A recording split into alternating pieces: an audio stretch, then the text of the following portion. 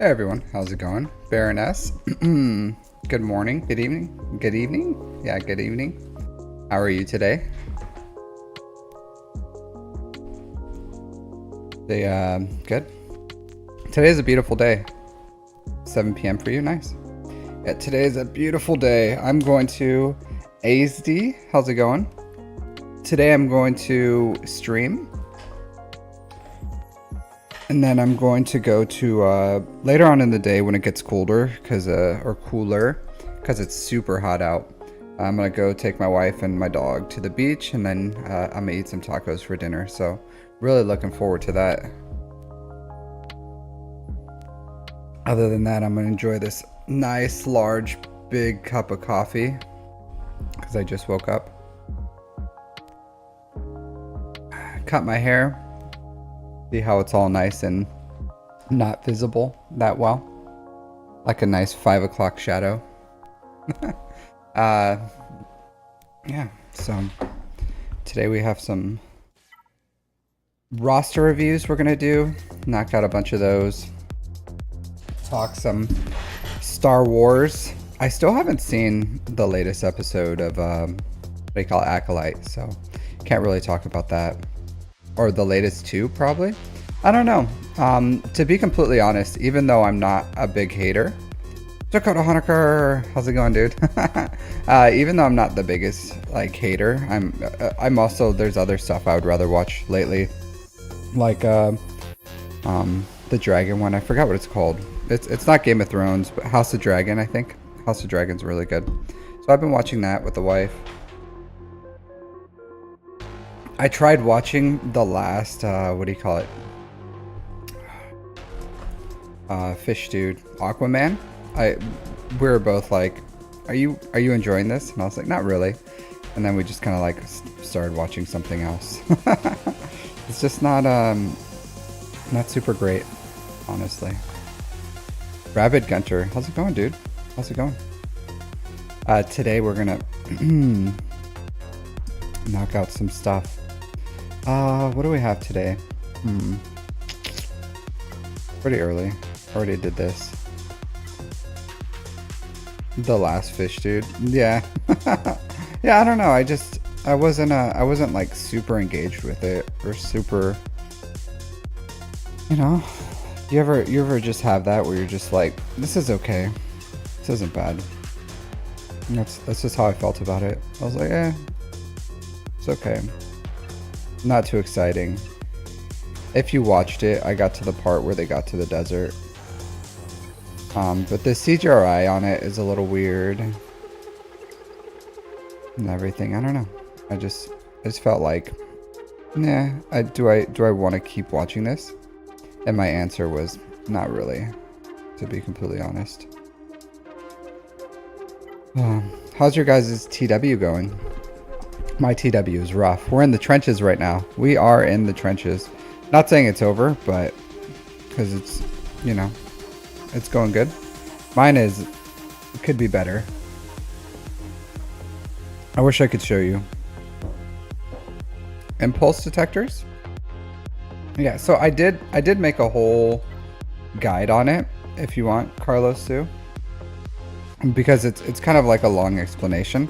And whenever I make a guide on something, I try my best not to just like regurgitate it all the time, if that makes sense. But I do have a guide here. Let me link it for you. It's not just impulse detectors, but how I farm everything together, because everything should be like, everything should synergize. It should be sustainable over time. So it's not just like, how do you farm one thing? Here you go. So whenever you get a chance, just watch that video. And it's just how I farm relic materials. And I think that's probably the best thing that I could do for you right now. Because it's kind of like a long explanation. I would love to just like dive into it, but just wanna save the time. All right. But I would check out that video, and it'll explain my farming processes for impulse detectors and everything. Let's see.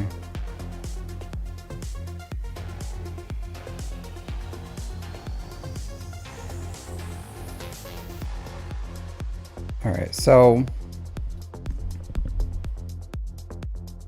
it is pretty early. It is pretty early, but it's an absolute knife fight. Do you guys feel like galactic challenges right now? I feel, seriously, like no joke, since Jar Jar came into the game, PvE has just been downright not fun.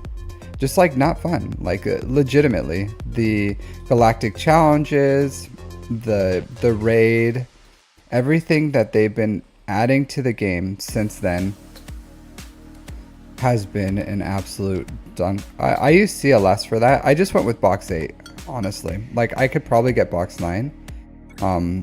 I could get box 9, but I just didn't want to try to do it. Well, if you have a nice Jawa team, yeah. Like I was able to do the gear 12 because I just have like a relic Jawa, but like one, and the actual character Jawa is relic. So I was able to do that, but for this one, the stun one, I'll show you. Watch. Because everyone's just like, just kill the rest. You know, do this, right? And then they're gonna do their things. So let's do this because we gotta kill the B2, right? Let's do that. Let's just pull everyone out of stealth. Alright, let's do this.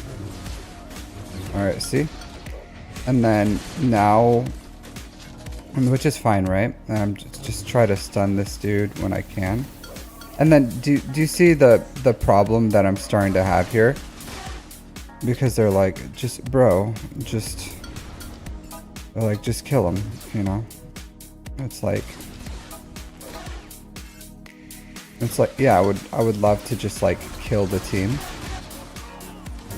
And then just rinse and repeat this for a few hours, and that's the problem that I'm having.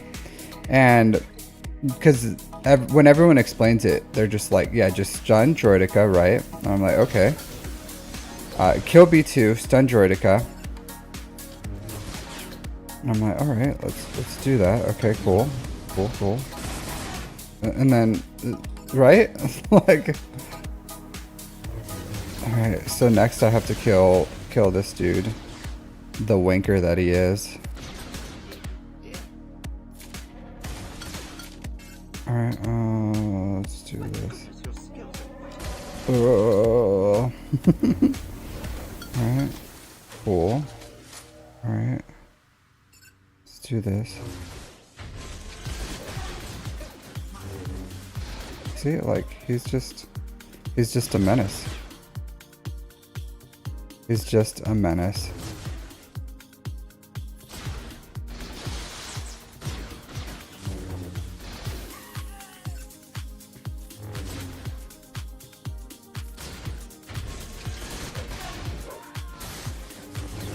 It just keeps happening like this over and over and over. So, and I can do it because I can beat it with certain teams. Like I can take a version of Palp Margate, because the problem is I either overkill them, like I just kill them way too fast, or like they just start piecing out my dudes, right? Yeah, this Bungholio over here.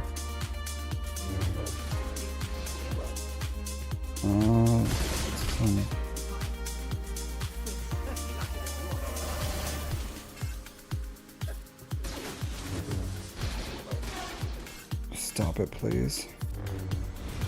Where do you put the roster reviews? You put them in my Discord. Well, let's see if I do this. Okay. Here now we're cooking with fire here. Now we're cooking with fire. All I need him to do is to do a roll up. A roll up. He did the roll up. Okay, cool. Okay, now I got it actually.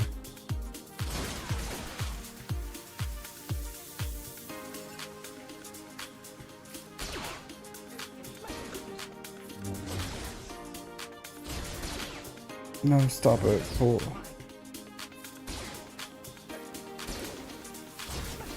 I gotta pull all his turn meter away.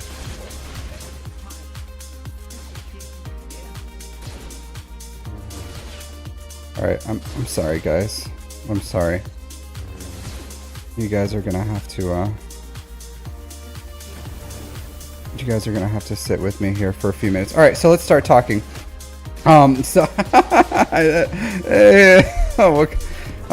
man. I'm too good, guys. Sorry. So that's how you do it, guys. Like I was saying, this galactic challenge is easy as pie. A bot, yeah, I know. But like I was saying, this galactic challenge is easy as a pie. Anyone can do it. This is exactly like, so what I just showed you is exactly how you do it. Easy as pie, right? Like, I don't know what else to tell you guys. Anyone else who struggles with it, you know, needs to just get better, because this is, you know. Here, let me go to my stream.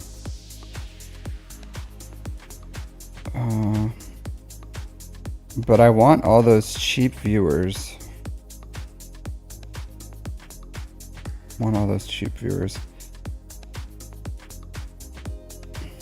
Baroness? Honestly, Baroness, I honestly probably would make you a moderator if it wasn't for the fact that I have to time you out sometimes, and that removes the moderation.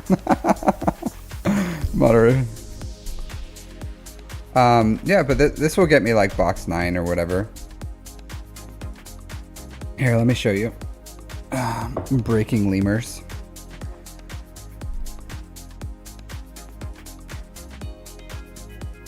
Oh, where's it at? So, if you go here, and as you can see, so it's funny because it says streamer mode is enabled, but it still shows names here.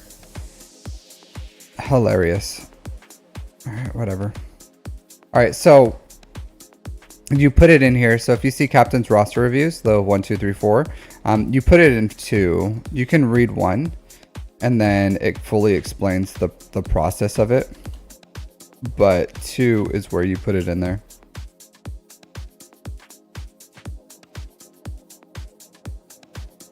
Yeah, I just doxed you, Baroness. I'm sorry.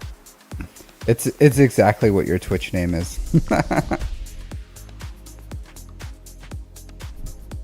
Yeah, but that's why it has it, is so that it doesn't dox people. But it wasn't working. It was still showing full names. It's pretty weird.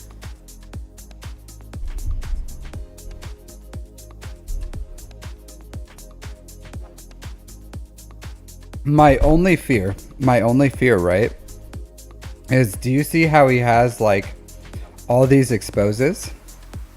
So when I cleanse this off him,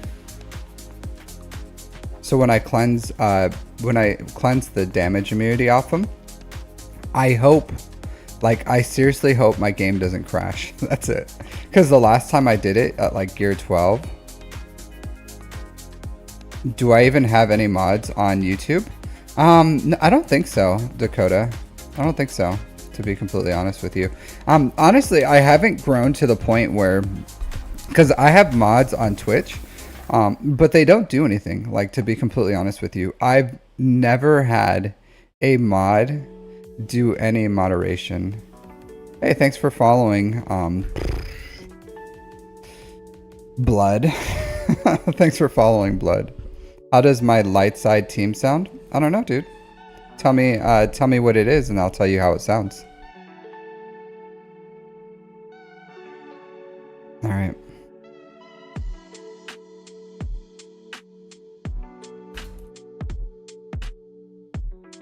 Yeah, but they, like, I'm not saying I have the worst moderators I've ever seen, but I want to say I have the worst moderators I've ever seen.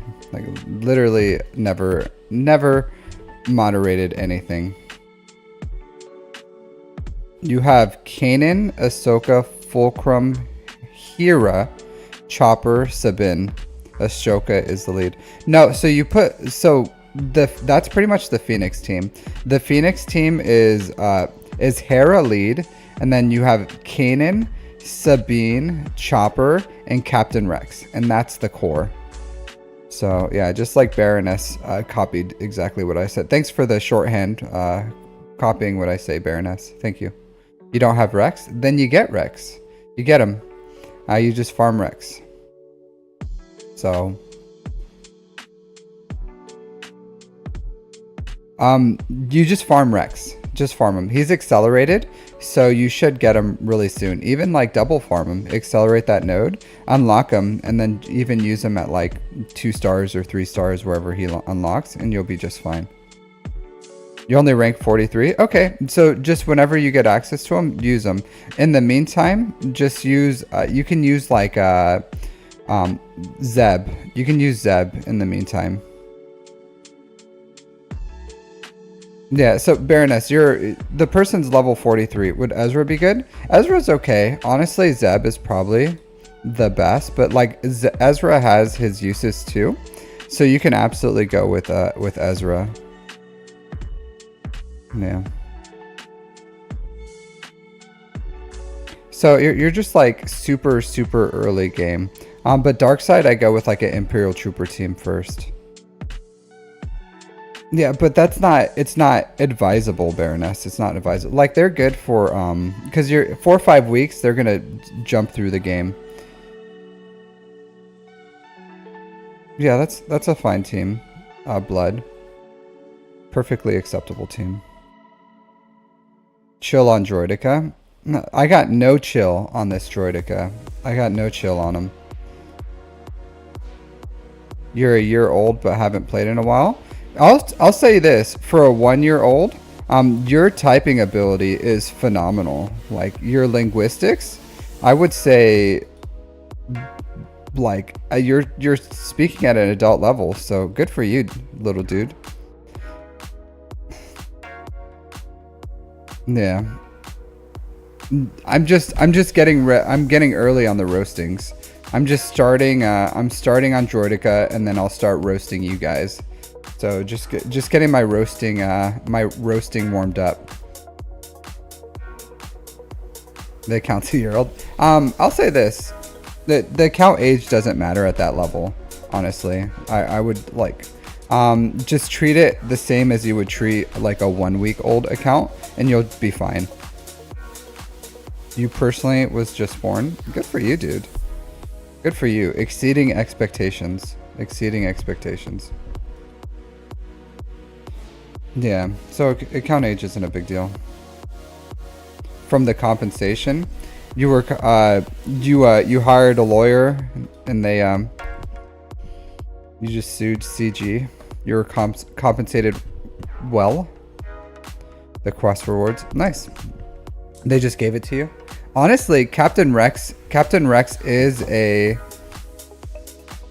No, I would not recommend they restart, Baroness. There's no reason to. It doesn't matter until you hit level 60. The other one doesn't matter. So, doesn't matter.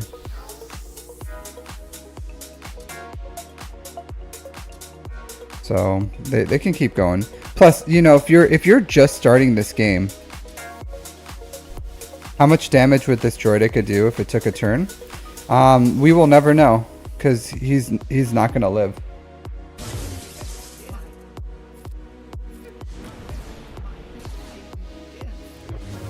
Oh, don't freeze! Don't freeze!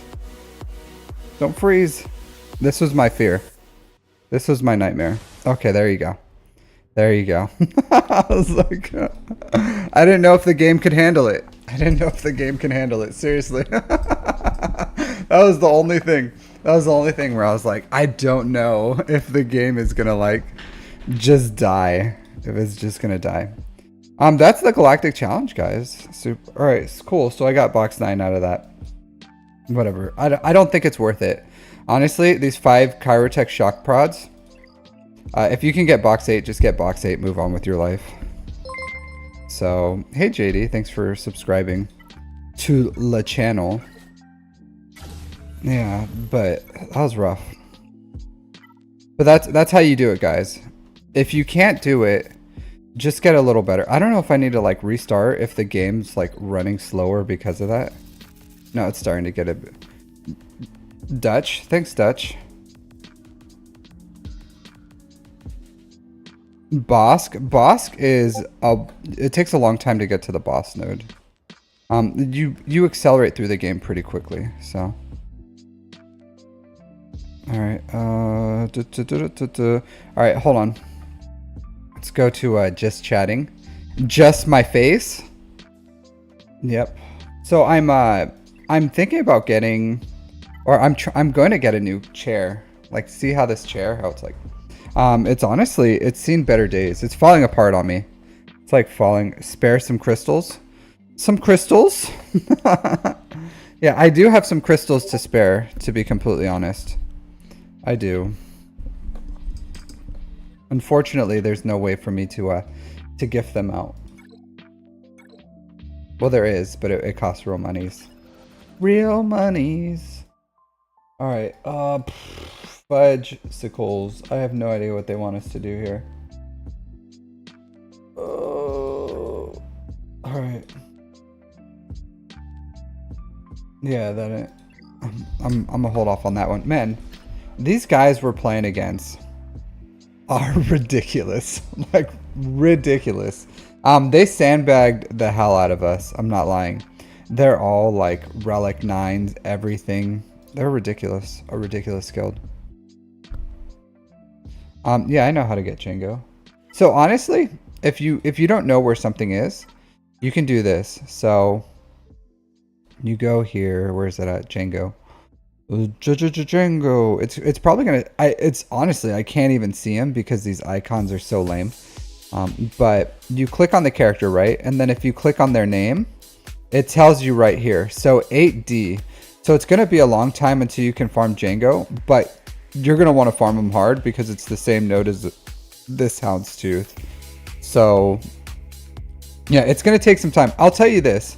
The only advice I have for you, honestly, or the best advice I have for you, is these quests. So you're gonna want to follow quests in here, and the quests are how you're gonna level super quick, and you should be level 85 in like 4 to 5 weeks, as long as you do your dailies. Like, you want to do these dailies every single day, and then you also want to follow quests. And the quests, there should be like 2 or 3 quests at any time where you just gain a buttload of experience, and that's how you level.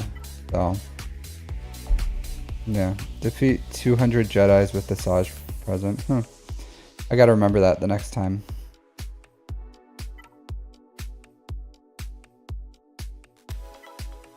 But yeah. So, but that's how, like, these dailies and these quests, and if you do that, you'll be level 85 in like a few weeks. All right, so let's do my mod stuff real quick. A little bit of mod work. Should I? All right, should I just wait for my dailies in 5 minutes? I guess I can start mod stuff. Start my mod work. Lemur man. Lemur man. All right. Let's delete that. All right. I need some of these, to be completely honest.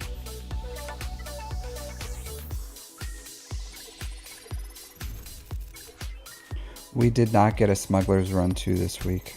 Very sad. Or even a Smuggler's Run. It's a sad day. I need to make some better mods for Ashoka.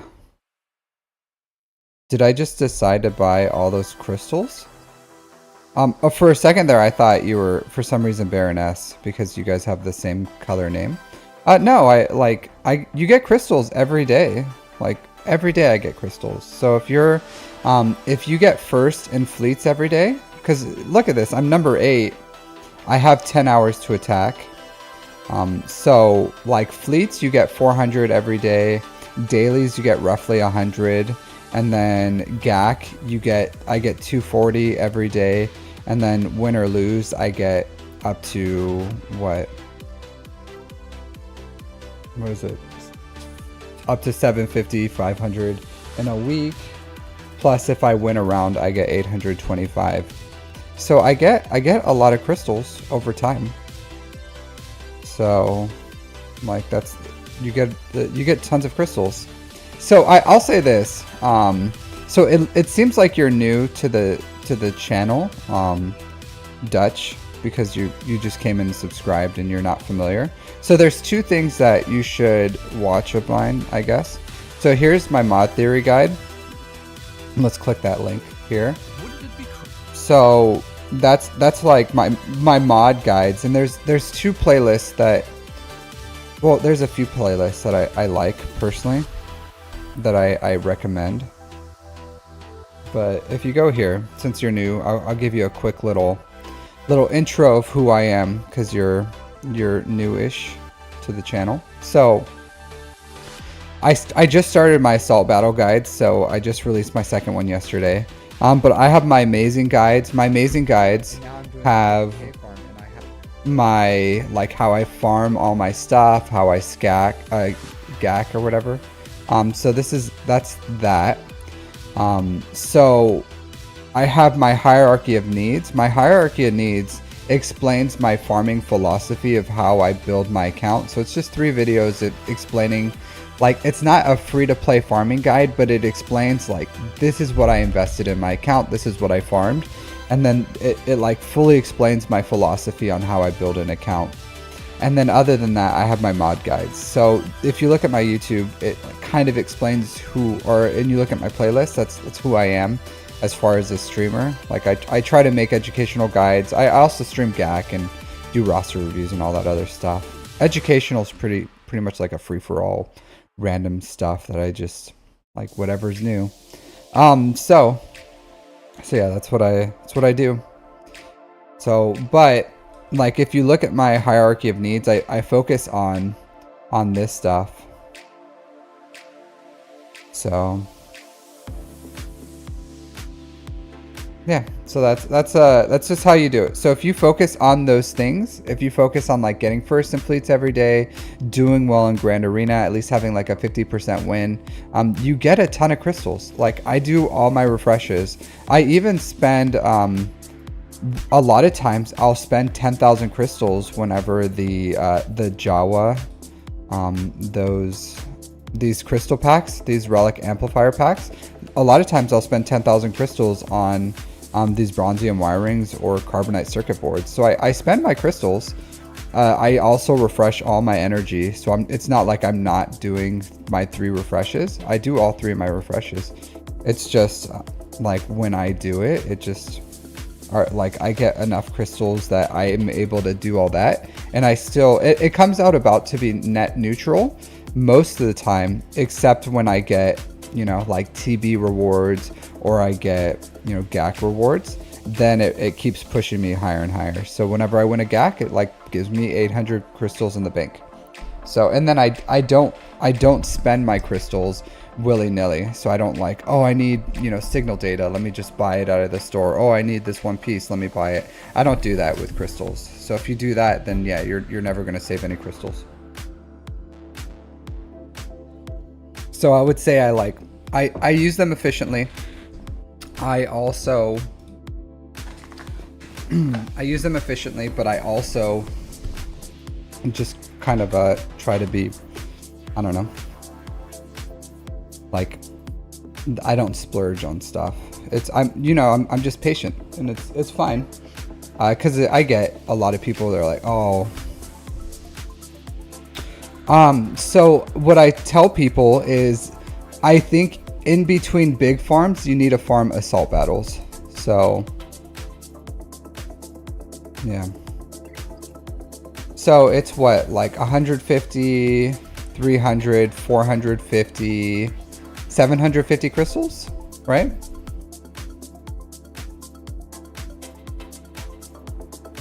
So 150, 300, 450, yeah, 750. Yeah, so I use 750 crystals a day. And then it comes out to be about neutral, right? Because I get 400 from fleets, 240 from GAC, so that's 640, plus 100 from dailies at least. So that's 740. So yeah, it's about net neutral. depending on, like, sometimes it's about the same, sometimes, because like crystal income fluctuates too. So yeah, and then everything else I get is it just goes into the bank. 135. Yeah, so I do make some a little every day then. So just a little. So 30 crystals a day, 25 or something. And that's minimum. So sometimes you get, hey Guppy, how's it going? Is it 8:30? Okay. Cool. Let me I was waiting for my guild to change because this is its refresh time. All right, so now I can spend my stuff.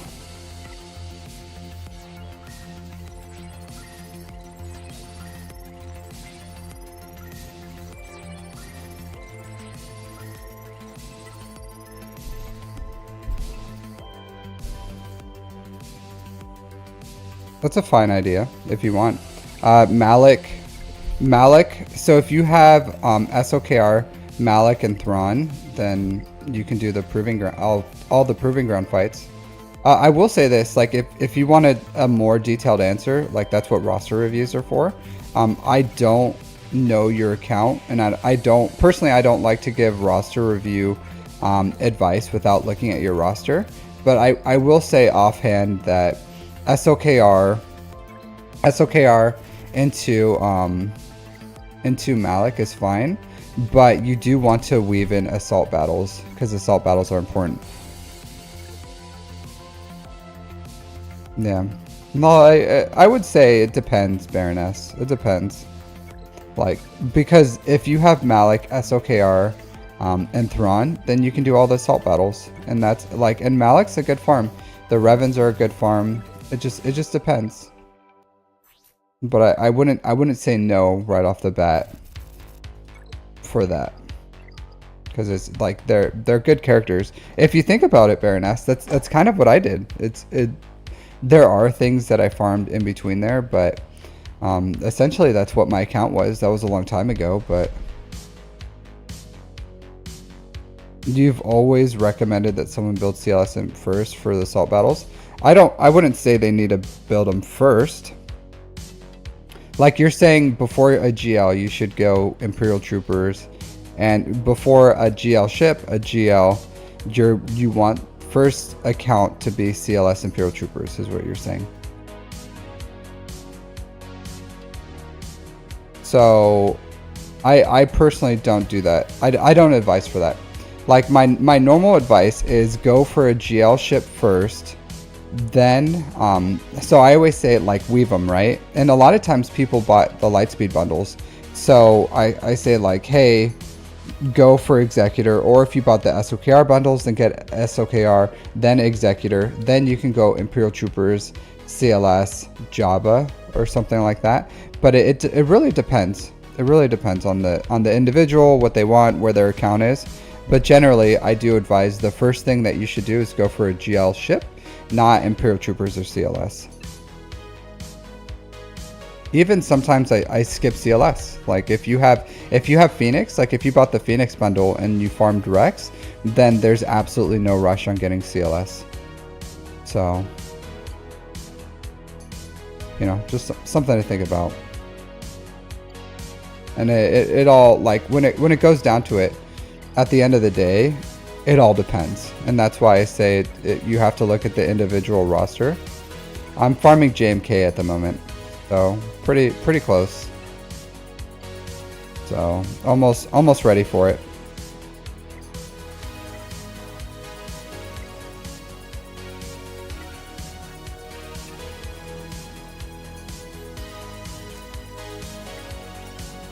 How's the music sound for you guys right now? Is it a little loud for you? Or is it good?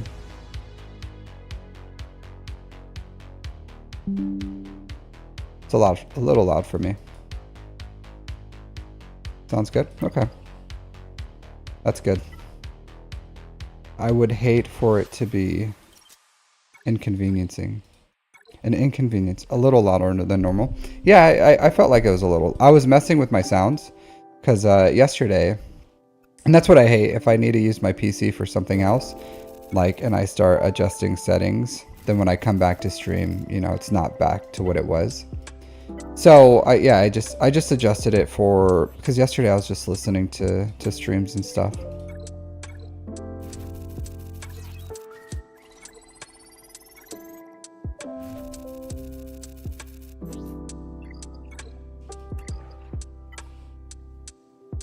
Django. Yeah, signal. All right, I need 35. It just depends, Baroness. Depends. As far as gear, so gear is like, because everything I farm, as far as gearing a character, I don't do it with because the essentially the only gear I farm, right, is two things: Chirotech and these fusion furnaces, and that's it. And there's other places where I could get them too. So, and I'm farming Chirotech and fusion furnaces, one, because they're the two most needed pieces in the game, and then two, like for bronzium wiring. So you have to stay ahead of the bronzium wiring. So the way I think about it is, how much do so gear 12 finishers, I don't farm them at all. I haven't farmed a gear 12 finisher in literally forever. Like literally forever. And if you guys farm my hierarchy, or if you guys follow the hierarchy of needs, right? And all my guides of how I do things, you should never have to farm these injector pieces, because if you farm all the assault battles and then if you use your conquest energy to buy them, then you should exceed your need of them. And I've just never needed to spend any energy on them in a very, very, very long time. So that's why I weave in the assault battles, and at this point I have at least CT1 for all the assault battles. I think there's only one. Yeah, I only have the Night Sisters one to finish. So once I get Marin to at least gear 12 and slap a Zeta on her for Shadow Stride, then I'll be able to do it at a pretty easy.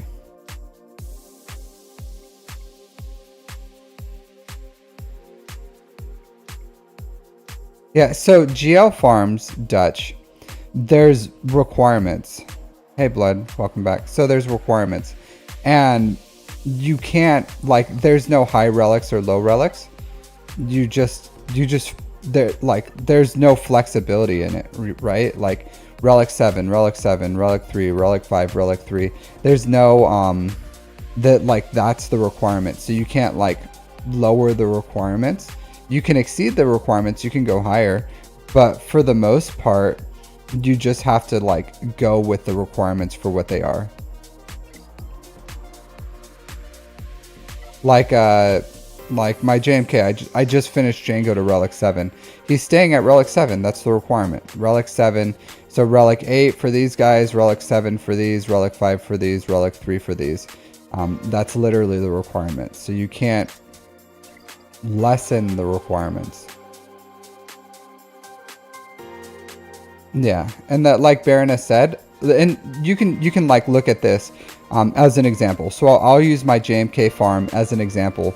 So when I first started farming this, like I had some of these at relics. Like I had General Kenobi, Grandmaster Yoda, Shakti, Grievous, Magna Guard at relics. The rest were all like gear 12 or less. So I brought up all their gear levels at the most useful way. So like the Jedi first, and then I took the higher relics first. Was my pilots. So I took Grievous to relic 7. I took General Kenobi to relic 8, and then after that I went with most useful characters. So I took Grandmaster Yoda to relic 8, then Shakti, and now I'm working on Django because he's also a useful character.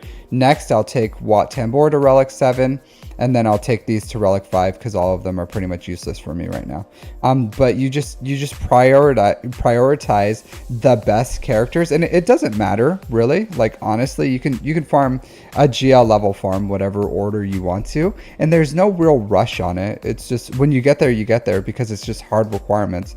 But it's always better to do like the most useful ones. Like these 3 Jedi, Mace, Qui-Gon, Ayla, they're all useful, like all useful characters. So I took Qui-Gon to Relic first out of all of them because he has the Omicron. He's a really good character. And then, you know, I started working on pilots and all this other stuff. So you just work on whatever is most useful first, and then you just finish it from there.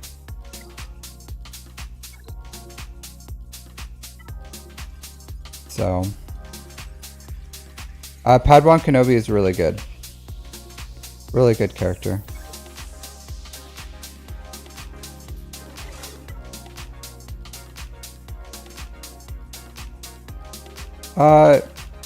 He's okay. I'll say this, even if he's brand new, Cantina farms are accessible. So if you can, like, the amount of time it would take you to 7-star an unaccelerated Cantina farm is pretty quickly. So it's the same as farming like a ship out here. It's not, I would say for a new player, it's not super important for you to like farm him. You should have them at least like gear 3. You should gear them up a little, up to like Chirotex, and then just get those free credits and the free shards. But it's not important to like farm them as a very new player. But they're good. They're good players. You probably have them Master Qui-Gon in him at 3 stars at least because of the marquee. But you don't have to. Is the marquee gone? I think it's probably gone by now. Yeah. You probably have it though. But if you don't, like, I would farm them at least to 3 stars. And then just kind of keep them there because it's 2 million credits a month for just having 3 stars. So that's a good amount of, that's a nice chunk of change for pretty much free, right? Like just free 2 million credits a month is a good deal. Absolutely good deal. So a steal, an absolute steal. All right, let's go to this one so I can work La Mods. I don't know if I like this one, to be completely honest. It's a little small. All right, I'm just gonna have to look kind of sideways because it's a little small for my screen. Is this too small for you guys? You don't farm 1D for bronzium wiring. You don't. So are you talking? So that is 1D. 1D is for, and I mentioned it before, 1C and 1D. So 1C is for carbonite circuit boards.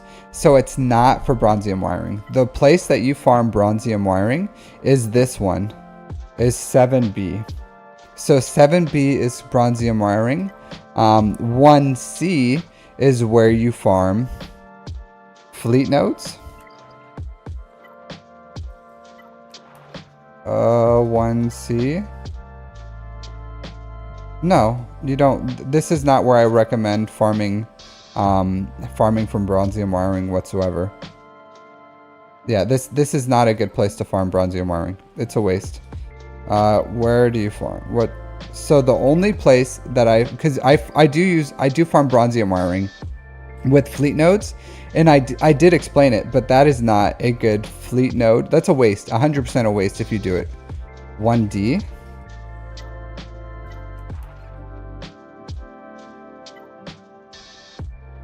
No, I don't recommend it. Nope.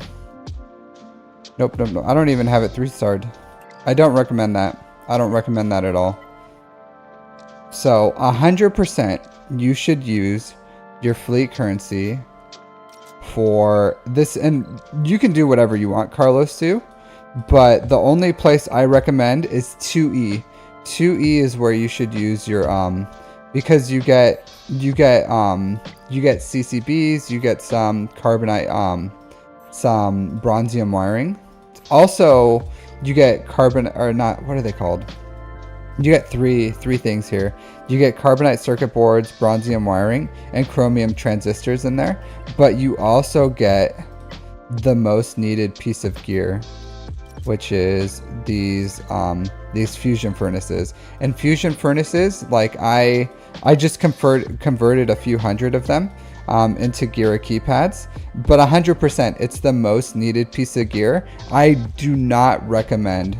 So I didn't mention it because I don't recommend it. So if you have extra currency, then I would say fusion furnaces is where you should spend them, and that's it. Like that's the most efficient place to use your fleet energy. Like I said, you can do whatever you want. If you want to farm 1D, I would not recommend it. Would not recommend it.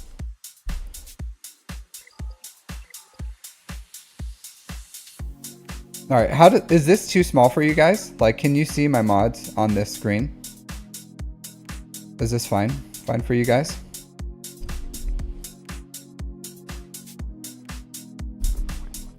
You can see it? Okay. I just want to make sure it's like visible. Because while I'm like small but fine, that's what she said. Zing! All right. So let's get into this. A little tiny. It's this. Visible but not that great. So what's this or this, right? So and then this. So you can see a lot more, but you guys can't see chat and you can't see my wonderful face. So which do you prefer? Here, let's do the dentist. 1 or 2? 1 or 2? Which is clearer? Like which would you prefer? 3? You want 3? This one?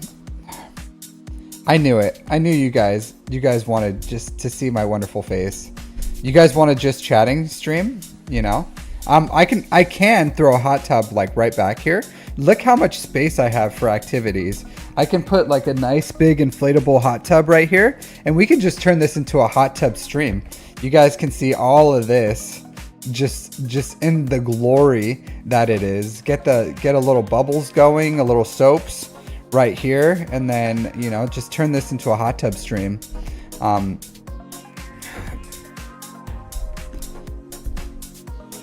So here, Carlos Sue, I think I already mentioned it to you, but I have a guide for you, because again, I don't like fully explaining things that I've done before, but let me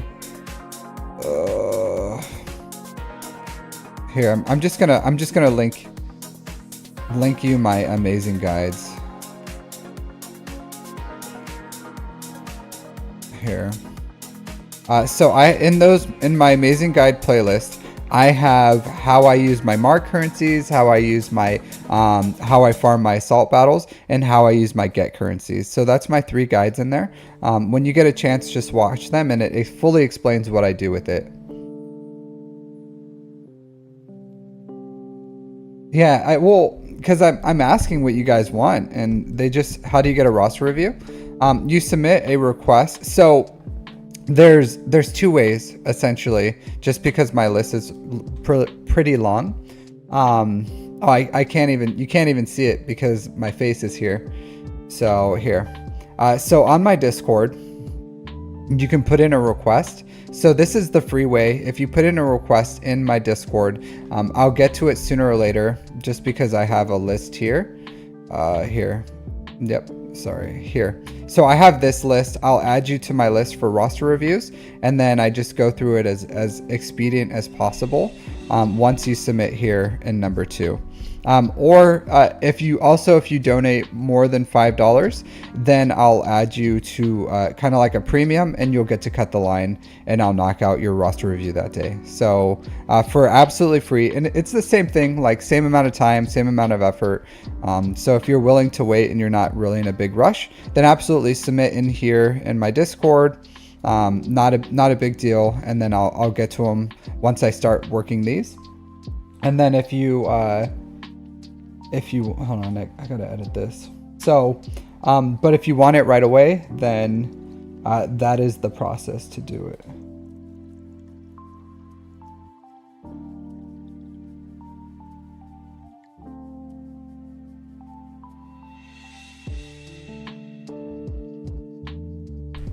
So yeah, no problem. But that's the way. That is the way. All right, so What was I saying? Hot tubs, yes.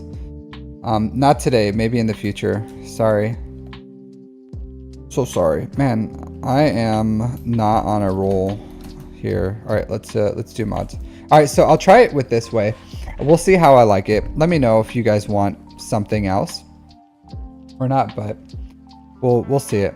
If you guys have difficulty seeing it, let me know, and then we'll jump into a different view where you just can't see my face. All right, so I'm just gonna have to look over here. Does this not have? All right, there you go.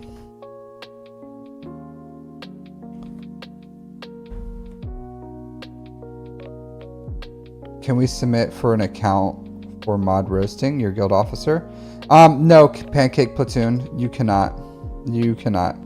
So I don't, first of all, like two things, right? So one, I don't review an account unless someone, the person who owns the account, submits for it.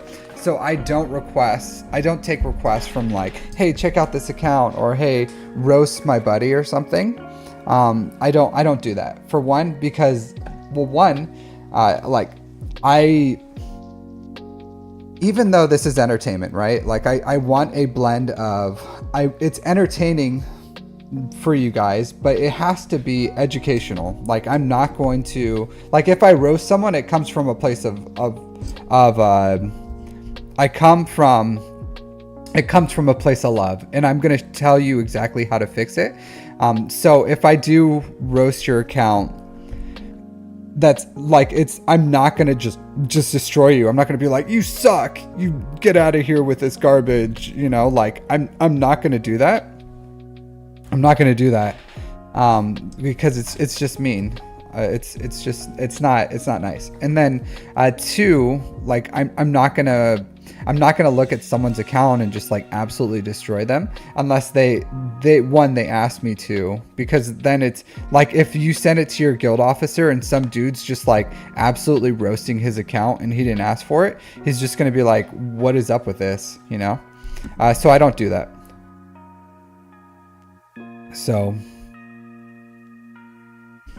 you have gas. Should you make your new account? I don't know. It may be recoverable. It may be. So gas is because you don't have to build. And here's the thing about gas, really, and like real talk. If you have like a Keller and Beck team or something, or JMK or something, I don't know, like you can throw gas in that Beck team. You don't have to build the whole 5.0 first, and then you can use them for like Ahsoka or something. So you don't have to like build the whole 5.0 first if you don't want to. There's uses for gas. He's a good character. It's just, and especially with his Lightspeed bundle, like I have gas, I have unlocked gas. Is he fully functional? No. I think I'm like 10 shards away from getting him to 7 stars or something, just because it takes a second with the get one to do it. But yeah, but look, like 90 out of 100 shards. I'm just waiting for the get, like literally for a few hours, and maybe I'll be able to get him. But like there's nothing wrong with him. It's just he's pretty expensive, and he's not like, I don't have any plan to build the 5.0 first anytime soon. Just because it's like good character, just kind of mid, and the amount of time, effort, Chirotex to get him and his team up, I could build a much better team, or a team that's like much better for my account, if that makes sense. Like I would rather finish JMK, I'd rather have the Quadmate team, I'd rather have Gungans, I'd rather build Marin, Zori, Leia, Jedi Knight Cal Kestis, build this Ufus team, and then build Bo-Katan, and then Bad Batch, and then Imperial Remnants, and then maybe Gas right here. Like, but do you see how far I have to go down into my priorities before I like cared? Like he would probably be before Mando's. Yeah, see, here he is, Gas 5.0 first. So pretty small, and then this team's gonna be done. In range, I'm just gonna delete you. But that's like where my priority is for gas. It's like way down there. So many squads. What do you mean? You could just build them. Yeah, there's no, I don't know what the limit is, but you could just You can just like, this is my farming pathway. So I have like how I'm going to farm, but you can, there's no limits here on what you can do. Like, well, I don't know what the limits are, but you have tons of squads that you can, they're free. You can go new tab here. You can go new tab. So my stuff is pretty organized, so I know exactly what it's for. So I have everything here for a reason.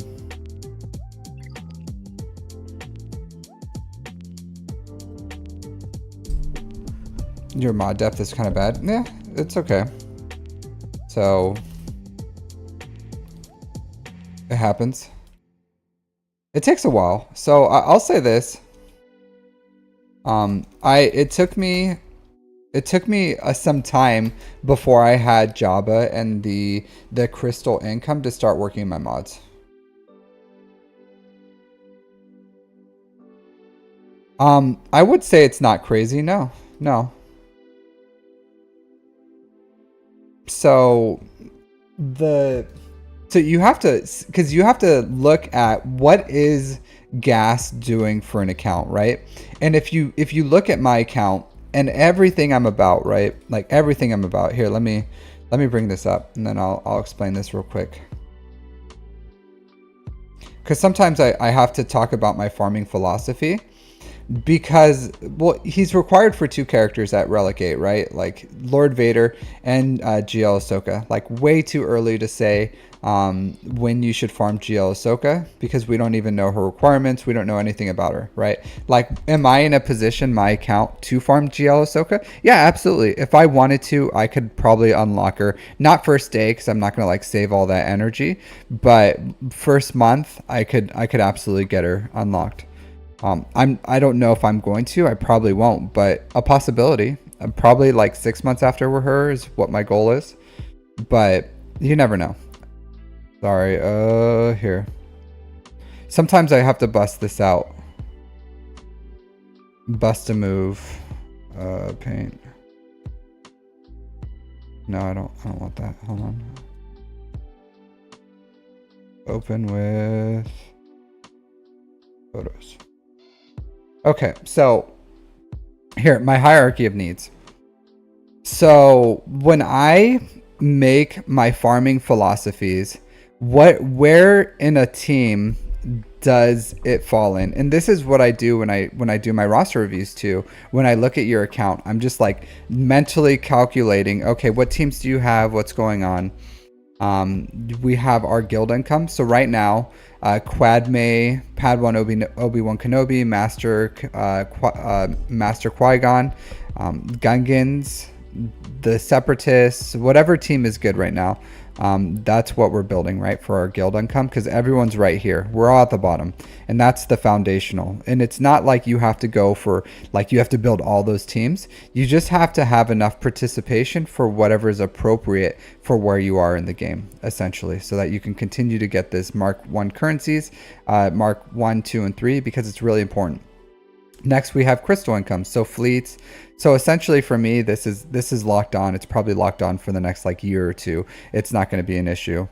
First GL fleet. Obviously, I have 4 GLs, all the GL fleets. Not an issue for me. I have all the assault battles at CT3, except for the new ones, which I'm a farm right away. As far as the Master Qui-Gon, Obi-Wan Kenobi, and then I have Night Sisters at CT1. So I do have to get my Marin up, but not a huge priority for me right now, because I still get CT1. The extra raid currency stuff isn't as big of a deal as getting my guild income up and ready. Right now, believe it or not, I'm at my passion project. So I'm finishing my JMK. That's my passion project, and I'm knocking it out. Once I finish my JMK, I'm gonna go down here, work on my guild income, and then I'm gonna go in here into account direction, just building things for TW and GAC. So that's how I build my philosophy. And none of that, and absolutely none of that, gas does not fit in here all that well, because there's better things than gas for GAC, TW, TB, Conquest. Unless I was farming Lord Vader or Ahsoka, then I would get gas up just as a requirement. But to get gas for gas's sake, it is never, like, at this point in time, there's no rush. Like, there's absolutely no rush. He doesn't give you more income. He's a good Jedi, but so is Ki-Adi-Mundi. But is Ki-Adi-Mundi worth dropping everything and all your get 3? Do you not consider Negotiator to fit into any of that? Negotiator? Yeah, I 100% say farm Negotiator. What does gas have to do with Negotiator, though? Overcast. So, alright, so if you look at this, Overcast, I personally, for me, I didn't talk about Negotiator because, yeah, it's in crystal income. So early game, you can go for the Negotiator and that'll give you your crystal income, and that's where Negotiator would fit in.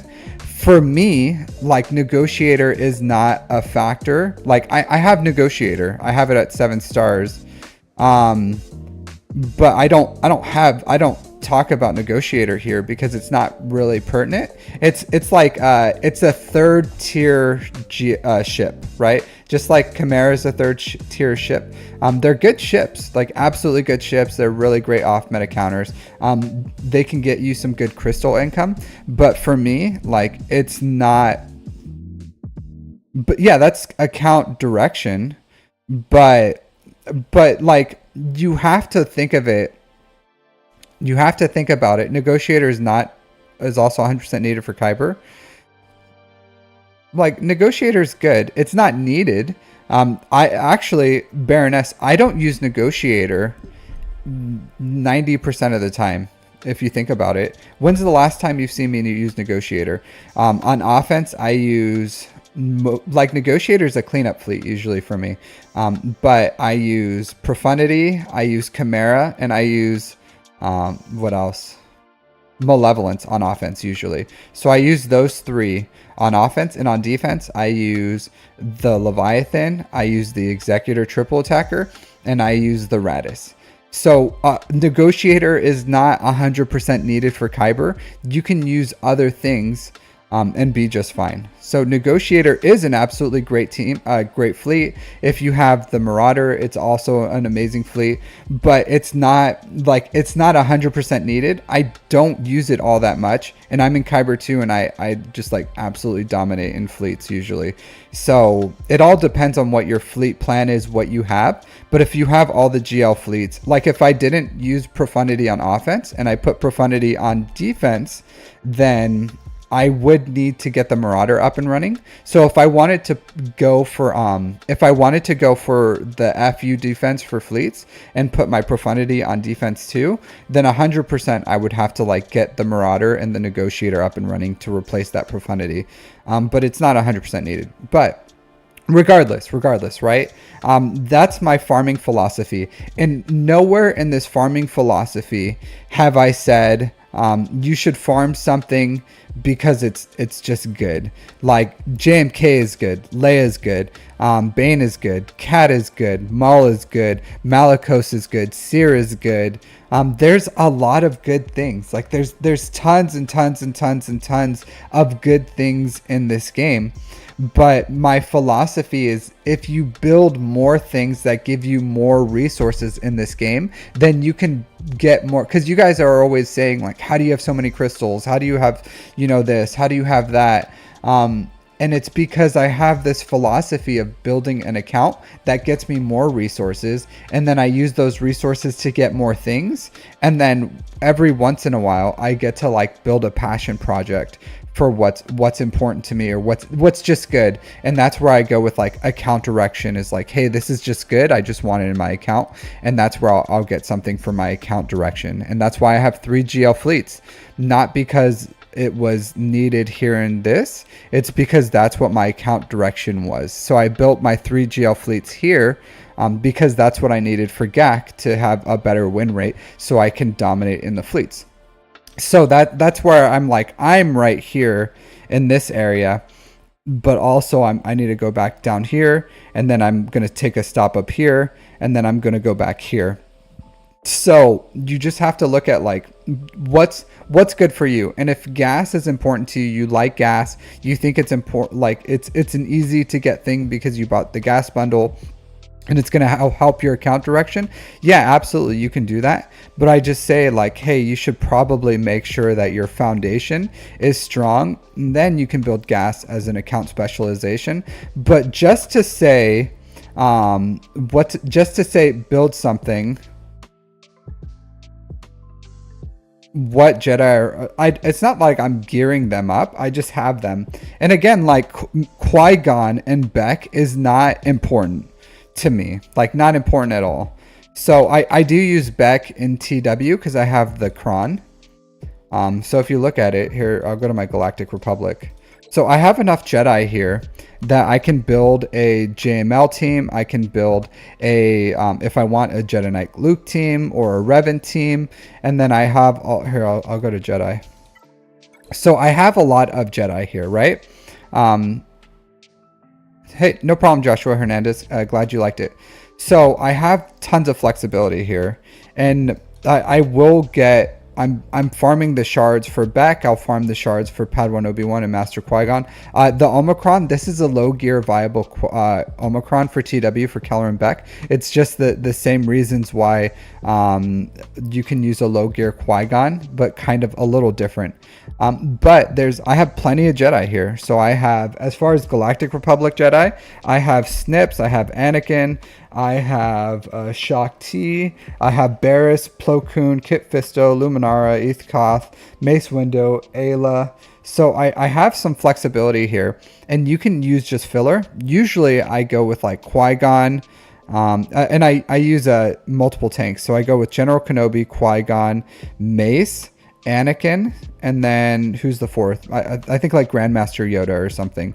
So I have a R8 Grandmaster Yoda or R8 General Kenobi. Once I get JMK, I may have to change it and just put like some more garbage Jedi in here to fill out. But I don't know. We'll see. This is what I'm thinking for JMK. I'll probably just have to like take out General Kenobi and fill him in with like something. Maybe Plo Koon or something like that will take his place. But like nowhere is it, it's not important for me to have a gas as in a Qui-Gon team or in a a Beck team or something. It's really not important for me. Like I said, I need my guild income. Like I'm finishing JMK because I'm like right there. I'm a finished JMK, great character. I have Cat, I have all his gear ready. I just have to do that.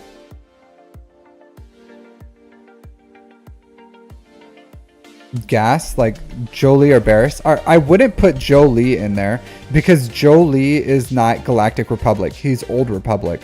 So that would break the synergy, the Galactic Republic synergy. Barriss is fine, but I use Barriss in other teams. So I use Barriss with JML or I use Barriss with Rey. So I wouldn't put Barriss in there right now. But like there's more important things for me. So finishing JMK just because he's really strong. I have a Padme Kron, so I'm gonna get JMK Padme up and running. Next month I'm gonna unlock, or in like 2 weeks I'll unlock Queen Amidala, and then I'll get her up and running with these. I'm finishing the stars on the Gungans, so I'll get my Gungans probably up and running. Then I'll finish my last assault battle for Marin. Then Zori, so I'll finish Zori. Zori's a great defensive team, a better defensive team than Gas, and it's just one relic, and I'll get her up, and that'll also strengthen my my Radis fleet, which I have on defense. Then I'll go for Leia. Leia is pretty much ready to go. I just have to gear up like Lobot and then these four, which is a super fast farm. It'll shore up my CLS a little by taking them to R7. So that's a huge win for me. And do you see why I'm saying? Like, my account's only 2.5 years old. So there you have to look in proportion, because if I had absolutely nothing in my account but a Lightspeed bundle for gas, right? Like if all I had was I bought the Lightspeed bundle for gas, then you could say, okay, it's crazy not to unlock gas because that's the easiest you can go for your account. But like there's better stuff that I'm ready to farm that I would like to farm before I farm for gas. And like I said, you have to look at you have to use critical thinking. You apply the fundamentals of the hierarchy of needs, and then you decide what is best for your account right now. And then you can farm whatever you want. Yeah, he's good. I never said he's bad, right? Like, he's up there. Is he the best non-GL character? I would say no. Probably Riva, Bane, Malicos, I would rate above him. But he's just like right there, probably underneath Malicos on best non-GL character. Is how I would rate him. And that's pretty high. But the thing is, I have 4 GLs. I don't have, about to be 5. I have a ton of, I still have things that could give me more income and just like accelerate my farms more. And then I'm going to focus on those. And sooner or later, probably sooner, when I go for GL Ahsoka, I'm going to take gas to relegate. So that's just, hey, Carlos, thanks for following. So it just depends. It just depends on where you are. But you just like, same thing. I look at everyone's account and it's just how you value them. And just the biggest problem with gas is he doesn't give you more income. So you can have gas. He's not going to give you assault battle. He's not going to give you any additional currencies. He's not going to give you more credits.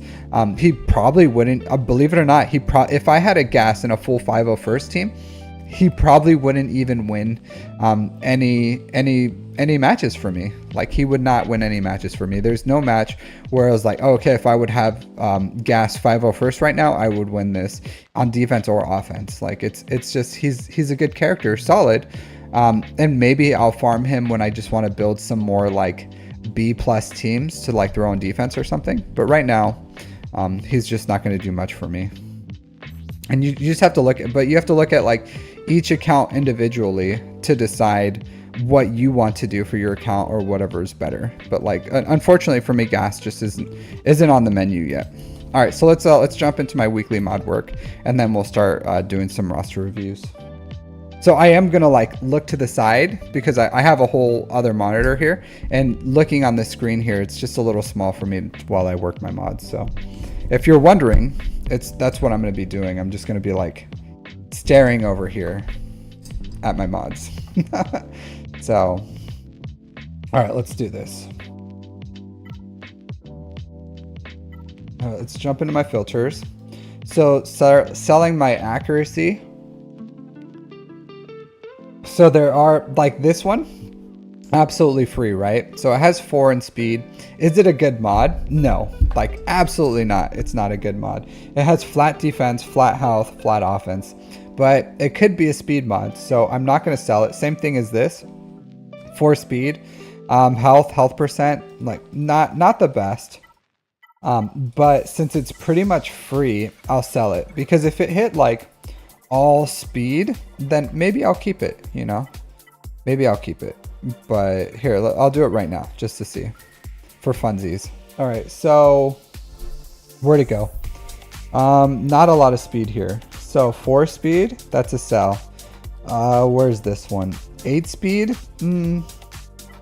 Honestly, I'm just gonna sell that just because it's not that good. So yeah, and then that's it. So I rolled it. It was free pretty much. So all right, so for these, I'm just gonna reveal all secondaries. If you're wondering what I'm doing, I have my mod filter guides and everything that you can use for them, and that'll explain these a little better. All right, so for all these grays, I'm just gonna take them to 9. Sort them by speed here. I'm gonna flip. Oh man, that's a ton of 4s and 5s. All right, and then I'm gonna see if any of these are worth working. There are some mods I'm always on the lookout for. So I'm looking out for protection primaries with speed sets, and I'm looking for crit damage arrows are always things that I need. Offense with health percent, that's pretty good. So that's what I'm looking for. Offense here. This is good stats. Protection, that would be good. Protection. Offense.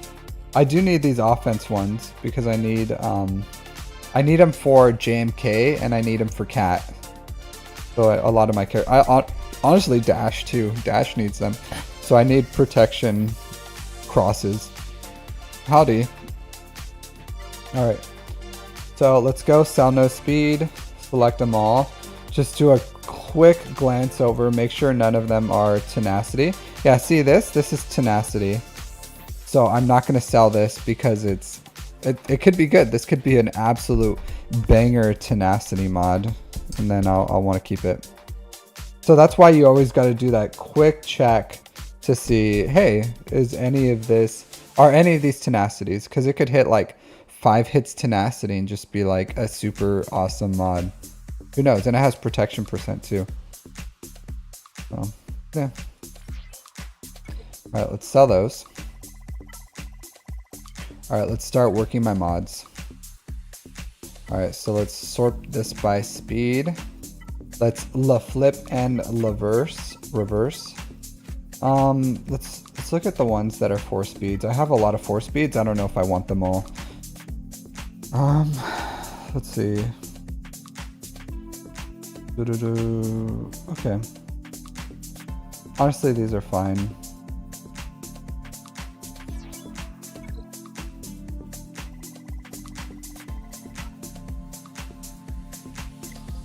Alright, select all.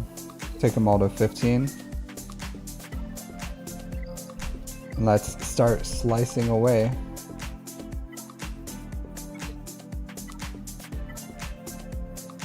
And then we'll see what we get. It's dead to me. Alright, so that's good. 10. See if we can keep the good times rolling. Protection, that's still workable. Alright, what is that? 16? Okay, so let's slice it one more time. Alright, and then we'll lock it. So this is still a good mod. So 16, protection, defense, and flat protection. So I'll save this. I don't know if I'm gonna work it today because I don't know if I need it. But one day I'll take it to 6 dots because this has like still good potential. It could be a 29 speed mod maybe.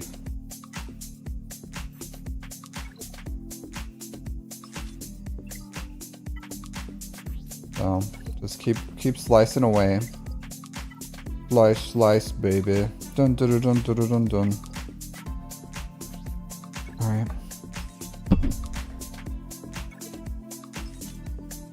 Still good. All right. Now's the point where I can use this somewhere, but I'm not going to keep slicing it. It no longer hits my thresholds, but it's still a decent mod.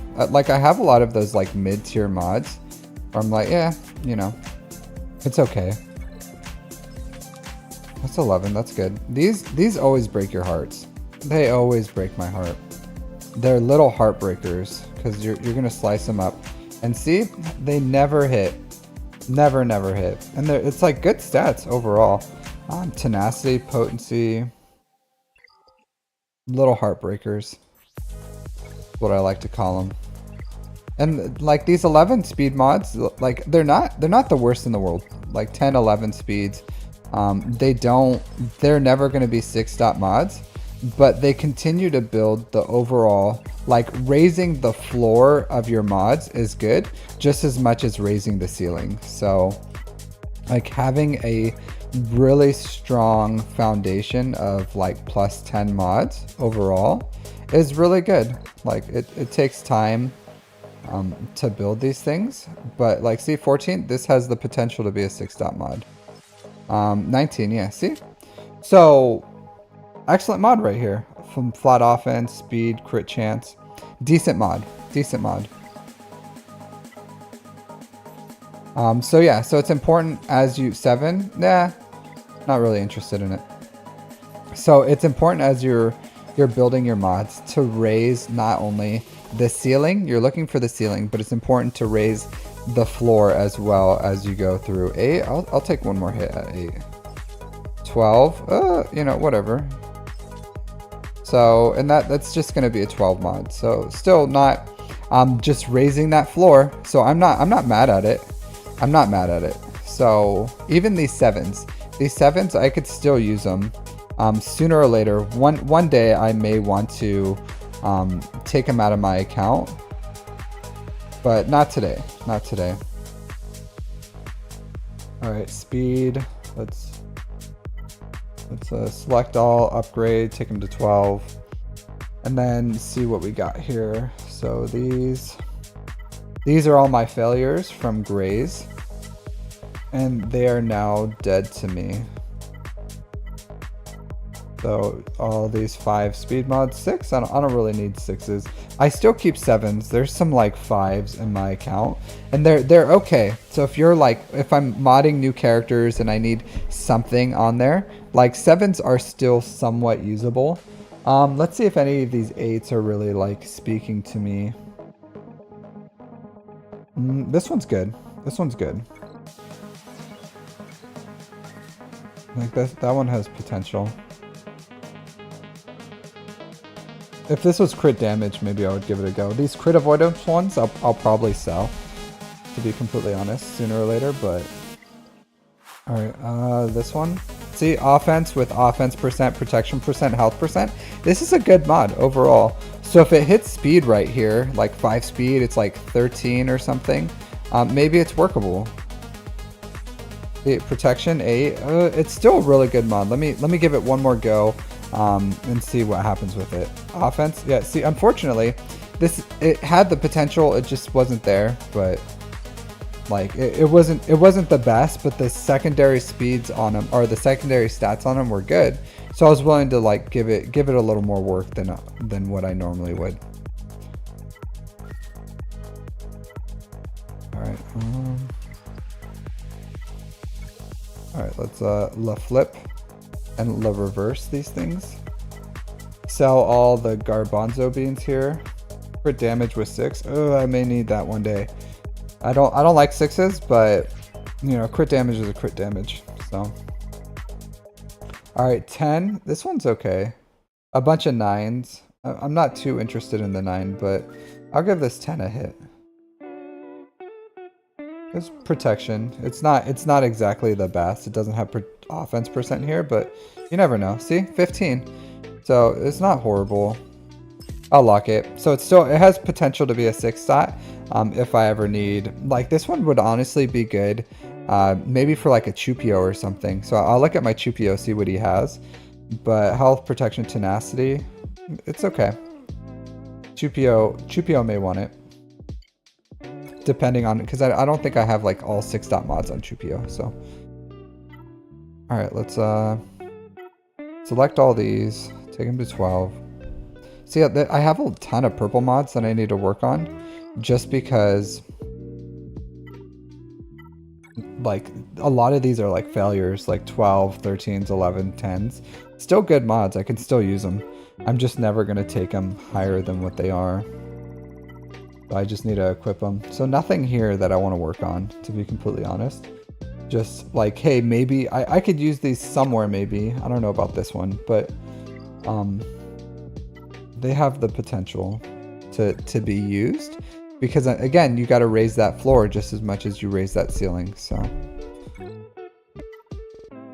all right, let's see what we got here. Speed. So today I got a 19, 16, 15, 15, 14. So 1, 2, 3, 4, 5. 5 that have the potential to be 6 dot modded. Do I want to 6 dot any of them? I think this one's pretty good. Maybe this one, these two.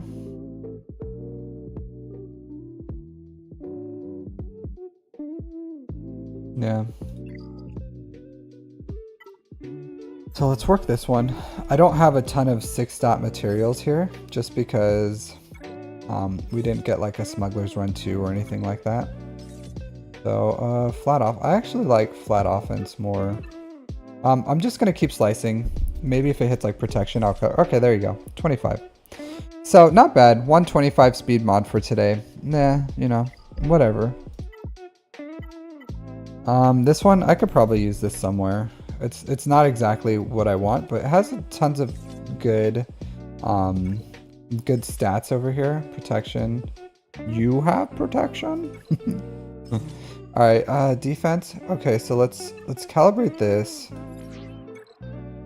See what it hits. Defense percent. Okay, sure. let's keep these changes. But I don't like, it's okay. It's okay. I'll have to like calibrate it once more. I don't want to slice it again. Well, maybe it has really good defensive stats. So maybe I'll give it one more slice, see where it hits. Okay, protection. So cool. So in the future, I can calibrate this. If I calibrate this protection here and it hits into speed, then I'll slice it to 6A. If it doesn't hit into speed, I'll just like leave it alone. It'll be a 17 speed mod for forever. It's just fine. Yeah, so that's it. That's all I got for my mods for today. Did I sell my 6A? Yeah, I did. So as you know, it's okay. It's all right for weekly mod working without a smuggler's run 2, not bad. So some decent mods, some 1 plus 25, a disappointing 17 that still has a little bit of potential left for me to just like squeeze out. Modding as the gambling non-whales needed. Yeah, but not a bad. Where's my Commander Ahsoka Tano? Go to Galactic Republic. I think I can put that plus 25 speed mod on her. And this is how I just like, why I tell you guys like, hey, just farm mods and find homes for them, you know? So see, I just built a plus 25 speed for Ahsoka Tano. Now her speed's 349. Cool. So like I said, I need some offense percent ones here. So I need one for JMK and I need one for Cat. If I find one that has like health percent primary with really good offense secondaries, I'm willing to do that for JMK and Ahsoka. I think that's ideal, but totally fine with an offense percent here. But I think if I can get like one more, in all these, I didn't steal any of these mods. All these mods I built specifically for her. So from scratch, the last 2-3 weeks or something. So, you know, not bad. So plus 25 speed, 22, 25, 23. And this one has some really good stats here. If you look, like, let me hit it one more time. Potency. Yeah, let's hit it one more time too. Health. So all good stats here. All good stats. So, yeah. So I like building these from scratch. Good mods. Good mods overall. So I would have liked a little more offense here, but totally fine with health. A little bit of potency, totally fine. But yeah, overall, not bad. These offense crosses are a little difficult for me, just because, you know, as you're building. But the good thing is I have some flexibility because it's a health one. So if I hit like a speed one with offense percent, then I can just like turn any one of these into a health. Probably maybe the speed arrow or something would be the easiest to replace. Or one of these. Yeah. But for a completely new set, 349, not bad in my opinion. So and that's why I said like keep churning out your mods, keep working them, raise that floor as you raise the ceiling, and overall your mods will be pretty good. So hey, she's getting fast. I wish there was a way to recalibrate primaries. So it's funny, my fastest characters all have like still have 6 dot mods or 5 dot mods on them. my 2 fastest non-GL 353 I think her and Radis are really close. So 349. Okay, they're the exact same speed. Yeah, so it's kind of funny. My 2 fastest all have like 5 dot mods. Radis I was able to, like, again, I built this from scratch too. So decent mods from scratch. So I think where I'm at, and this is why I feel really comfortable with where my account is, as I'm building new things into my account, I'm building mods at a pace that can fill in the my need for mods. And it's not like perfect, right? Like there's still holes there. Like I have holes here, I have holes here. A lot of these characters still need work, like Dash, same thing. I need an offense primary here for him. So I still have some holes where I'm like, hey, I need to replace these mods sooner or later, like Bosk. He's like, my protection primaries are like hurting. So really slow here, really slow here. And then I like, not that big deal to 6-dot that. So I'm missing some like some key things, but I'm not, as you saw me work my mods, I'm not chasing them. No, I'm not like sitting here scrounging through all my offense primary crosses and my my protection primary triangles and crosses. And that's what you guys should be doing too. Like, build good mods, find good mods, and then find homes for them. And then if you continue to do that, you'll build like good mods overall. You don't have to chase them. And the only time I kind of like chase them was when I'm trying to give more roles to my grays. Like I'll give like offense primary crosses and protection primaries. I'll give them an extra, like I'll take them to level 12 to see if they hit speed, so I can have a chance to work them and them being good. That's it. That's all you need. For exec, I don't know, like, it's okay. It increases his speed, so if you want to always go second, don't put it on. If you want a chance of going first, then put it on. I do like being able to go first, doing that mass assist, and then I think that's a huge win, because the next turn you can do the heal after they attack, and then you're completely fine, just as much. So it's just like a free turn. But you know, like, how much do it depends. Like, how much do you value executor? You know, for me, like, executor is just like something I throw on defense, and sometimes I use it in TW. It's not like the most important thing in the world for me. If it was, I would bring up the relics on my my bounty hunters, on my Cad Bane and my my Bam. But it's not like incredibly important. Like, if it's the only ship that you have, and especially if it's like low star, probably not as important. But if it's 7 stars and you're doing the mirror a lot, and especially if your relics exceed your opponent's relics, then yeah, it's important. So, you know. But if you're going second anyways, it's not a big deal, because like, they go, you heal, then you go, and then you kill theirs, yours survives, and then you move on with your life. So it just depends on what you're doing, and like all things in this game, it just depends. But I will say the executor is the #1 ship where it's like turn meter matters a lot, like a lot. So executor is all about that turn meter. Like, it wins and it loses based on its turn order. So, you know, take that for what it is. All right, let's start doing roster reviews. So 13700, who's my first on my list?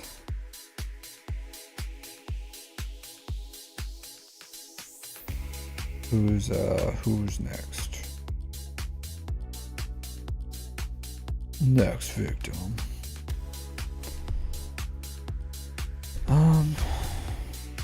Roster review. All right, so shaqsrightshoe is first. Let's get this guy going.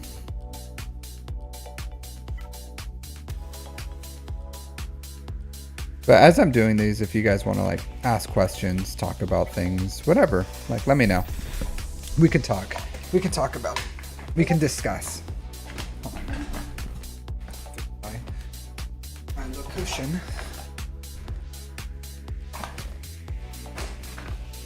Hey, Wei. So the way that roster reviews, and I'm gonna try to stop saying this because it gets really tiring. But so if you want a roster review, you have to submit it in my Discord, and then I'll add you to my list. And I'm just like working through the top down right now. Once you, if you want to skip the list, then and also like support the stream, then you're welcome to donate $5, and then I'll knock out you'll get precedence to the next one on top of the list. But otherwise, just submit it through the Discord, and then like I'll get to it as soon as possible.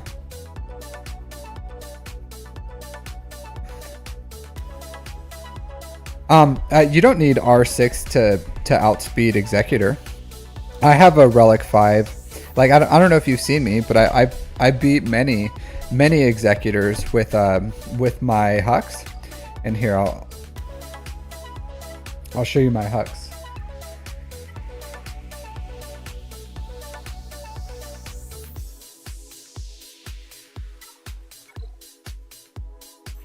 So I have 3 6-dot mods on him. He's Relic 5. And yeah, I like beat many executor. I outspeed him. He gets a lot of bonus turn meter in the beginning. So it's not important for the for beating executors, I would say. Hey Rebel, how's it going? Mirrors, who's doing finalizer mirrors to be completely talking about?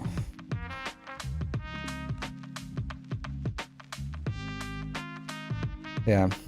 Honestly, so let's be completely honest here, right? Let's be completely honest. If you're worried about the R9 executor at that time when you're facing them, you're not doing the finalizer counter because there's better counters. So if you're worried about the top end of finalizer versus executor, you probably don't need it. And then on the bottom end, like a Relic 5 one is fine. Yeah. So, but hey Wolf, thanks. But in my opinion, it's not super necessary because by the time you're facing Relic 9 executors on the regular, you will have a different counter that's more reliable, more than likely for it. So, and honestly, most of them, if they have a Relic 9 executor, they're going to be putting the triple attacker, which the finalizer has even less likely chance of beating. So like you can, I would say it's not important. Like it's more of like a relic. Because by that point, like if I started facing, well, for one, I use profundity against executor anyways. But if I started needing my profundity for something else, then I would just get the negotiator counter up and running before I would like increase relics on Hux to make that counter more reliable. Hey, congratulations, Jackson. It's always a good morning when you unlock a GL. How are you doing today, Wolf? How are you doing today? I hope you're having a good day.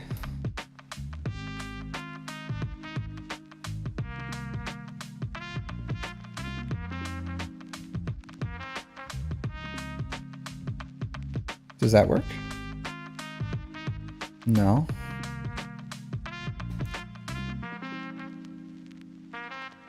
Let's see. I could never get this to work. 1, 2, 3, 4, 5. I don't know why. It never works. Never works. Either way, shout out to the wolf. How you doing, buddy? Yeah, it never works for me. I don't know why what I do wrong. Never works. But shout out to you. Even though it doesn't like actually, I didn't actually shout you out, but shout out to you. Wolf, great dude, big fan. All right, so let's see.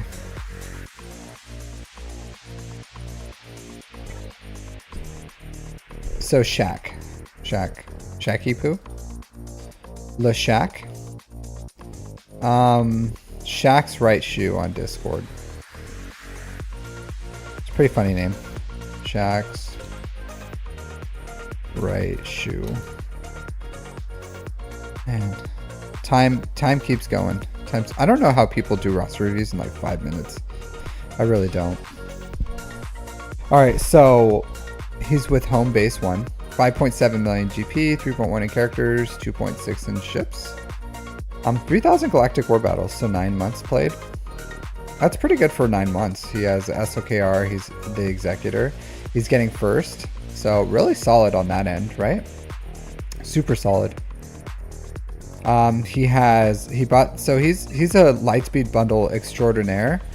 which is good. Like if you started playing 9 months ago and you bought the hyperdrive account or a hyperdrive bundle and you bought all the lightspeed bundles, then it's 5.7 million in 9 months for this game is like really good. He has executor and 2 GLs, like super solid. Where is he at? Bronzium? Yeah, or rhodium. So in 9 months he's in Erodium 2. Like fantastic job. Like honestly. Erodium 2 as well, which means he's like this dude's knocking on the doorstep of Kyber. I don't know exactly. 2875. Here, let's see.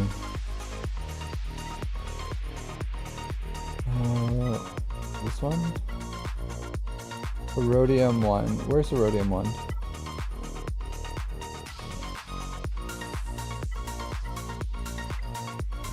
What is it in leaderboards? What's the skill rating needed for Erodium to get into Erodium? I always forget, like these menus are like so convoluted sometimes.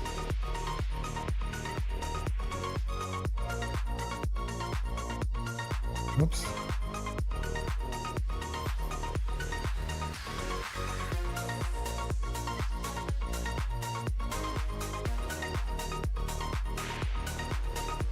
Where's it at? Is it here? Okay, here you go. Is it gonna show? No, it doesn't. It doesn't show there, but pretty close. Either way, really impressive, honestly. Even if they're like cash spendoring or even light whaling or something, that's still there's plenty people in Erodium that are like absolutely massive accounts. I'm almost interested. I want to look at their GAC to see like how they're holding up, because this is a really good job, to be completely honest with you. So they have Star Killer, so they probably bought the Star Killer pack, Ray, SOKR, getting Ray to relics, or Ray to working on her ultimate right now. So Erodium 2 with pretty much like 1.5 GLs. So these stats aren't the best. At least they have 10k damage. They have enough speed. So this is fine. This is perfectly fine for the ultimate event. Like not you don't need crazy health or anything like that. You need above 5. You need at least 501 speed, and then 10k damage is still good. They probably just have like all offense primaries here. Yeah, so offense, health. So their mods need help, right? Overall, and they're chasing primaries, but you need to weave in some health primaries here. So, and this is where you can make up the health. So where you can keep the offense where it is, but make up the health deficiencies. So you change 2 of these, whatever the worst ones are. The ones that don't have any health percent, like none of them really do, to be honest. So, and see how like they have they have decent speed, decent offense. You can use these for something else, like Grandmaster Yoda. Who else could use these? Old Ben, Fennec can use these. Sith Trooper, Dark Trooper can use these mods. They don't have to go for Ray. So if you can find like offense or health primaries with offense secondaries and like 20 plus speed, then you're good. Like right now, I wouldn't change your mods until you finish the ultimate event, but once you do, I would. And then you try to find like this 100% will go to like Grievous. Grievous is fine for this, honestly. So I would give this to Grievous. This is a fine Grievous mod. And then I would try to find another one that has health primary here, offense percent secondary, and then 20 speed. Let's see here. This is not good. This should have never been 6-dot, but yeah, like it does nothing for your account essentially, or for Ray. But you want offense percent here, like 5% or as much as you can, and then you want like 20 plus speed, ideally. And then like this is okay. You still like sooner or later you're gonna want to change this out. Honestly, this could be still worked. Not for Ray. This is a good, like, I don't know, any other Jedi Knight Luke. This is fine. Grand Inquisitor. This is fine. Anyone honestly that just wants an offense set, this is perfectly fine, except for Ray, because Ray still wants health percent here. So you can hit this a little more. Honestly, you can take this to 6A, but I would probably take it to like 6 or 6C, calibrate out. I don't know, if it hits protection and crit chance, I would probably keep hitting it, and if you hit like 1 in health, I would calibrate it out. But you can keep this, taking this up, because it could easily be like a 26, 27 speed. It might be a 24, or it may stay 21 forever, but it can be worked. But I would change it out 20 speed, 20 plus speed, and then health percent.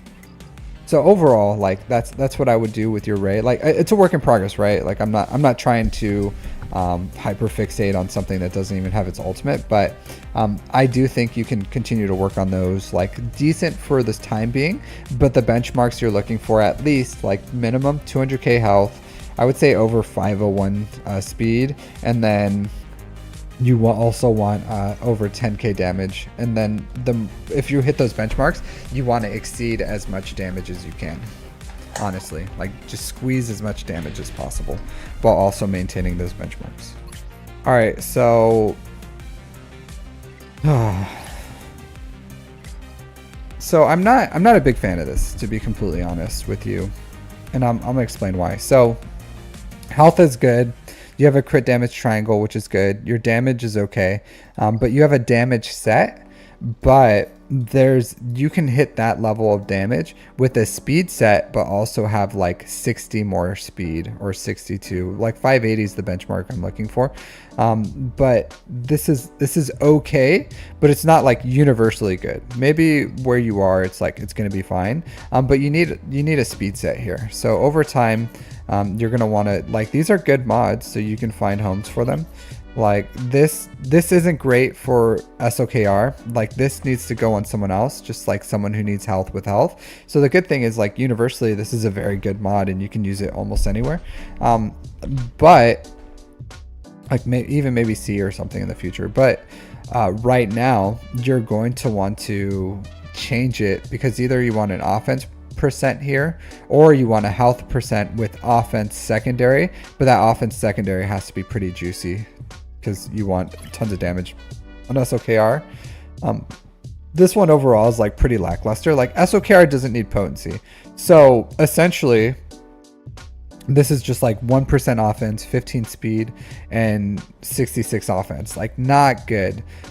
This potency is just wasted. So you can use this on a different character that wants this potency. Like if you ever go with if you go with Jedi Knight Anakin and then he has a offense set, then this would be a great Jedi Knight Anakin mod, to be honest. But like right now, just it's not that good. Not for SOKR. But either way, you need to rip all these mods off anyways. So I would just say, like, hey, rip these off. This is a good mod. You can use this universally anywhere. Like maybe Star Killer. This would be a great mod for Star Killer, to be completely honest. Health, yeah, flat offense, health percent, offense primary, 26 speed. I would give this to Star Killer. You can probably give a lot of these to Star Killer, to be completely honest. So yeah, like let's look at these mods overall. So 340, that's pretty good for your non-fastest GL, especially for 9 months. Like 9 months of playing this character. Okay, so your speeds fall off pretty quick. These aren't good. These aren't good. Like these are pilot mods. 100% pilot mods. I don't know what's happening here. Or someone subscribed or something. I need to rechange this one, to be completely honest. Let's do this. All right. Yeah, but 100%. Okay mods, decent mods, not bad mods. For 9 months, like I've seen 9-month-old accounts have just like the most garbage of garbage mods. So the fact that this one has this level or mods in it is really good. So I'll say overall, this account is doing a great job, like a wonderful job. If I was putting a grade scale on it, I would say that the grade scale for this It exceeds expectation is how I would describe this one. So yeah, pretty good. Pretty good, right?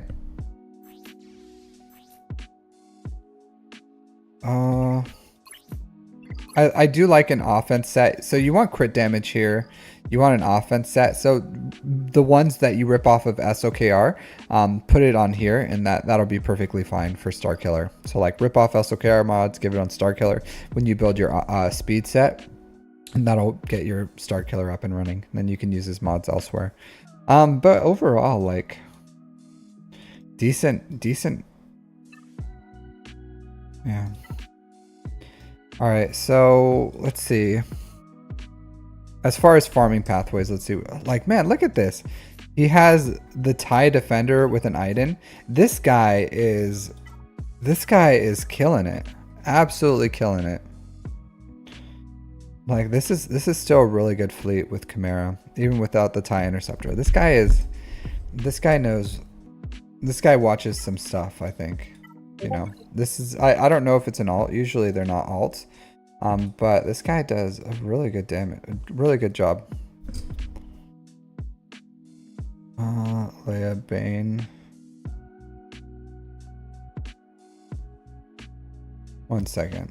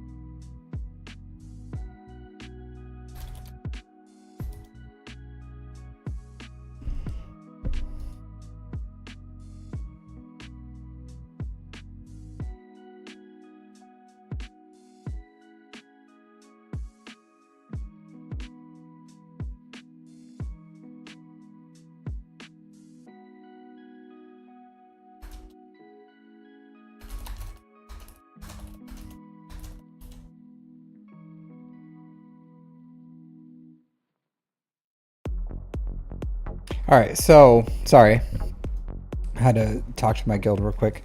Yeah, so overall, like, good. I continue to farm these pilotless ships, especially separatists. I think you're missing. Oh no, you have your separatists. Man, this guy's absolutely killing it. Absolutely killing it. Galactic Republic. Farm this Y-Wing. This Y-Wing's still important. It looks like you're still doing it, or you're doing it right now. So, but overall, like, this dude's doing a really good job with his priorities, I think.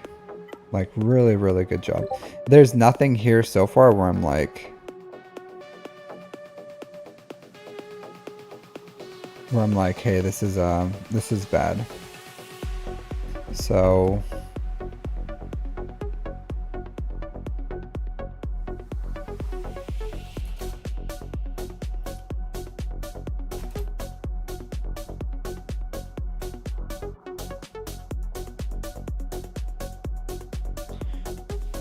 All right, Treya, like, even though he has like a lot of Lightspeed bundle stuff, he still has a lot of not Lightspeed bundle stuff too. Like, he's building stop. He has for his GG, he like completed Star Killer, he completed SOKR, he completed Ray, completed the Executor. He has a CLS, he has Bounty Hunters.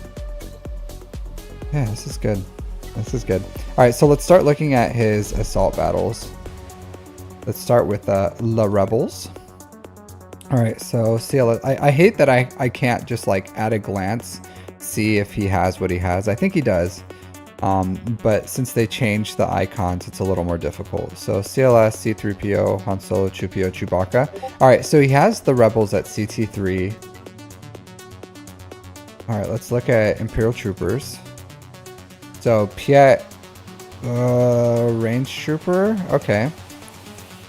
Dark Trooper. So I'll say this. I just made a guide on how to do this at CT3. for Forest Moon. You can do it for the Bounty Hunter as well. All you have to do is you take General Veers and Range Trooper to gear 12. So that's a really easy farm. You can do it with Mark 1 currency.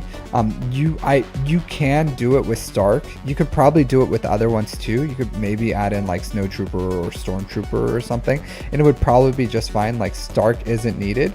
If anything, maybe like these others will make it like Storm Trooper or something, or Death Trooper may have a little more survivability. I don't know.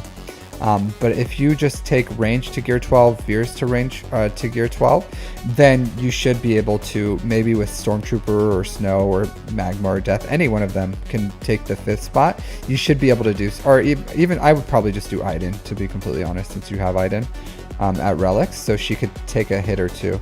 So if you take Veers Range Trooper to gear 12, you should be able to do CT3 for Forest Moon and the Empire Bounty Hunter one. So I would do that. That's an easy win right there, like super easy win. Knock that out. Other than that, so you have Rebels, you have Imperial Troopers, super easy farm to do, and then that'll get you, because you probably have like CT2 with your Imperial Troopers right now, but if you finish those at gear 12, I think you can do CT3. So that would be a priority for me for your account. Once you finish that, you don't need the Zetas. I would put your Zetas into Rey and SOKR just to finish them off. And then, oh no, I would do this one too. So Force Energy, that's an absolute needed. So put the Zeta on Force Energy, and then you can do, like, I would probably do basic on Rey, then Force Energy, then SOKR and Rey for the other ones. But 100% I would get that up and running. All right, so next, Assault Battle, because at this point you have a lot of what you need, right? So let's see, let's look at your Jedi. So two things. So Padawan Obi-Wan, Master Qui-Gon. So start farming the Master Qui-Gon once you have access to him, even like double farming. And once you have both Padawan Obi-Wan and Master Qui-Gon, take them to Relic 7. That would be a huge priority for your account, just to get them for one, raid currency, raid participation, and then two, their assault battle. Especially this early in the game, I'm sure you're still in like an insane credit crunch. They're going to give you signal data, they're going to give you credits, they're going to give you slicing material. They're really going to help break that credit crunch for you. So the assault battle is really good. So I would, once they're available, it would be a priority for me to get these two up and running. So side farm those Imperial Troopers real quick, start working on these once they're farmable. Other than that, like, I would start farming for Jedi Knight Luke for you. Jedi Knight Luke would be a priority. Jedi Knight Luke would get you another assault battle at CT3, and then I would start building towards Jabba.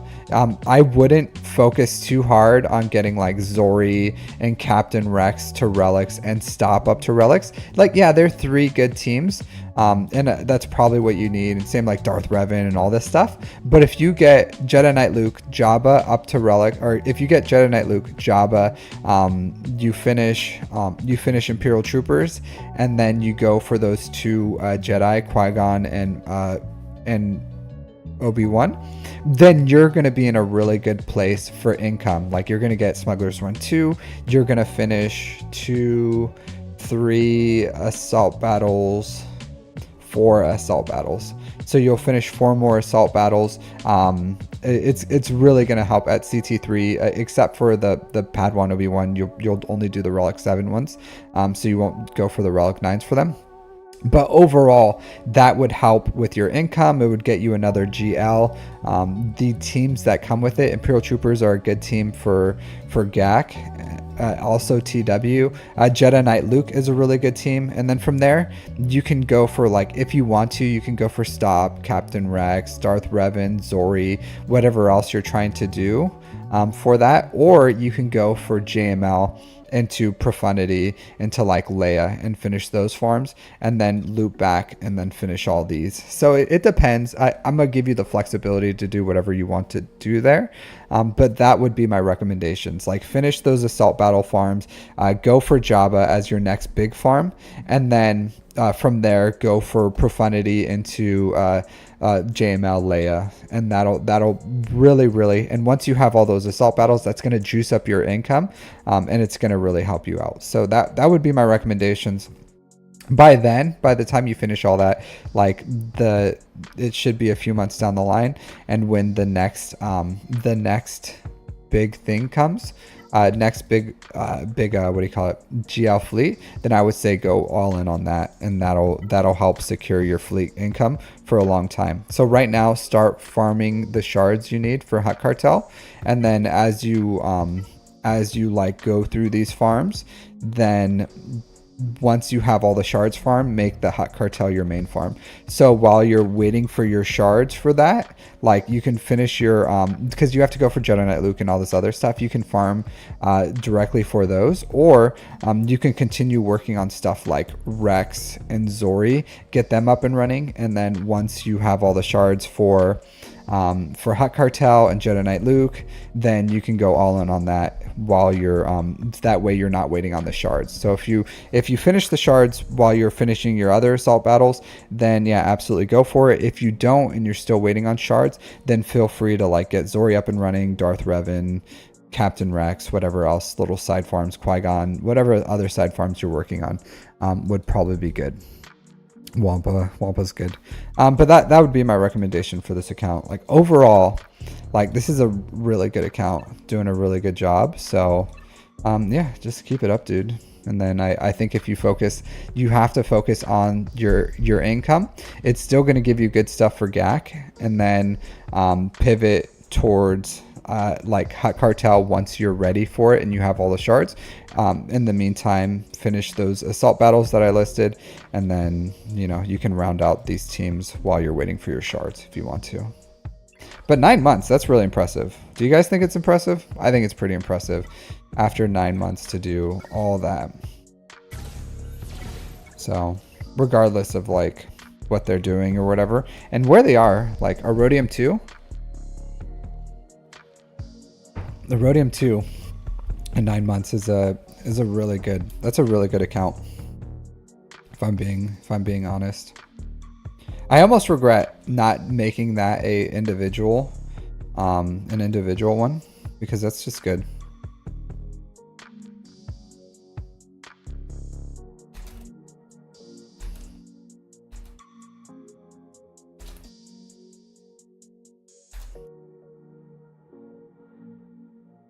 All right, so I got to do one fight. Let me open volume mixer. All right, let's see how it goes. Hey Frankto, I don't know if they spent a lot of money on their account, to be completely honest. They may have just like bought Lightspeed bundles. And it looks like they're probably buying Chirotech bundles with how much Chirotech farms they've done. So if I had to guess, I would say they probably buy Lightspeed bundles, maybe the Chirotech bundles, and then I don't know from there what else they're doing, but yeah.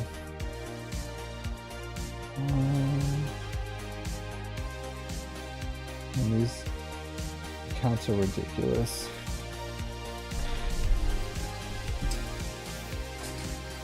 All right, let's you know what? I'm just gonna do this on my phone. Makes it a little easier. I should probably just start doing that. You know what I mean? Do them on my phone. I don't have any sound on my phone. That way I don't have to mess with my volume stuff.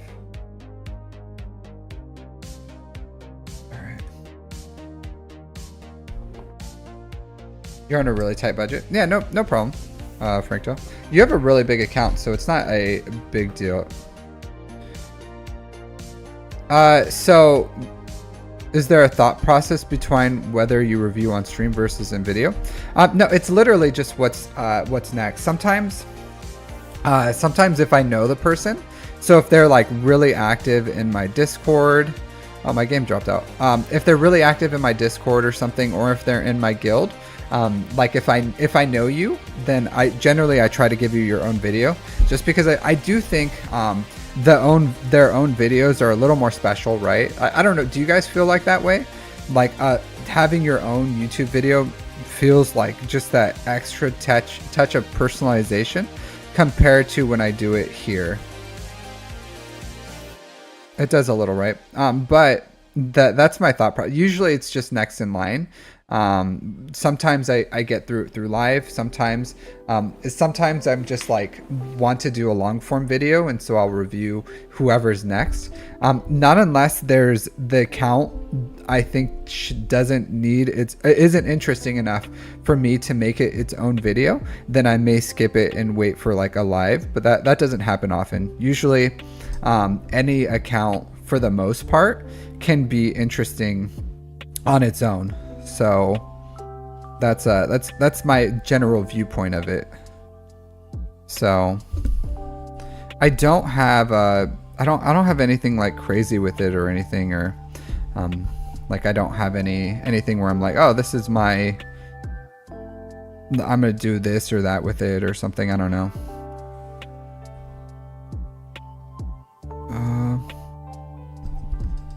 So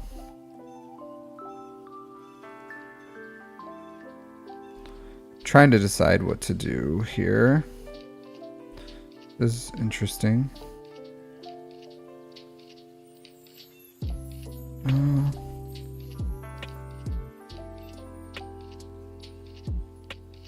If you have a relic one, it turns off the level 3, right? Like you can't get a level 3 Datacron if you have a relic 1 in there.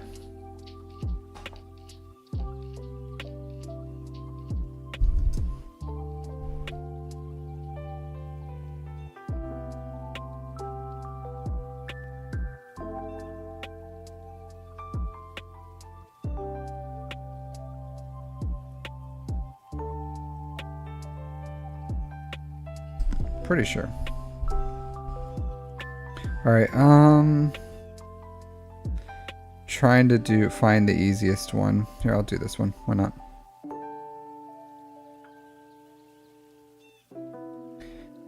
Sorry. I know I don't like to do this, but sometimes you have to for the guild, right? Here, let's go just chatting too. Nah, this is fine. To be fair, on a really tight, but yeah, so I need to fix that here. Let's do this. I need to change my scenes, or I need to fix my scenes. Sometimes they're a little jacked up. All right, let's do this. Let's see how it goes. Yeah, but if you have like a large account, I don't think spending money is like as big of a deal or as influential. Personally, maybe you guys think differently, but I personally don't think it's like huge, right? I don't think it's as big of a deal personally.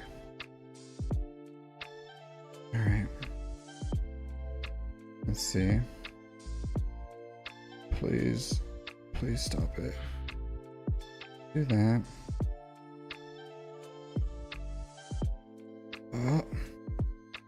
Oh, please stop.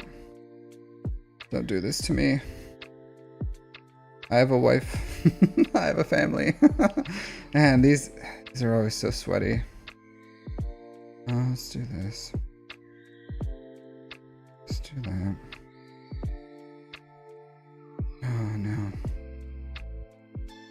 Let's do that.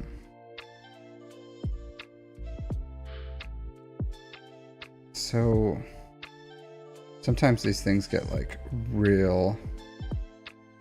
Oh. All right. Okay, a little better.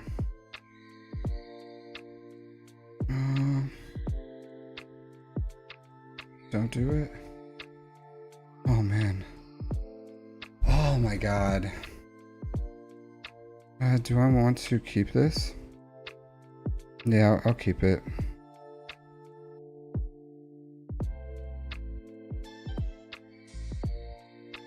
I suck.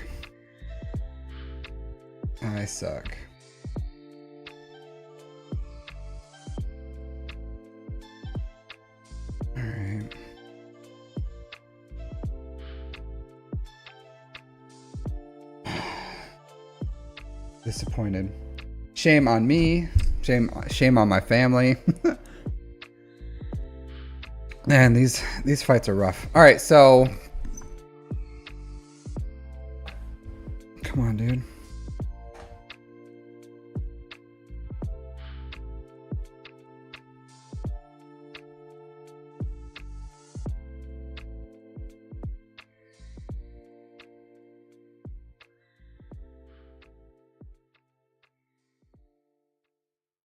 This is interesting.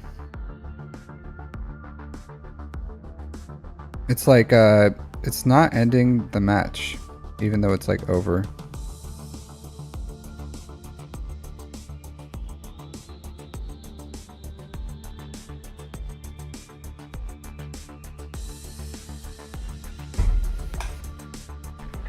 Oh well. Yeah.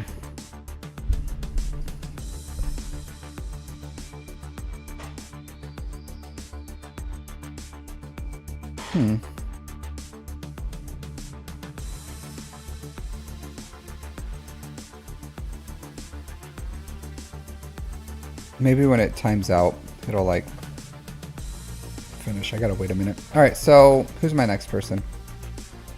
All right, there you go.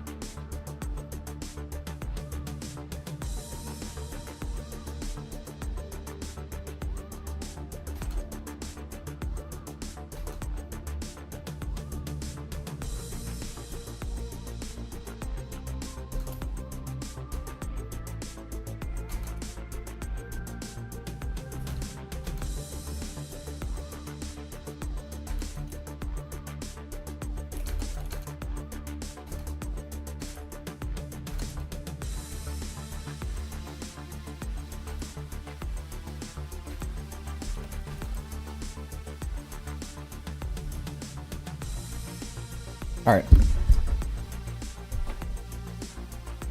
Cool. No, it's intentional, Justin. It was intentional. Oops. Sorry. So my my guild just doesn't allow, because the one thing that sucks is like every other week on Sundays when I do these, I guess Saturday for you guys. When I do these, it's during TW. My guild doesn't allow any TW information, so I have to hide my screen or just play on my phone or something. So yeah.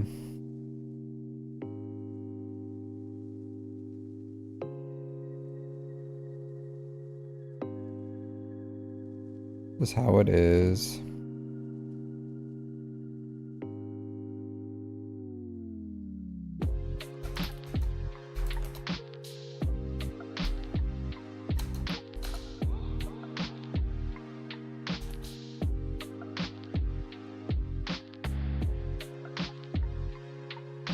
All right, so who's next on my list?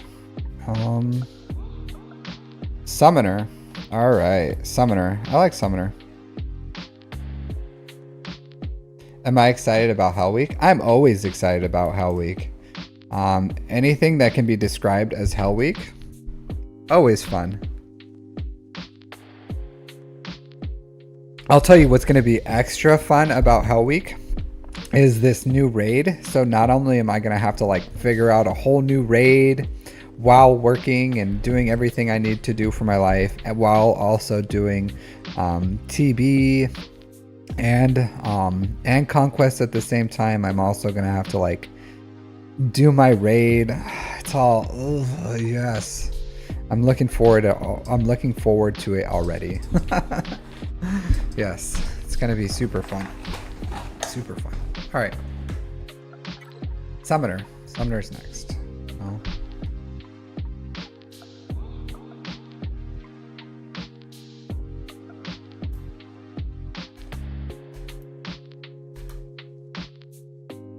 So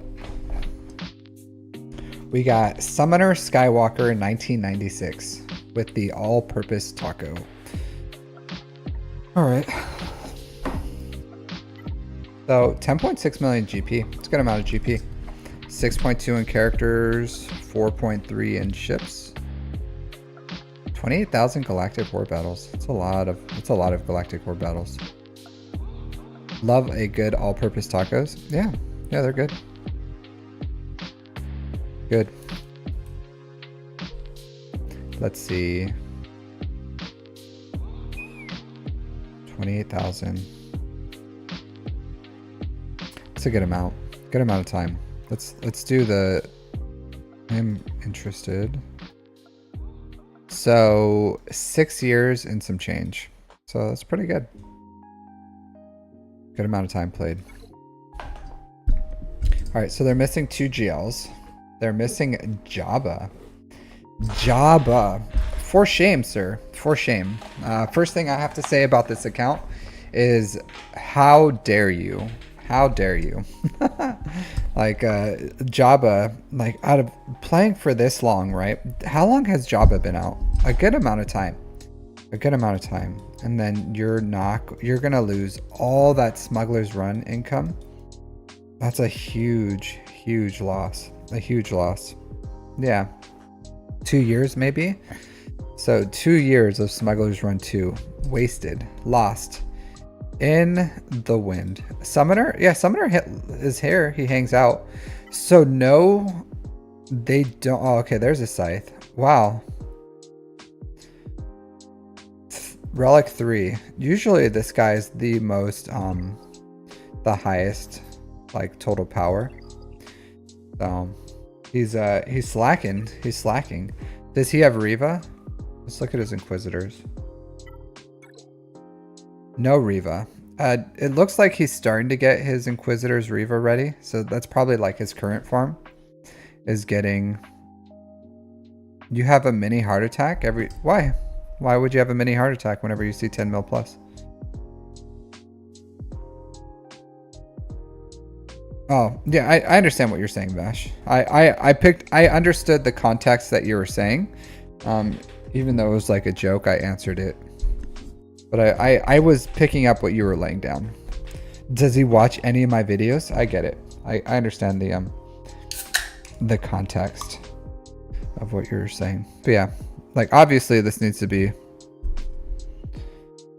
Yeah, I go down the list, Ladorius. I'm not doing it by random. Yeah. Sorry. Maybe I need to be like dun dun every time I answer something. Yeah, no, I'll just make a voice recording of myself saying dun dun and then I can like just hit a button or something and then I'll play that every time I say something that's meant to be a joke. Or I'll get like the Friends laugh track.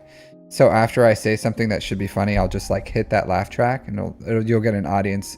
I'll be like, ha ha ha ha ha ha, you know, so that you guys know it's a joke. All right. So I will say this, 3 Zetas is a waste. So nothing we can do here, right? Nothing we can say we can do here. But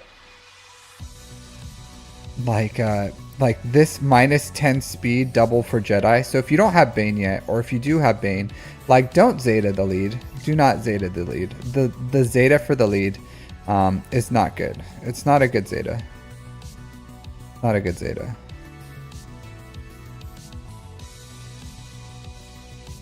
Yeah. So yeah, nothing we can do here, but for those in the audience, I would not recommend it. All right, so yeah, obviously, dude needs to finish his Inquisitors, right? For the guild, the Relic 9-year Inquisitors. You do have a Leviathan Executor and a 5-star Profundity, so he ships hard. He ships hard. Yeah, the Bane lead. You would disagree with that? I'll say this, Frankto. I'll say this. Bane lead is really good. Here, let me jump out of this account real quick. Right? So let's talk about it. Let's talk about it. Since Frankdo wants to challenge me, I will accept that challenge. All right, so here. So level 7, Sith allies have plus 30% offense, plus 30 speed. Sith allies can't be revived. At the start of the battle, allies gain defense up, evasion up, and health up for 2 turns. When a Sith ally is defeated, Bane's cooldowns are reset. He recovers 50% health and gains 50% turn meter. While Bane is active, at the end of each of his turns, the weakest other Sith ally takes damage equal to 15% of Bane's max health, and Bane gains 5% max health for each other Sith ally for the rest of the battle. The first time each other non-galactic legend Sith ally above 30% health would be reduced to 30% health or less, they are granted a bonus turn and defeated at the end of that bonus turn. Then Bane gains 5% max health, max protection, offense, and 5 speed. An additional 5% max health, max protection, and offense, and 5 speed for each. What is this grammar? 5% health, max protection, and offense, and 5 speed? Come on, dude. Gains max protection, offense, and 5 speed for each relic amplifier level that the defeated Sith ally had. All right, so that's the level 7, and then we click this we click this Zeta, and the Zeta light side enemies have minus 10 speed doubled for Jedi. So all this is pretty much free. And then if we get this Zeta, light speed enemies have minus 10 speed doubled for Jedi. So this light side enemies have minus 10 speed doubled for Jedi is not good. Is not good. So like, let's say you go against Leia. Leia's team has minus 10 speed.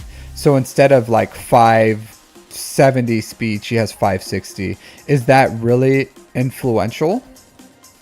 Is that really, is that Zeta worth it? It's not even a luxury Zeta. It's not even a luxury Zeta. It is a wasted Zeta. 20 speed is not good, Frankdo. Even against JMK, it's not good. And now that Bane's Cron is gone, Bane is not going to be taking on JMK. He's not. So I'll say this. This Zeta is not good. It's not even a luxury. It's not even a luxury. I would say there's non-luxury Zetas usually have like a benefit. This one is not. It does not even have like, I wouldn't even say it's in the luxury realm. So like Bane lead, very good. An extremely good lead. Bad grammar, good lead. This level 8, the Zeta, completely useless. So for those that have Bane, like a lot of people are in a Zeta crunch. There's a lot of good Zetas out there we're not in the realm where having this Zeta is important. So I'll say that for the lead, not important. So Malevolent Whirlwind leader. So 2 Zetas, 2 Omicrons is what you need for Bane.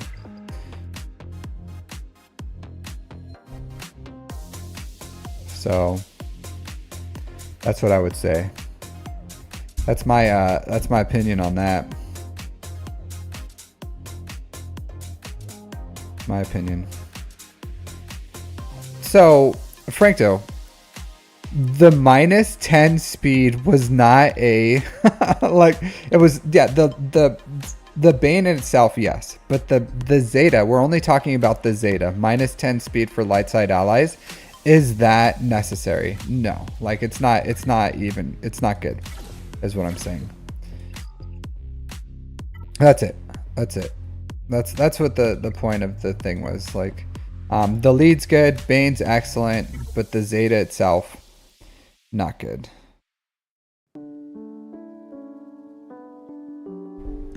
You unlocked SOKR today. Congratulations, Middle G. Bane will be at a lot of JMK again. Well, Bane won't have his Cron either. I don't know if Bane beats JMK without the Cron. I would say probably not. Probably not.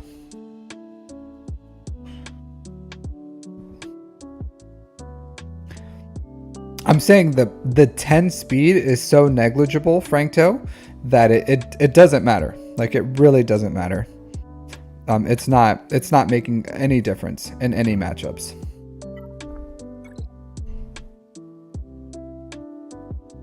is what I'm saying. Like, regardless of how risky the matchups is, like that 10 speed is not. How would you know, Frankto? There's no way for you to know that. Like, did you sit there and you're like, I'm crunching the numbers, and if they would have had like 10 more speed, like 10 speed, it's not even like minus 10% speed or anything, it's like 10 speed. That amount of speed is so negligible that there's no way for you to know how impactful it is. And I'm telling you, it's not impactful. Like 10 speed itself is not a game changer, and there's no way that you would know that minus 10 speed or even 20 speed is something that would save you. And I promise you, if you had the Zeta or you didn't have the Zeta, like, it would have been the same outcome. It's not going to be changing those matchups.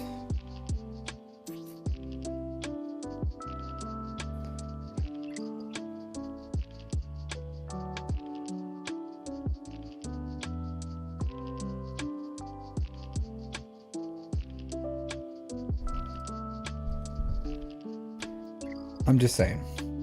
I'll just leave it there. I'll leave it at that. You can disagree with me, but I'm saying not worth it. I'm gonna move on from that. I'm just gonna say not worth it.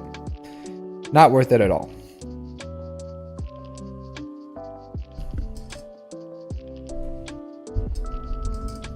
All right, so let's see. Back to this summoner. All right, so after you finish Inquisitors, like obviously the next thing to do is Jabba. Like, this guy needs some Jabba in his life, 100%. It looks like he's getting ready for it. He has Bush already because of Leia, so he's in a good position for Jabba. So obviously Inquisitors into Jabba is his farming pathway.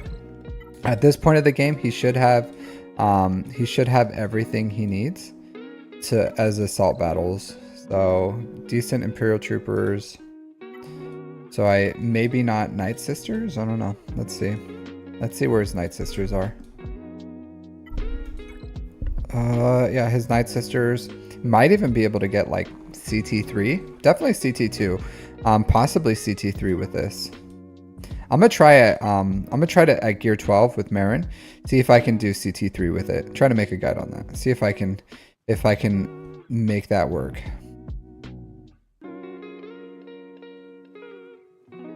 But overall, I like what's in this account. Like, once they get Inquisitors up and running and Jabba, I think this is gonna be like a really, really good account. Like, obviously, I probably wouldn't go for Lord Vader right away. Probably not I would probably start farming for like, while you're finishing Jabba, farm up for GL Ahsoka, and then I would go for that into like the 2025 fleet, and then finish up Lord Vader as you can. But there's probably other things that you can work on too, like Gungans. I would finish Gungans after Jabba, but I would finish Padawan Obi-Wan and Master Qui-Gon. Like, once you farm the shards, that would be my priority. Is these two for their assault battle. That assault battle is so good. Once you have the income for it, I would go hard on Master Qui-Gon and Padawan Obi-Wan to get them up and running wherever you are. So unless you're like right there for Jabba, then I would finish these guys, get them ready, because they're just really good. Their assault battle, like Relic 7, if you have the relics, Relic 9, I plan on Relic 9ing them, but if you have the relics, Relic 7's perfectly fine too. But I'm just because it's every month that you're going to get that income, I think over time they're definitely worth the Relic 9. It's up to you on if you think it's worth it. That's like a personal call, but for me, Relic 7 for them is the floor. The ceiling, of course, is Relic 9, and I'm taking them up. Fennec is good.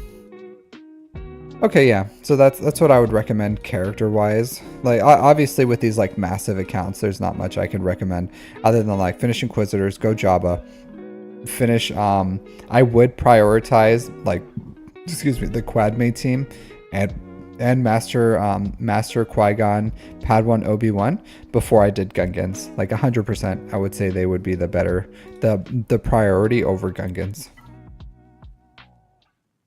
I would farm your ships, like finish these farms, like farm your Y-Wing, farm your Reaper. There's no reason to not have them finished. Farm it, finish your Vulture Droid, like just unnecessary things. You've been playing for so long. There's no reason not to have all your ships farmed. So literally just like side farm Vulture Droid, Y-Wing, TIE Reaper. There's no reason, absolutely no reason not to have it up and running. You can slow roll Profundity. Absolutely. You don't need to accelerate Profundity to 7 stars. At 7 stars, it can do things like if your Chimera fails, then you can absolutely, you have a chance of beating Leviathans with it. It's not like 100%, but you can do it. It also gives you the ability to use them in TB, which is really good. So, but other than that, if those two things aren't important to you, not a big deal. And I personally, I'm doing like 1 refresh a month on Profundity. 1, because the event is like cancer. It's like literally the worst event in the world is doing the Profundity bonus event. And 2, like there's no real reason to like accelerate it faster than that. Like it's perfectly, it has like 90% functionality where it's at, so it's still a really good ship, but I wouldn't particularly. All right, you have good Datacron investment. I would, since TW is over, you can start breaking these down and buying these with shard shop currency if you want and working them up.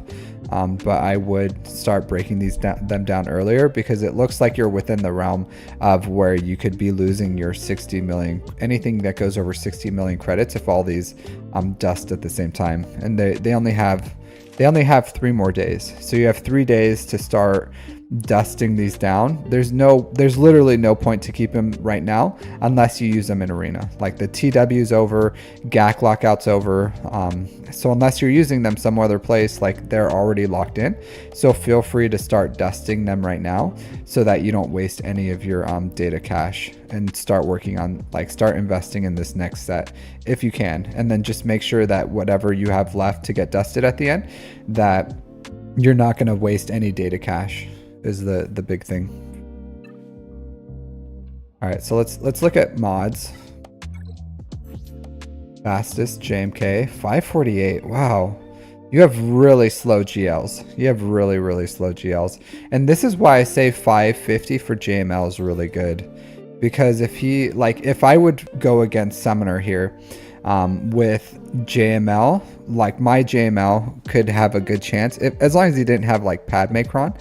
I would be able to beat out his JMK, put out ability blocks there, and then start controlling everyone, kill Cad or whoever I needed to kill, and then just like keep JMK controlled the whole time, because he's only going to be able to do basics. And that's how you can win like JML versus JMK. If you have the faster JML, it makes it so much easier. So something to think about. Something to think about of why the benchmark is 550. Of course, this is not a super fast JMK. It's just a little slow. Like he doesn't need tenacity. Crit damage is good. This is fine. But the speeds here are just like really slow. Like the speed set itself is doing a lot of the heavy lifting here. So like this is fine. This is fine. Well, I don't like the tenacity here. I would change this out. So I would go offense percent here. This is a little slow. I would want a little faster mod on him. This is slow. I would want to change this out. This is fine. So yeah, like honestly, not the biggest of deals. Like JMK is gonna do JMK things, and it'll be just fine.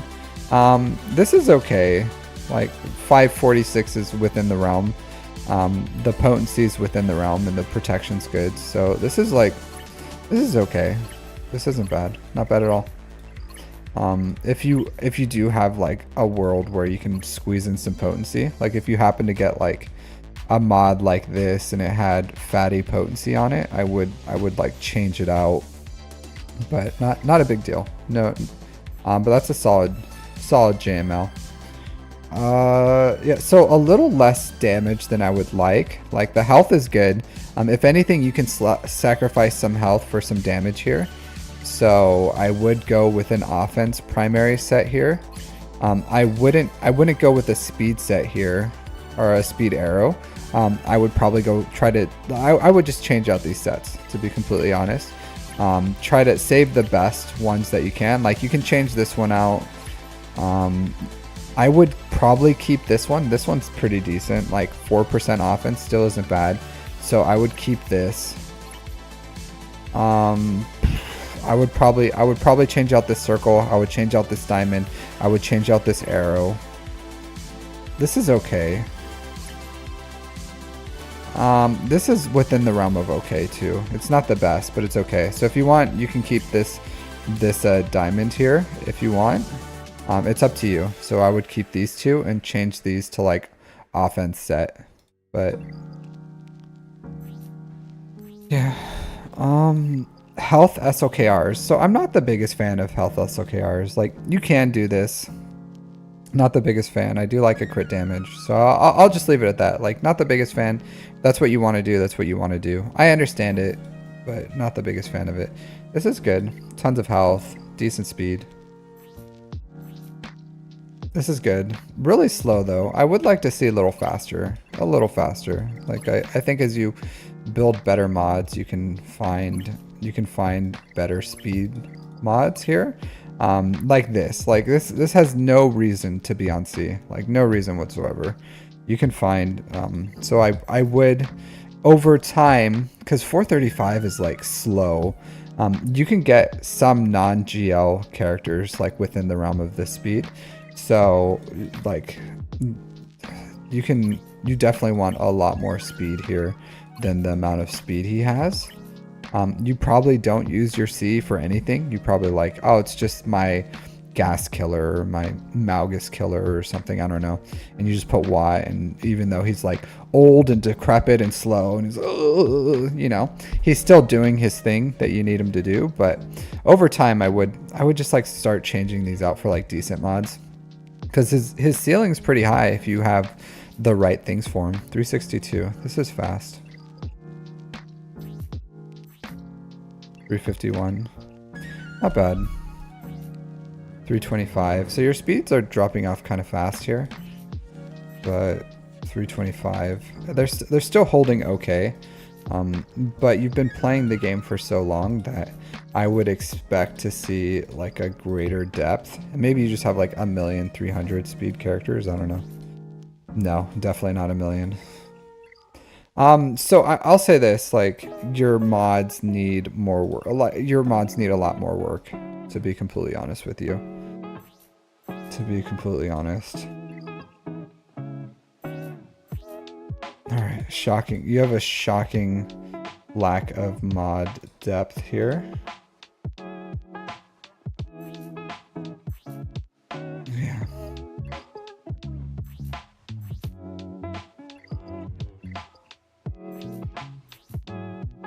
Alright, so 1, 2, 3, 4, 5, 6, 7, 8, 9.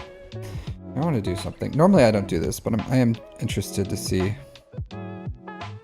what's going on here. Let's see. Dun, dun, dun, dun, dun. Bring up OmegaBot / mod score ally code 6416875. So I'll say this: your lack of Java is like, if you see here,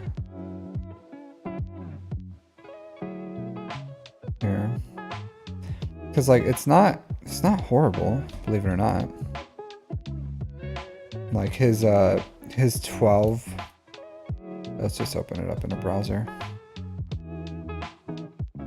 So if you see here, like 5.63 is not bad, and he just has. But if you look at like the depth of 6 mods here, like it's this like 15 to 20 range that's doing all the heavy lifting right here, because he has a lot of just like mid mods. and then his like high end mods are like really low. So I can see why his GLs have like a lot of mid mods, because that's where a lot of his mods are. So I'll say this, Summoner, like in the description of this video, you'll see the my mod guides. I hope you've watched it. You've watched me for a while, but I think if you farm Jabba, if you do your 3 mod refreshes, you can build good mods. Like even this week I built like a 25 speed mod, and I think I do it pretty consistently where I'm building like 20 to 26, 27 speed mods every single week, and usually multiple ones. And then, you know, over time, that's where you grow. And that's where you get players who've been playing as long as you, and they just have like hundreds of this ways because they understand the statistics of it. You don't have to understand the statistics of it if you just like blindly follow what I say. So you don't have to be like fully knowledgeable on like how to build these and understand like the law of averages or anything like that to really build good mods. You just have to adopt my you have to truly adopt my mod standards and then farm mods the same way I do, and then you'll build really good mods over time, because you have, as long as you've, and you really and this is a big reason why you need Jabba, is because that mod depth that you have could be a lot better. And like I said, his mods are fine, like where he is in the game. And I'll say this, once you start getting into like Kyber, what level of Kyber is he? Kyber 2. Okay, so this is like the type of accounts I face all the time. But at this level of where he has a lot of the things, it's mostly about counters, like the right counters for the right characters. And then it doesn't matter if you don't have like perfect mods, because like it may or open or close some counters, but it's really not that big of a deal. So as long as you have like the right sets with the right characters, you know, like they're perfectly fine, and then you can do a good job. Like yeah, so it doesn't matter if he doesn't have perfect mods on these characters, or you know, they're not like super juicy modded super fast characters. I don't like crit chance on them. I would change to offense for CLS. You probably don't care, but just something to think about.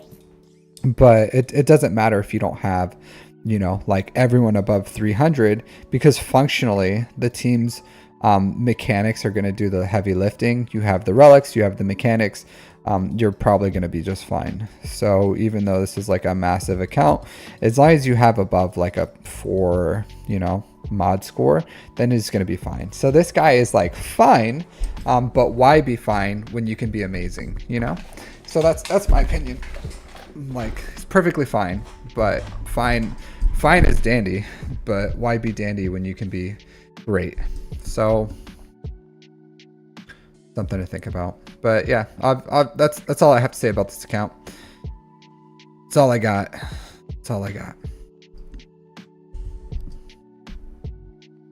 Overall. Let's see who's next. Next victim. Not really victims. I'm just saying that. All right, so honestly, not bad accounts overall that I've seen, to be completely honest with you. Sebastian soon. Is Sebastian still in here? I thought I saw him earlier. Did I? No. But not bad.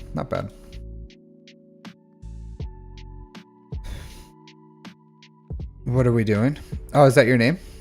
Oh, okay, no. Obviously your name's probably Frank. Is your name Frank? Frankdo? Is your actual name Frank?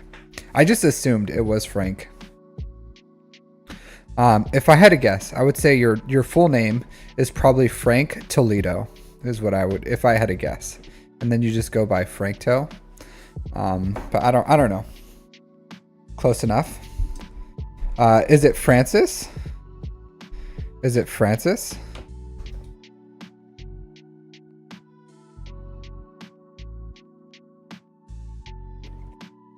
No, close. Mal Esla. It's actually Pete. Pistol Pete. You're French Canadian.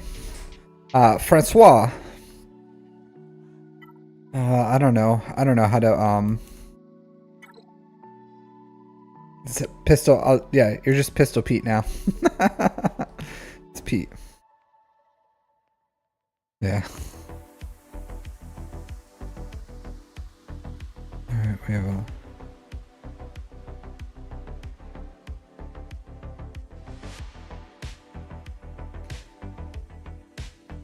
You'll take Pistol Pete. Have you seen I Love You Man? So I love that movie. I Love You Man. Pistol Pete.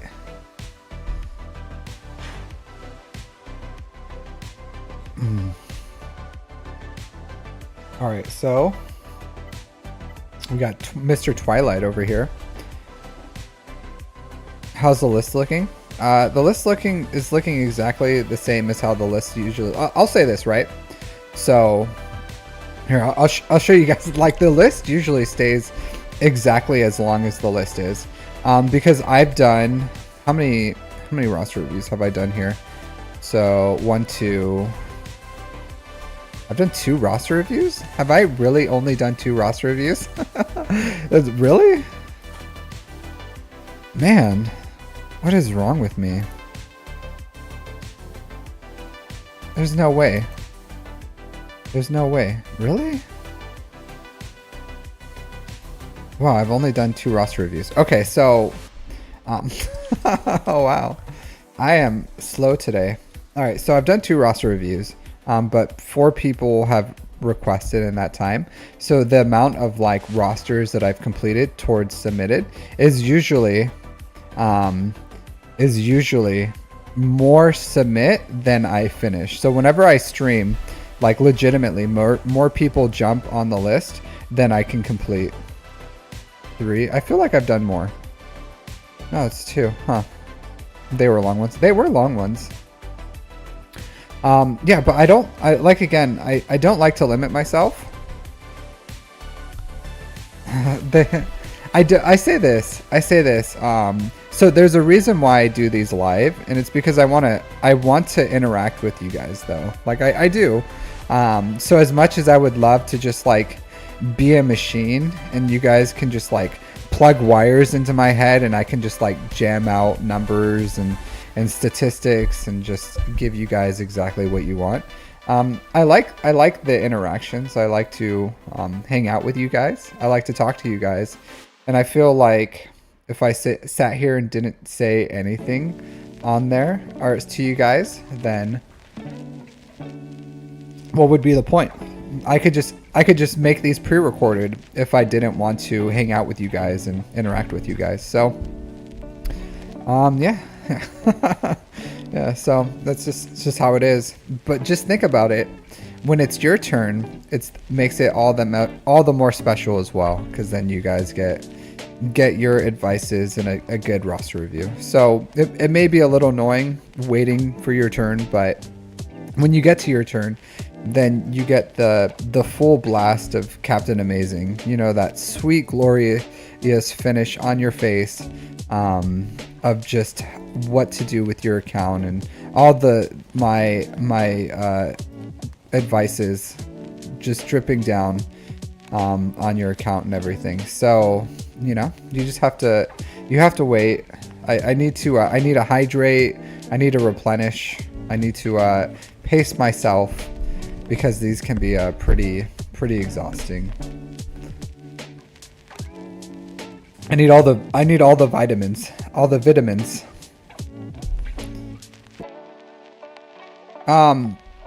Yeah, if you weapons. So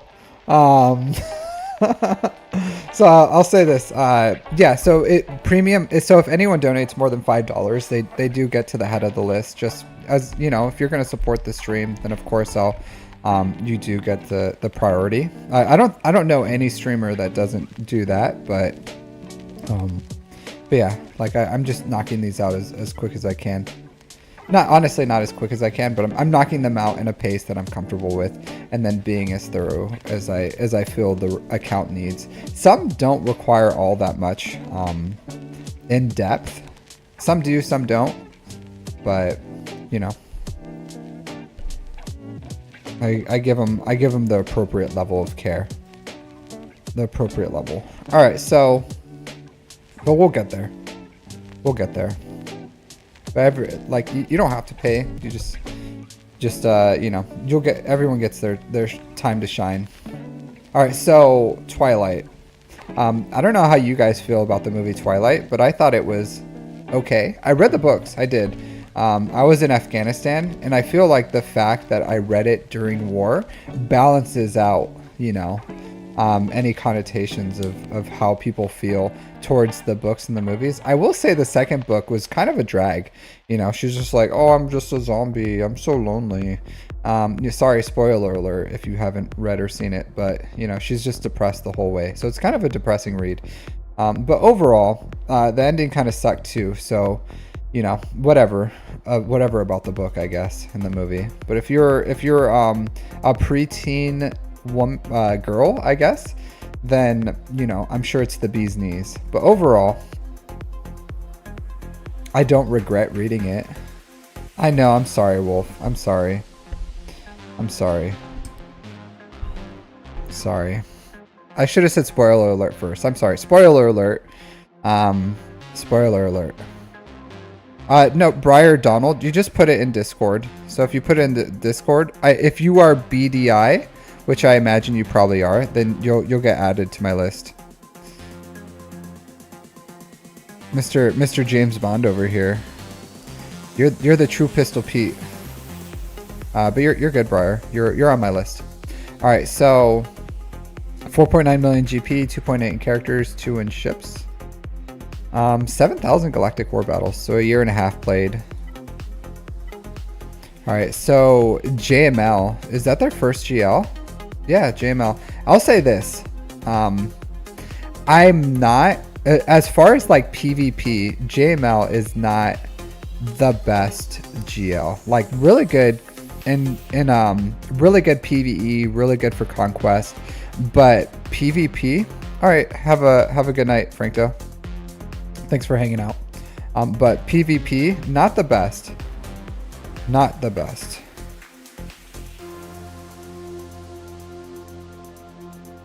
As far as Ray's good. 507 health, damage. So, like, damage is fine. Still building the ultimate, so you have to make sure you have over 501 speed so that you can go first. I don't like this speed arrow. It doesn't matter right now because you need the speed. So you're going to have to keep it on until after you get the ultimate. But after you get the ultimate, you're going to want to change. Like this you need to change like right now. Ray does not need tenacity. This has really low speed. Honestly, this shouldn't exist. This should not exist. Is it a complete waste? Like you can use it with... hey Guppy, pretty good. You can use it with offense percent here. You can use it with offense percent here. Or I'm sorry, you can use it with what do you call it? Chupio? Like Chupio can use this. It's not good. Like I think I would still rather have like offense percent here. But you can use it for Chupio. You can use it for CLS, I guess, if you want to. That's the only two I would really use this for. Or, and again, for both of those, they're not good. It's just you can.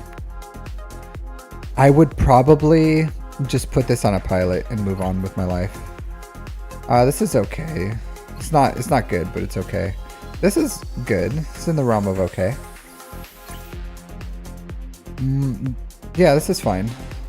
Not the best, but it's okay. So overall, like you're gonna want to upgrade these mods. All of them are gonna want to be upgraded over time. I would say this tenacity one needs to go immediately, and just put a health primary in there. Health, and then yeah, and that'll immediately make her better. But like watch my mod guides. It's in the description. It has mod standards. Like you should follow those mod standards overall. So just with not like these are okay, honestly. They're not bad. They're not bad. And then the reason why your protection is like low is just because it's not R9. Like if you R9 this JML, he would instantly get better. And that's kind of the problem too with JML, is it's really expensive to R9 as a first GL. And that's why I like SOKR, Ray, Jabra or something, even C as your first GL. Because JML like isn't good on defense. And your first GL you want to put on defense, and like it's just, yeah, but it's fine. This is fine. Just leave it, move on with your life. One day, if you're in a good position, you can R9 them, but that day is not today. Let's see. So I would start farming SOKR. Looks like you're pretty close. This would be my next farm for you. So SOKR is really good, especially since you have Malik. So if you get Malik up to Relic 3, if you get Thrawn up to Relic 3, let's see your Empire. Yeah, so Relic, where's Thrawn? Where are you at? Or here you are. So you're gonna have to, what's up with your Phoenix? Why are you rocking a 5-star Thrawn? Okay, so, man, jeez. I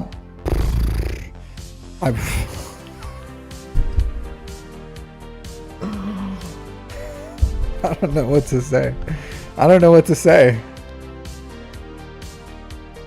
I don't know what to say about this. So, just get them up and running. I would like get Ezra and Sabine up as fast as you can. Like continue farming Rex. Like just get these guys up to 7 stars, get Thrawn unlocked. And then once you have, or as long as it's around the same time as your SOKR, unlocking SOKR, but you can maybe farm them too. They're all accelerated. So if you just like farm Rex, you don't have to get, but I would get them up and running. I would start farming them because maybe even Treya. Do you have Treya? It's not as good, but it can be good. Oh, where's she at? No, you don't have her at all. You don't. Where is her? Where is she? Where is she? So honestly, like farm Treya, it's like Mark 1. Like stop being a Scrooge. You're really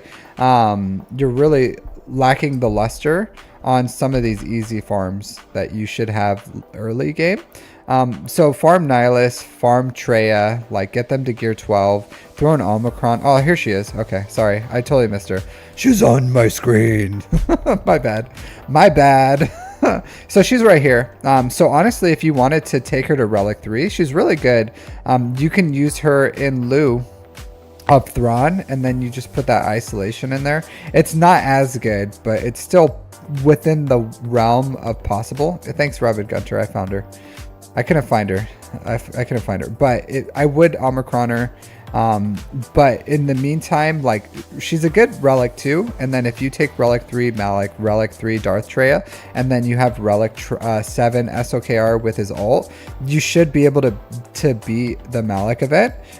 Ideally you want Thrawn. So I would take Thrawn to Relic 3 anyways, as soon as you can. And then once you have SOKR, Darth Malik, Thrawn, then you can beat every single proving ground that's out there, which is really good. So you can start unlocking those sweet conquest characters. So that's what I would recommend, is if you want it immediately after you unlock SOKR and you're still working on the shards, then do Treya to Relic 3. She's a really good character. Just slap her Zetas on her, slap her Omicron. She's going to do a lot of good work for you. Gear 12 Nihilus at least, and then move on with that, or continue building Thrawn. That'll be good. So just as a little side farm thing, but 100% you need Nihilus anyways, and you need Nihilus, Malik, Palpatine, Vader for the, and Bastila for the Sith assault battle. So something to think about too. You can do it with SOKR for a long time, but it takes like 40 minutes, an hour to manual, even doing it on auto. So it takes a long time to do that Sith First Order assault battle. So excuse me, like this thing always gives me like the hiccups. So yeah, something to think about. What else would I would do? So obviously next big farm, SOKR, like finish your ult on Ray, get relic 7 on what you need to get SOKR up and running. Let's see your ships. Guppy. Yeah, sure. I got you, Guppy. I'll add you to my list. So you need the finalizer. So I don't know where you are with those. Okay, so continue farming up these ships, all of them, all 5. They're all good, but the shuttle is a big thing. Maybe double farm the shuttle or something, I don't know. But I would get these up and running as soon as you can to start getting, to get SOKR. SOKR is really good. So get the relics that you need for SOKR, double farm the shuttle, continue farming the TIE Echelon and the SF TIE Pilot. Really good fleet, it's useful. So, and that'll be your 3rd GL. In the meantime, let's look at your assault battles.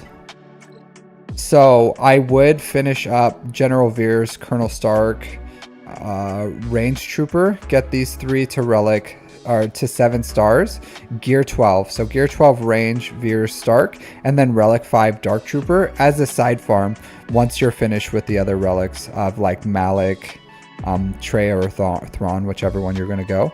I would get this in either before SOKR or right after. I would do this, and that'll get you 2 assault battles at CT3. Other than that, I would, after you finish CLS, or I'm sorry, after you finished Imperial Troopers, I would get the CLS team. Oh, you have the CLS team up and running. Okay, that's good. So you have that done. No need to talk any more about that. Oh yeah, because you have JML. That makes sense.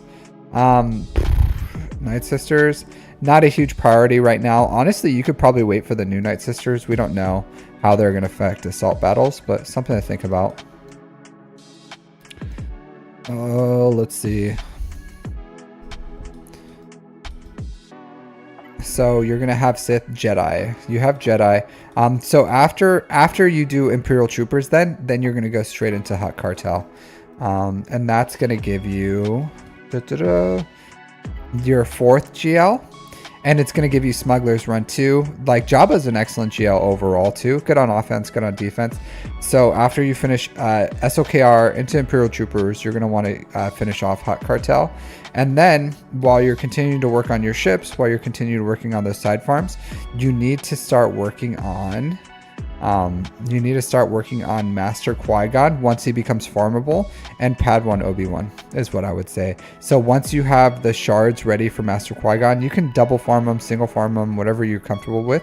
But you're going to want these 2, and what they're going to do is they're going to fix your credit crunch. So once you have them both at 7 stars, and as soon as you think you're getting close on Master Qui-Gon, you need to start using your Cantina energy to farm up Padawan Obi-Wan.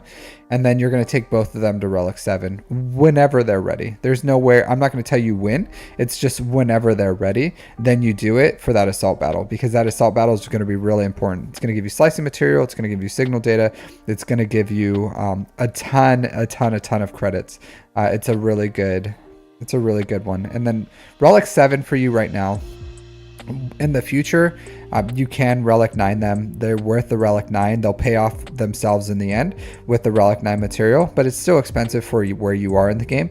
So if you're in like TW and you are passively earning them and you just have the material sitting around, then yeah, Relic 9 them is a good idea. Probably even before JML, just because they will pay off. Like if you Relic 9 JML, you're not going to get more things, you're just going to get a better GL. But if you Relic 9 Master Qui-Gon and Padawan Obi-Wan Kenobi, then you're going to do it. Do I have an assault battles farming guide? What do you mean? So I have my assault battle guides, and then I have a guide where I explain what assault battles or what characters to use for which assault battles. And then I'm building the guide on like how to beat them at CT3. So I'm still working on it, but yeah, absolutely. I do have one, an assault battle guides overall of like what characters you should use. But I'm still building my guides on like how to CT3 all the assault battles. So, can you link it in chat? Yeah, give me a sec. After this one, I'll link it. I gotta find it. I think it's in my amazing guides. I'm pretty sure I linked it to you already.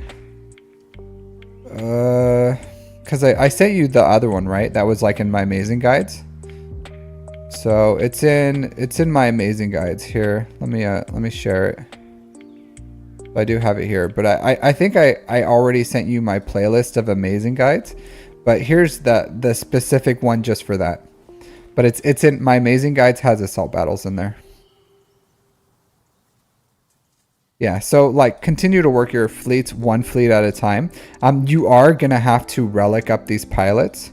So I would probably do that sooner more than later. Like the BAM and or Cad Bane and BAM should be your priorities. Probably your number one priorities even before SOKR. I would take these up to relics. So you want 180 speed on Razor Crest, 181 on Xanadu Blood. So you can do whatever order you want, but 100% I would get these up and running as soon as you can. So you can do relic 3, relic 5, whatever you want to do, but as long as the speeds are like, you can do 180, 179, 179, 178, as long as Xanadu Blood's one speed faster.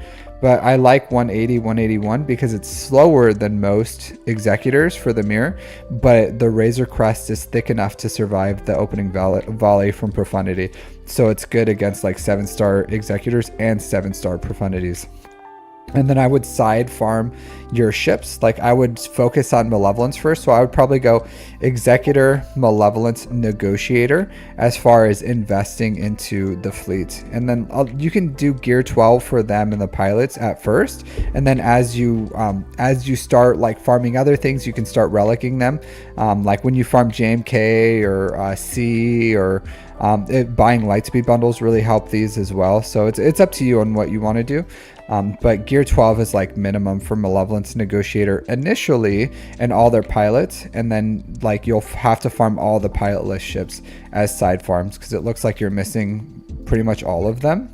So Hyena Bomber, Vulture Droid, you have the TIE Bomber because it's required here. It looks like you don't have the Galactic Republic Y-Wing, so you need to farm that, and then you need to farm the Rebel one as well. So it's important to finish all of them. They're all good. All pilotless ships are worth it. And I would just focus on like one fleet at a time, like Executor and then Malevolence and then Negotiator. And then you can go like Finalizer or Chimera or Home One, whatever you want to do. But like just one fleet at a time. And then like gear 12, Geos are pretty good farming these like passively through the Galactic War Store. Honestly, like even though you can be in a rogue guild, it's probably better if you're in a guild that does row and okay, for that dark side TB, it looks like you are, because you need to finish Watt. So if you're in a guild that does like dark side TB and row, that's perfect, and so that you can start earning these Watt shards.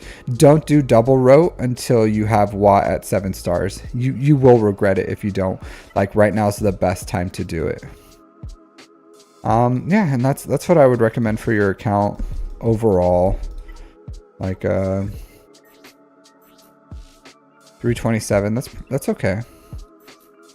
Hermit Yoda 303, so your speeds fall off pretty quickly, which is fine. 302, you just gotta build more, you build better mods in your account over time. So 300 speed characters, not horrible. Yeah, like it just takes time. Your Wampa's okay. You'll want to 6-dot this once you find a decent one. I like tenacity here, but you can go offense. Like I do like to give him a little more tenacity. And that will, because he gets plus 100%. So if you put a tenacity primary here, that's probably more than enough tenacity that he would need, or she would need. And that would get her to a good amount of tenacity here, and then plus the 100%. And then she'll be ready to take on items. And then you 6-dot this. I do like a health primary here, a health primary here, and then a health primary here. So you need to change this, you need to change this, and then you need to change this. So change these. This is like whatever. These honestly don't matter that much. Honestly, I probably would change this. You want like health and tenacity and like some speed, not a big deal. But I would change these. You can give these to someone else, whoever. It doesn't matter. I would find, I wouldn't 6-dot this one, but 6-dot mods for health, arrow, triangle, and circle is really important. Tenacity, primary on the cross. And then these two, you just want as much like health, speed, and tenacity as you can dunk into this, this square and this diamond. But like right now, maybe not the biggest of a deal for you, but you want your Wampa to be performing well. And if you get her, the right modded correctly, she's going to perform for you for a really long time. So just something to think about. Not the biggest priorities, but if you have her at relic 5, pretty much her relics are carrying her right now. Like absolutely just carrying her. You don't have to have the offense here, the damage. If she's like relic 8, 9, you can go for more offensive to make her counter C's. But if you just have her relics for survivability and relic 5, then she's like, I still use her in like the realms of Kyber too. So she'll be perform for you for years if she just has survivability. Like her offense ramps, so it's not important. Okay. Yeah, so that's what I would say for this account. That's all I got for you. For the most part. Decent account. I would say like once you finish the relics on this executor, you need to attack 5 times a day and then 1 hour before your payout so that you can climb more efficiently is what I would recommend. All right, so let's do this.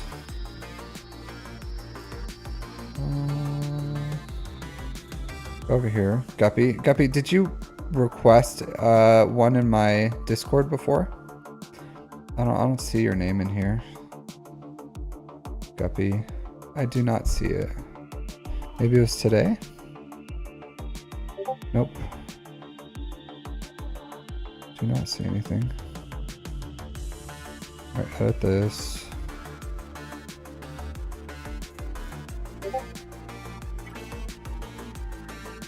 Alright, are you here, Guppy? I don't want to have you missing your review.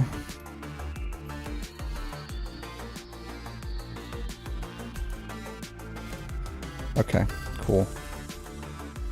Do you have a different name in Discord? Or did you not request through? I just want to make sure I don't like... It's the only Guppy. Okay, there you go. I see you. Okay, cool. I got you. I got you. Cool. Appreciate it. Appreciate it.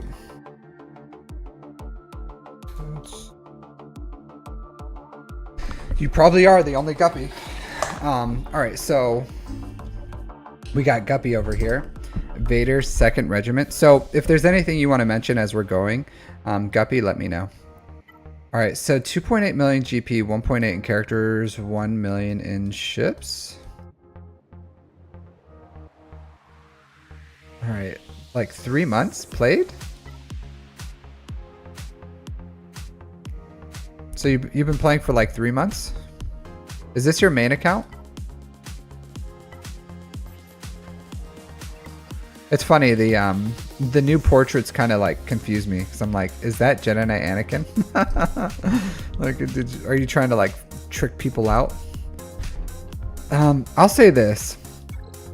So, right off the bat, I think if you're going for Lord Vader, right? And just let you know if anything. Okay, so if you're going for Lord Vader, you have one priority right now. One priority only. And that's this Bad Batch. Like, this Bad Batch should be your #1 priority right now. You need to get them up and running, and you need Hunter, Wrecker, and Tech first. And that's because, and you need to start farming for, where's it at? You need to start, you already have 6 stars here, so you just need to get this up and running, this ship. So if you get the Marauder here, you're going to have to go all in on the Marauder. And I'm telling you, your first character that you should start gearing up with that needs to be needs to be Wrecker. So Wrecker needs to be the first character that you take up. So all your Chirotech that you have, you're going to have to put it on Wrecker. Get him to gear 12 or 11 first, and that should be your priority. Hey Jericho, thanks for the donation. All right, so I got you. I'll get you added to the list. You're next, buddy. All right, so your priority right now needs to be Wrecker, and that the reason is, and if we look, whoops, I clicked the wrong button. If you look here, right?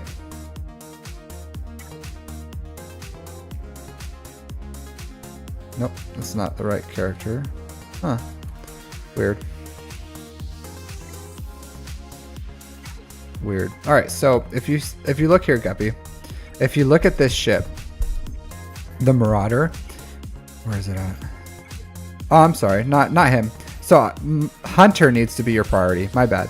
So Hunter needs to be the first character. Honestly, right now, if you have extra credits, I would start leveling them, getting this ship up and running too, getting their levels up. But your first character needs to be Hunter, because if you take this up to, I believe, gear 11 at least, then you can put Anakin into stealth. And what you do is this character pretty much protects Anakin. It's also just a really good ship, but being able to put Anakin into stealth is really powerful, and it just overall makes this ship useful. Not only, like, there's a lot of reasons why this ship is just absolutely a banger, but this needs to be your priority right now.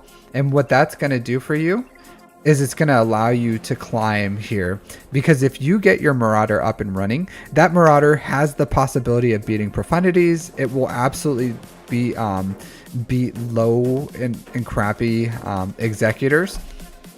Hey Captain Rex, so you absolutely can do it. So if you look here, Galactic Republic, like, you'll have to take Plo Koon up to like Relic 7 to get it up to beat executors like super reliably, but like this ship can keep you in first and churning out 400 crystals a day for a long time. So just imagine how much crystals you have right now, which is not a lot. Like, I don't know what your crystal income is, maybe 200 a day or something with your dailies and GAC. So, but once you get full access to this, you can turn that up to like 600 a day. So that would be absolutely banger for your account. So your priority right now needs to be Marauder. And then what you do is you put the Marauder, Anakin, and Plo Koon here. The first turn you put Taunt on that Marauder, and then you start just going to town, mass assist, just start tearing up the field. Negotiators aren't going to be able to beat you. Malevolences aren't going to be able to beat you. Even executors, like the 4-star ones, might have some issues beating your fleet. So it's going to be a really good ship. That needs to be your #1 priority, especially since you're already going for Lord Vader. Like, you have your gas investment, everything else, totally fine. But the greatest benefit, and what you probably should have focused on right away, needs to be that Marauder. So get that up and running 100% before you start doing anything else. Like, this Marauder needs to be like your full focus. Everything goes into it. Okay, that's your, even like credits, get these up and running, start getting these abilities, and then just start working these 3 characters as fast as you can. You can finish off the 4th one after you finish these 3. Like, the Bad Batch are really good alone. You can ignore Echo. Like, just pretend Echo does not exist. That's what you got to do. I'm sorry, Omega, not Echo. Not Echo. Echo's really good. Just pretend Omega does not exist. Like, Omega is just retconned. Pretend like she's not Bad Batch. Don't worry about it. You can use the 4, or you can shove Cody in there if you really want a 5th later on. But you need Wrecker, Hunter, Tech, Echo. Omega is just extra. She costs 400 Chirotech. Like, absolutely a luxury. Right now, you don't need her. You'll have full functionality. You can use Shock T with them. You can use Cody with them, or you can just go with 4 characters.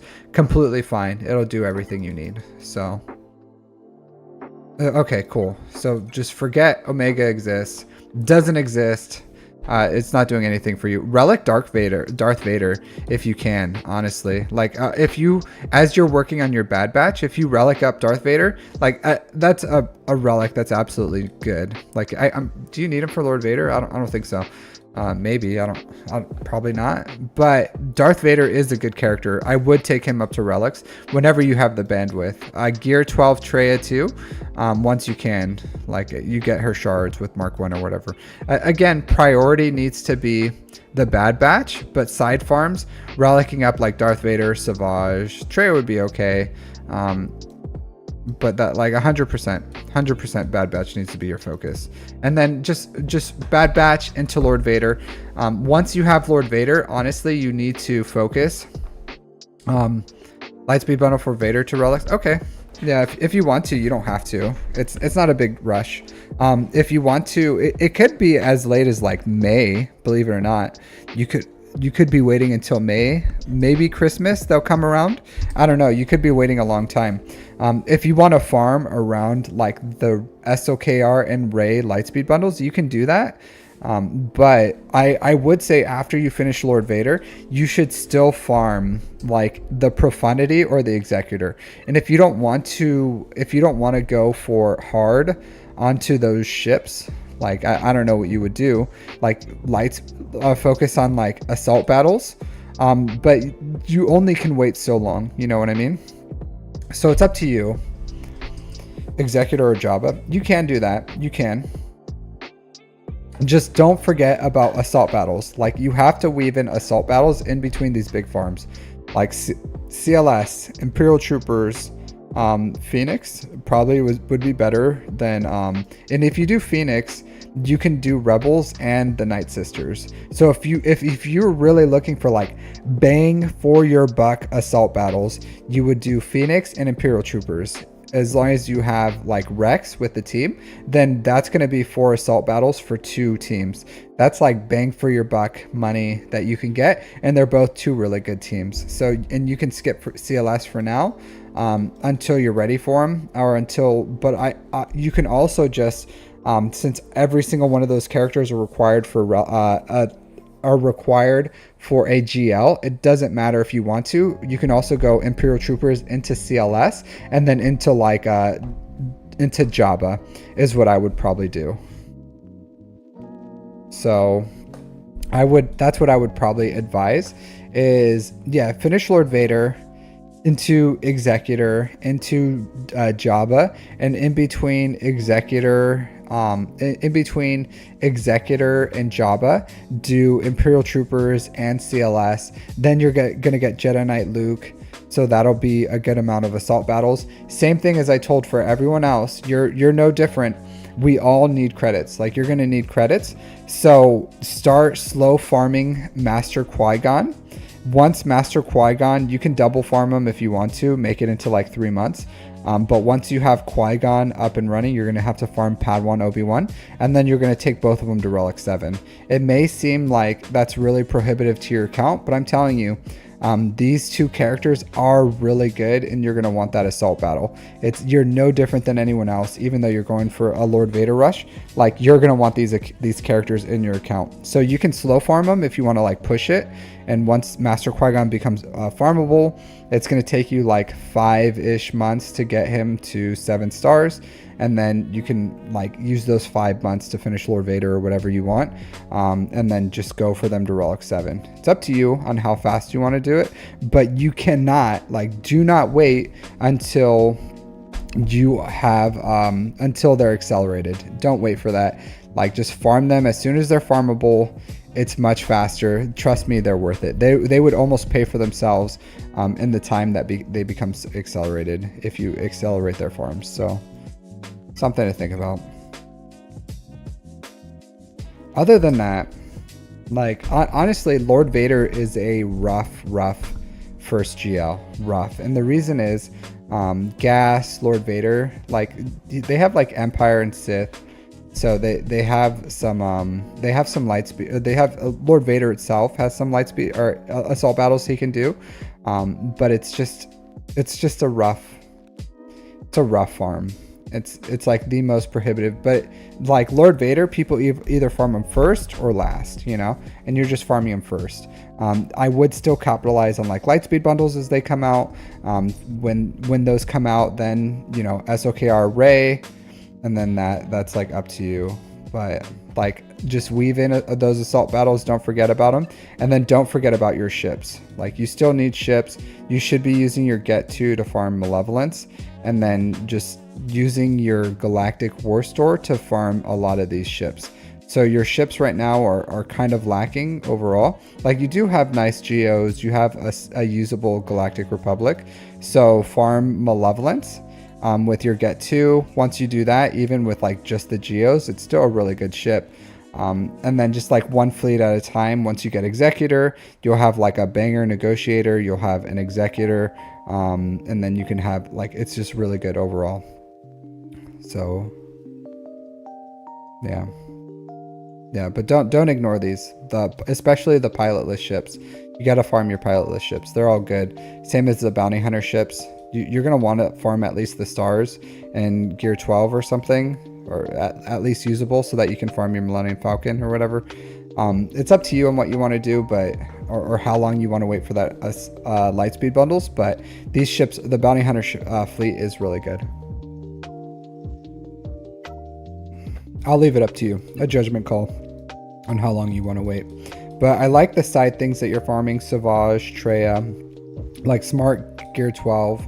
You have your Dark Trooper up and running, kind of. So yeah, you are going to want to add Range Trooper in there. Range Trooper is core to the Imperial Trooper farm, so you're going to need Range Trooper, so you can add him to your farming list.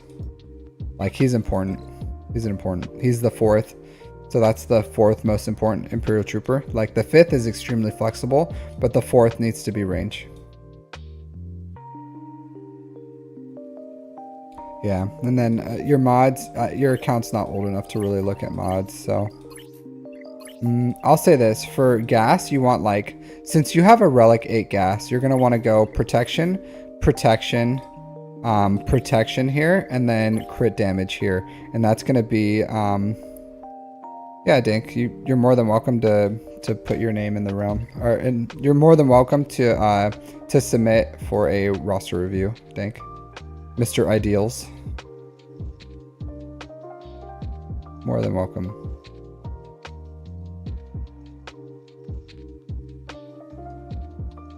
Yeah, so okay. But yeah, I would change these. Like, you don't need a speed arrow here for them. Protection primary, protection primary, protection primary, and then crit damage would probably be the best. Like, make sure you're still following my my mod guides. Like, even though you don't have the mod depth and you're still like building them, potential is potential. So you don't want to build like crappy ones over time. So make sure that you're following my guides. Like, you can use this somewhere else. Like, it's a pretty universal mod there. Like, this one doesn't hit the standards, but over time, like, you should be able to get them where you need. You're gonna have to submit on Discord, Mr. Ideals. So I have my list is quite extensive, but if you go ahead and submit here in my Discord, then I'll get you here, add you to my list, and I'm just working them down. So you're more than welcome to throw your hat in the ring. It'll take some time to get there, but we'll get there. In the end, we all get there, sooner or later. All right, so yeah, so that's what I would recommend overall. That's not ideal. I know, Dank, but it's fair. It's equitable, is what I'll say. It's equitable. So it takes a while. Of course, like, those who donate get precedence, but other than that, like, for free reviews, it's an equitable system that allows everyone to get the same level of roster review and over time. So there's no like randomness to it. There's not, like, because some people could get like reviews multiple times in a row or something if they keep submitting, but like, this allows everyone to get their review like in the order that they submitted. over time. And I understand it's like it's not the best if you just come on and you're like, well, I want it right now. Like, but you got to keep it equitable. But yeah, but overall, like, good start. You got to get that priority. That priority 100% is going to be, thanks for following Obion. Needs to be, well, obviously mine, right? Like, if you want a roster review from Egnards, you're more than welcome to submit a roster review from Egnards. But like, if you want a roster review from me, you're gonna have to submit it under captain's roster reviews, and here in number 2 is how you get them.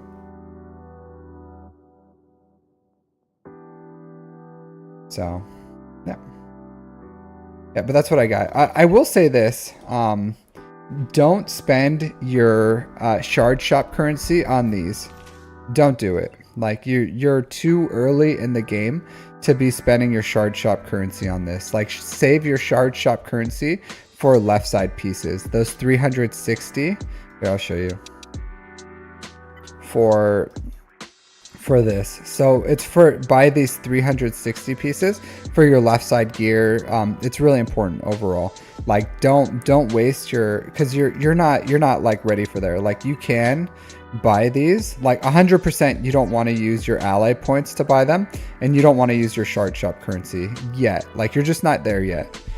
It's not a horrible deal. If endgame players, it's like 100% they need to, because they will waste their data cache, but you're not there yet, so don't waste this shard shop currency. You need to be buying this gear at like 360, 300, like this gear right here, this one, especially this one. That's what your shard shop currency needs to go to. And then you should be using, you should buy bronzium data cards for your ally points, and that's what you use to get your shard, to fuel your shard shop currency, pretty much.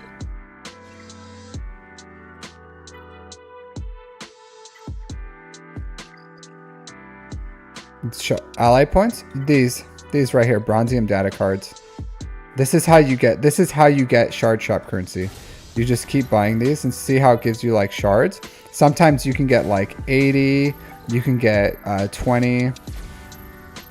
So if you don't see it, you have to go into, like, are you familiar with Discord? If you're not familiar with Discord, you have to go to like channels and roles here, and then you can go to channels, and then you need to be following my channels. So if you're not following my channels, you won't see them in Discord. So if you're having issues, you go to channels and roles, browse channels, and then captain's roster reviews. Follow the category there, and then you can see all my stuff.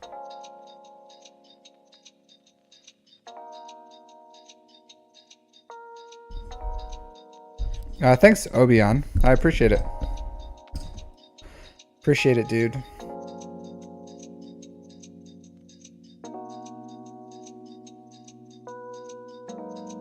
All right, so I will take I'm gonna take a quick break. I need to grab some water, and then I'm going to get, and then I'll do Jericho. So are you still here, Jericho?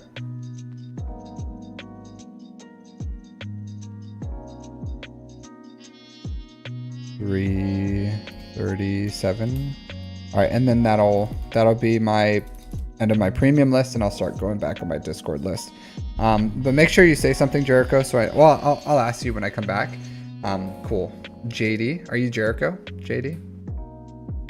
But be right back, and then we'll jump into the next one. All right.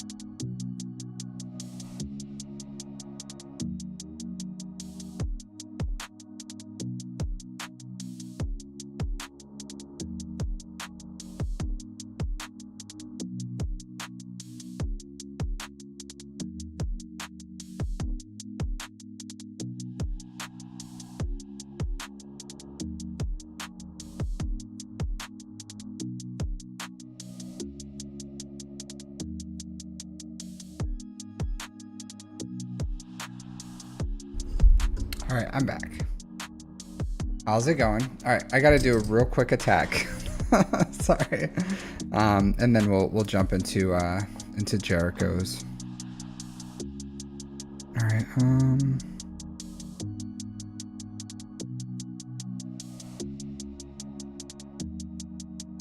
Let's just do this. Do that.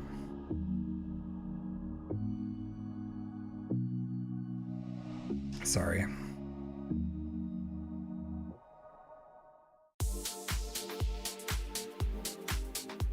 I'll do this.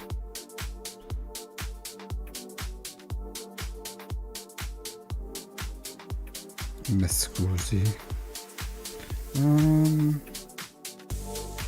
Yeah, I'm sorry. I'm playing on my phone. How are you all doing?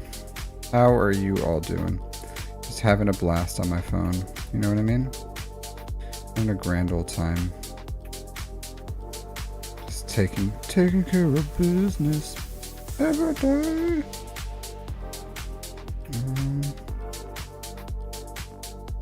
So this like territory war is absolutely nuts. Like these dudes are ridiculous at how freaking sandbagging they are. Like they're just ridiculous skilled. Let's do that. Ridiculously strong.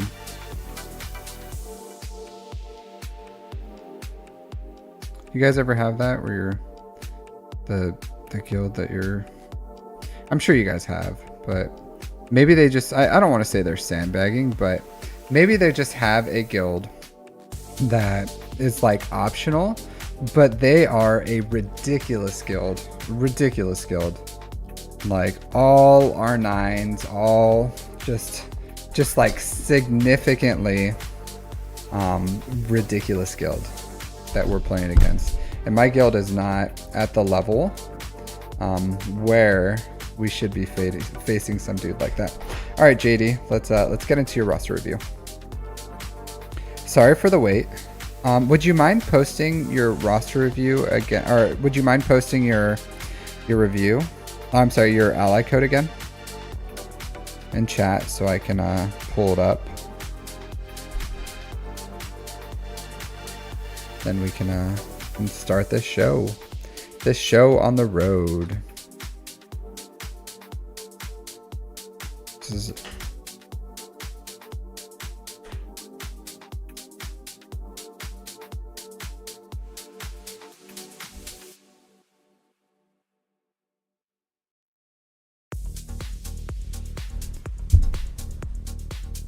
JD. Did you submit? Maybe you submitted in my my thing. Let's see.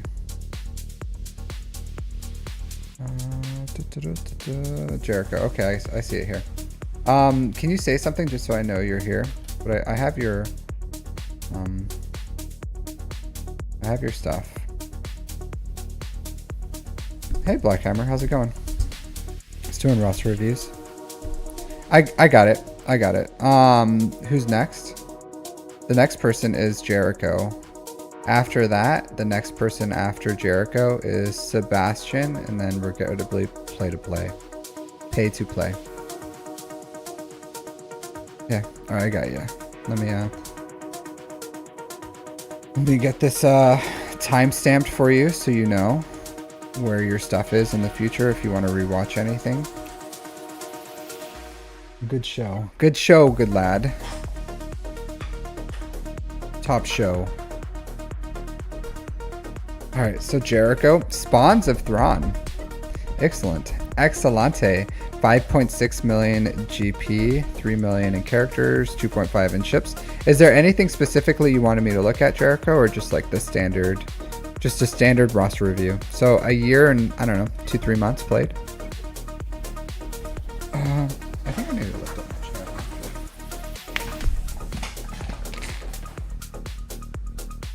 Yeah, there you go.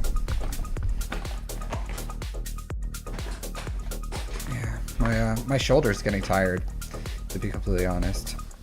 I need to do some stretching. I have some, I'm going to sports medicine this week to get it looked at. I have not the best shoulder for some reason. I don't know. I didn't have an injury or anything. It just kind of happened. All right, so Ray.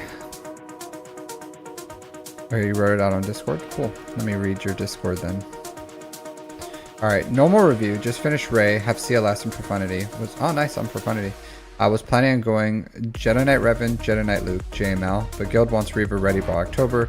Still need a farm 2 out of 5 Inquisitors plus gear. I'll say this. So let me look at your guild. Let me see these guys. Because your guild probably won't be happy, but let me, because I do not recommend you going directly into Inquisitors right now. It's like so prohibitive of your account. It's insane how much it slows down your progress. But where is it?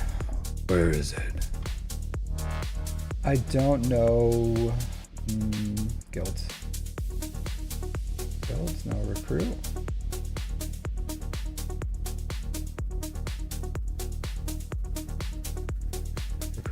All right, so it's a lot harder to find things now. All right, let's see. Find a guild. Spawns of Thrawn. All right, Spawns of Thrawn. Let's look at these guys. Let's see if they cut the mustard. All right, so about 300 million GP, 19 in rote. Dark side, working on what? TB, rote, dark side geo. How many watt shards do you guys get? Like, is that what you guys are here for? Rote 19. 130 for speeder bike raid. Nothing too. So I'll say this, like, your guild is not bad. Like, it's not bad. But if a guild like this, because your guild's like kind of mid, right? Kind of mid. Not the best, not the worst. Like pretty decent, honestly. Not 5.6 million. So you're in a about where you need to be guild, 300-ish million GP guild. But let's look at this. All right, so you have your watt shards. So at this point, it would be completely fine if you just moved on into a full-time rote guild. Like, completely fine. You don't have to stay in a guild where you're like, if you have the 7-star watt, you should be doing full-time rote. So it's probably time that you moved on from your guild anyways. But you have enough things. Like, if you have Ray, you have Profundity, you're in a good enough position where you can probably find a decent enough guild without it. And I would say this, like, your account is not ready for Inquisitors. There's a lot that you need to do before you start going for them, and it's just not ready. Like, it's 100% would be incredibly because that's 2,000 Chirotech for the normal 5. It's another 500 for Grand Inquisitor, so that's 2,500 Chirotech, and then once you get Revo, which will be in a long time, it's 700, so 3,200 altogether. You are not ready for Inquisitors. I would say when you're ready for Inquisitors, it's when you have 4 GLs, 2 GL ships, and all the assault battles except for Night Sisters or Phoenix done, which I think you may have Phoenix, I don't know. So the time, yeah, so you have that done.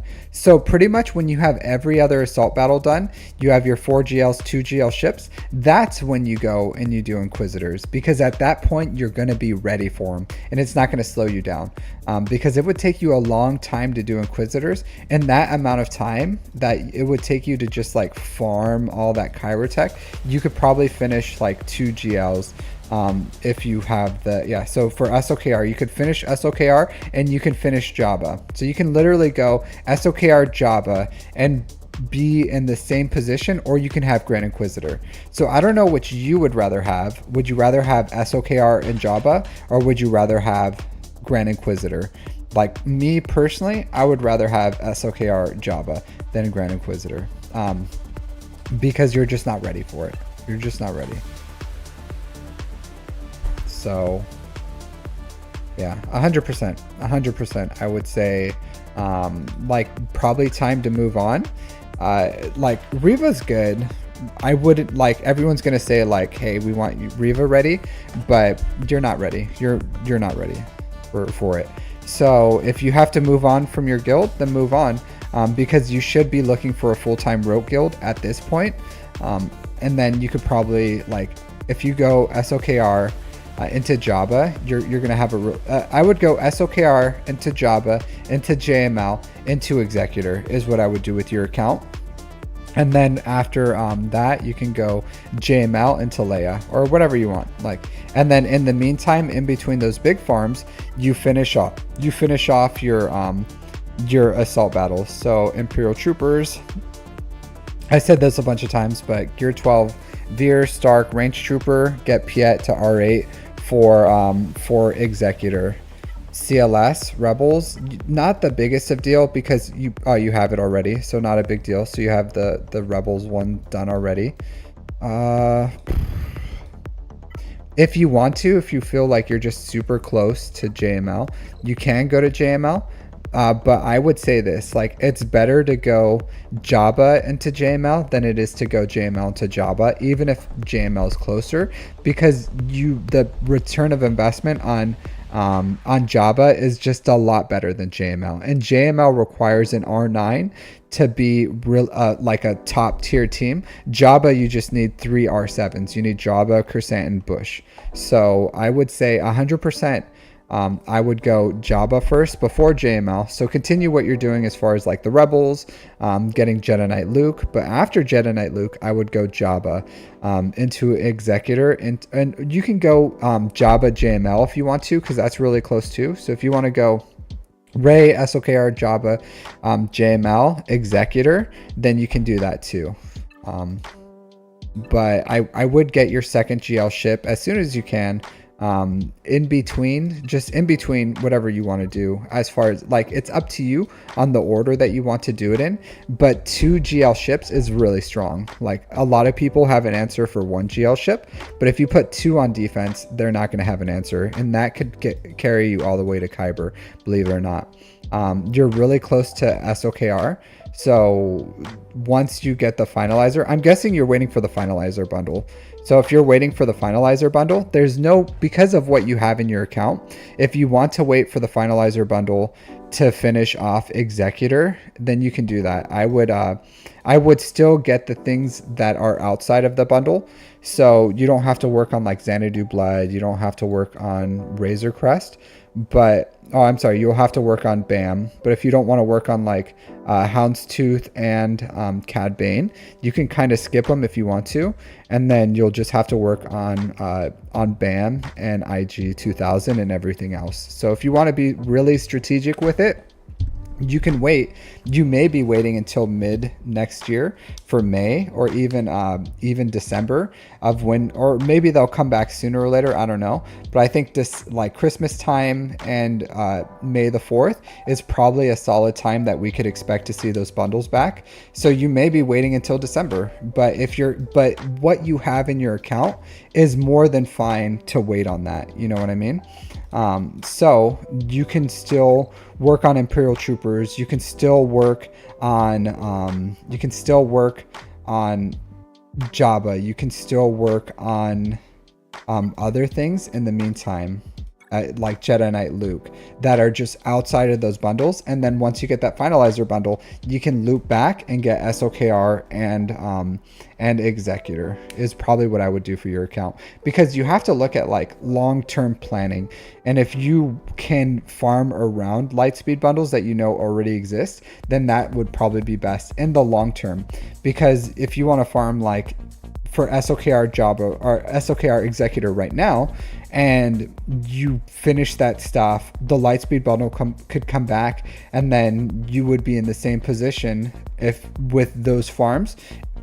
But you know, for $20 you can like make up the difference.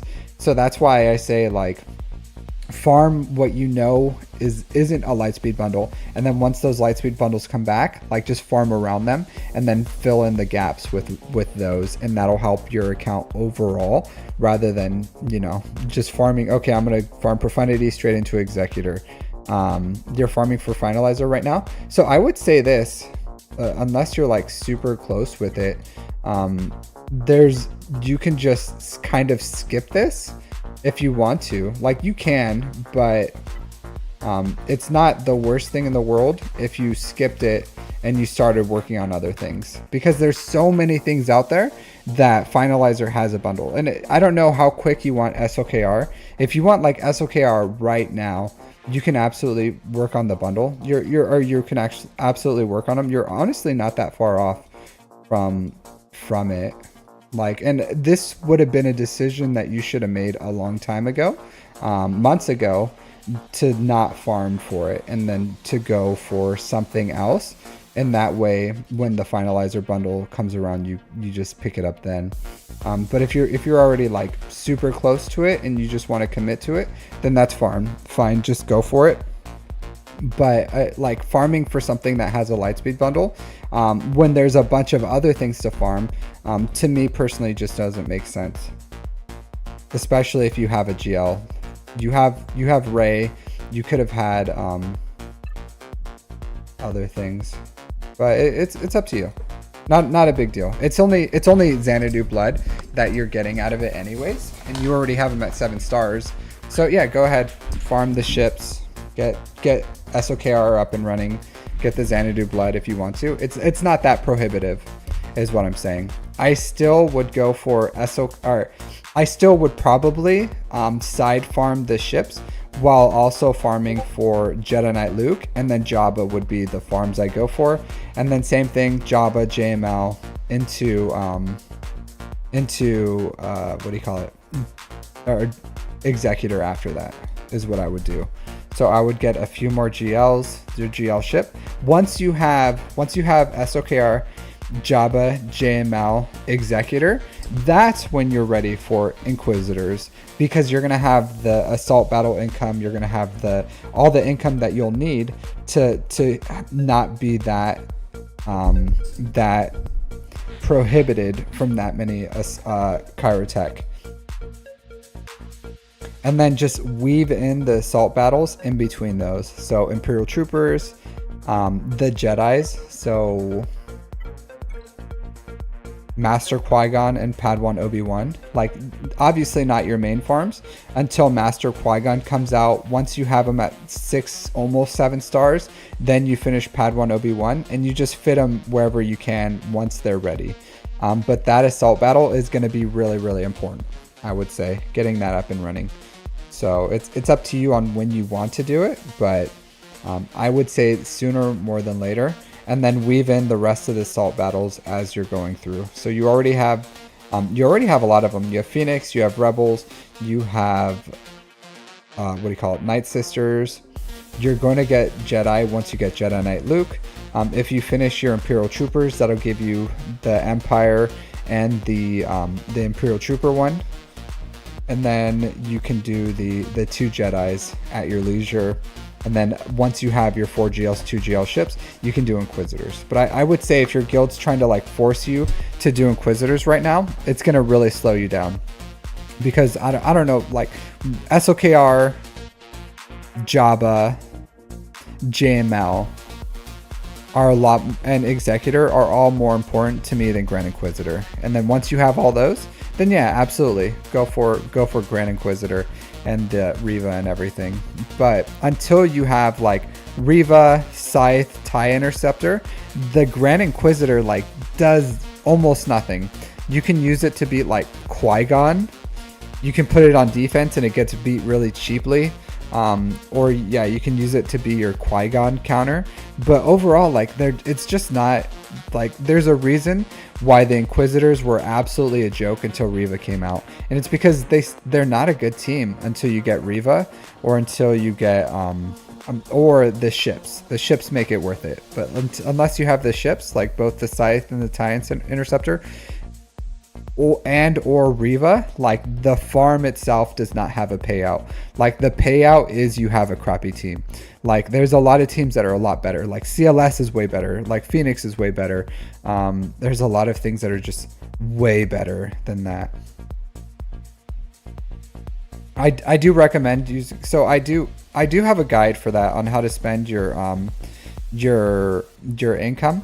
Andrew, it's in my amazing guides in my playlist. But yeah, absolutely use Mark II to farm like Wampa and Hoda to accelerate those farms. Like Get 1 is really slow. So Malik, Gas, Hoda, Wampa, yeah, absolutely use your Mark II.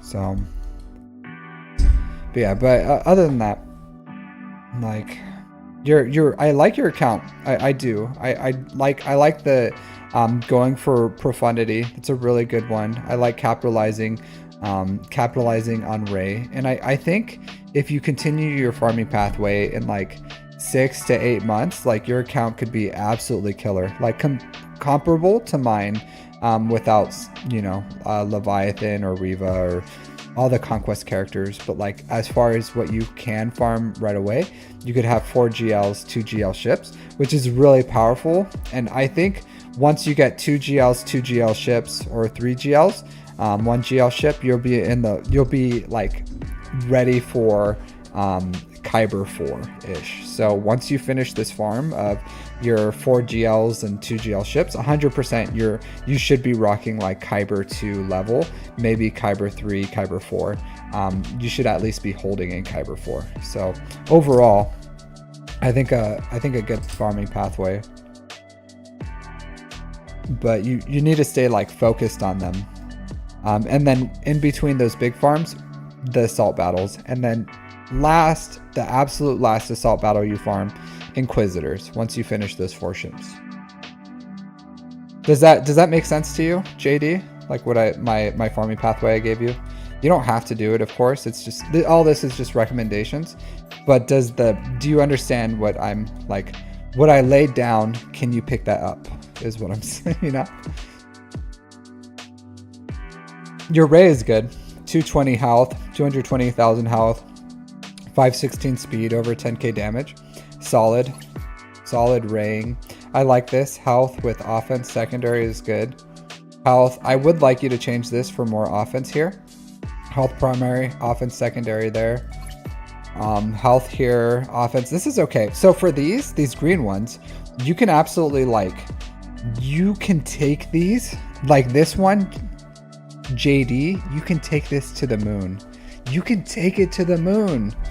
Absolutely. Because look, there's no waste here. Absolutely no waste. You hit speed, party on. Excellent. You hit defense, whatever. You know, offense here, yes. A flat offense, no waste here, no waste here. So you can absolutely take a mod like this to 6A. And usually for characters that I want 5 and 5, I do take it to 6A because that's the only way you can take it to max out speed and offense percent here. So mods like this, you can take it to the moon. You hit 5 dots here. It could be 24, 25 speed. You can hit 2 more times in offense here, hit like 6, 7% maybe. All right.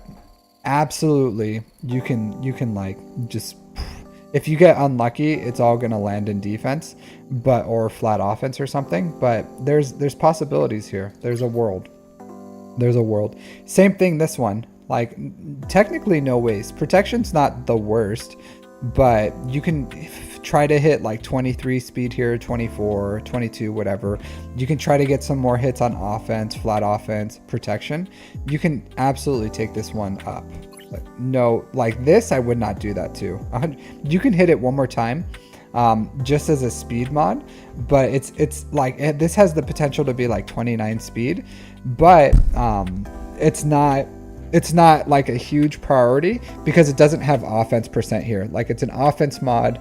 You want offense percent for an offense mod. Like, this is a holdover for now, but in the future, you're going to want to get health, primary, offense percent here, speed. But like, this one has potential. You can still work it just as a speed mod, but I personally wouldn't like, and same thing, this one. You have this lackluster defense sitting here waiting to ruin your time. But you can absolutely, and flat protection, but like, obviously not the best, but if you wanted to for something like this, you could continue working offense, and anything that hits in protection or defense, you can calibrate it into offense percent here. So like, you can make this into a really good mod if you wanted to, and it'll be useful forever, especially if you can hit offense here. So obviously not a priority on that one. And this one too, like, not the biggest of priorities, but you can continue to work on it. Try to hit this speed and health percent here, and even if it hits like tenacity or potency, you could always use this for a different one. So if it hits like speed and tons of tenacity here, then you can use this on like a Jabba mod, to be honest, and it would still be really good for that. So there's and then you can replace this one with another one later. But if you hit like speed and health here, still good, and like, this one has potential for other things. Same thing, this one. Speed, offense, you want to try to get the 5 here. So all these mods have the potential of like being plus, for the most part, like 23, 24, 25 speed. And right now they're only green, so there's a lot you can do with these mods. Like, this one probably has the least potential out of all of them, even though it has the most potential for speed, just because the other ones have secondaries that you want. Yeah, so just something to think about. Like, sooner or later, you like, and for normally, I don't advocate for you to feel like you need to 6A mods. Like, normally it's like, hey, hit your 5 speed and then move on, keep it moving. But for Ray, if you look at my Ray mods here, I'll come back to your account. But if you look at my Ray mods, or a lot of my GL mods, like, a lot of them are like 6A, like, if you can see. And the reason that is because they're so stat hungry. You want these rolls to hit like offense.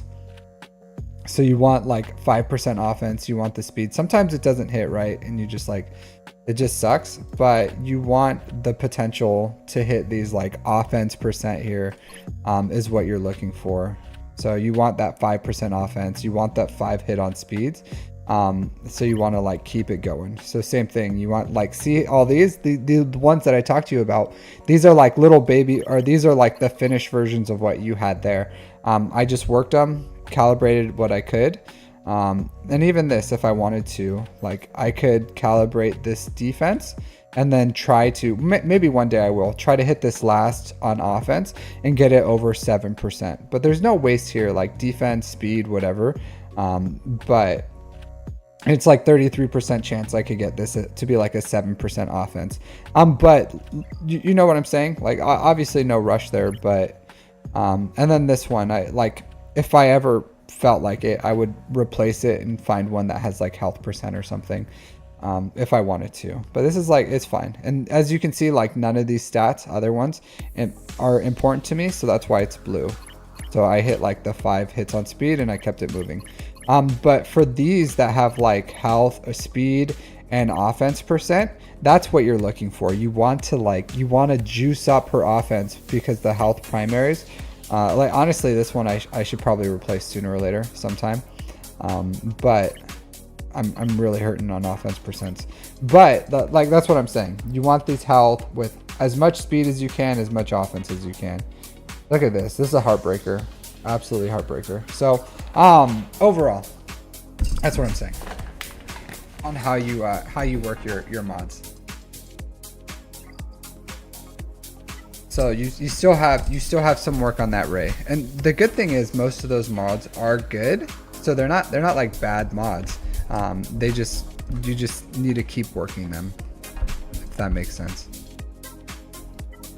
Not a priority. Her stats are like okay-ish, but all right. So overall, your mod depth is not good, which is fine. Have you seen my mod guides? It's in the description. So I would watch my mod guides. It's gonna help you build your mods, like how to build plus 25 speed mods. It's a good guide. I would watch that. It's gonna help you overall, just building good mods. But yeah, that's what I have to say about this account, farming pathway and everything. So just keep it up, keep farming your ships. You're doing a good job. Focus one fleet at a time. Use your finish off this malevolence. Yeah, get your Chimera up and running, and then yeah, just keep it moving.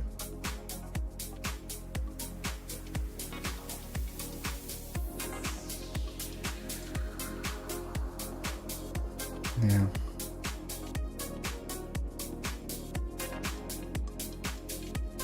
So yeah.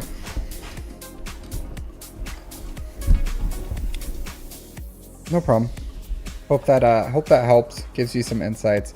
In the future though, or for anyone watching, if there's lightspeed bundles out there, like it sucks, right? To be, and I did the same thing. Like there's a reason I'm growing so fast is I try to have foresight on what the lightspeed bundles are going to be, and I try to farm around them. Like I only relicked up General Grievous. Everything else was like a lightspeed bundle. Same thing as like Galactic Republic, a lot of lightspeed bundles here, and then my geos, just stuff like that. Like if you're really Gucci with it, you can kind of predict what they're going to do, but just farm around lightspeed bundles. If you know there's bundles out there, and there's other things that you can farm that's not going to be like super prohibitive, then go for those things. Like instead of Executor, I would farm like a Profundity or something, you know.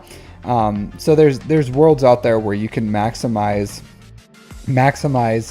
your farms around the lightspeed bundles, and then whenever the bundles come out, then you buy them, and then it fills in the holes of your account. So if you can do that, like since you already had Profundity, then you absolutely could like have slowed down.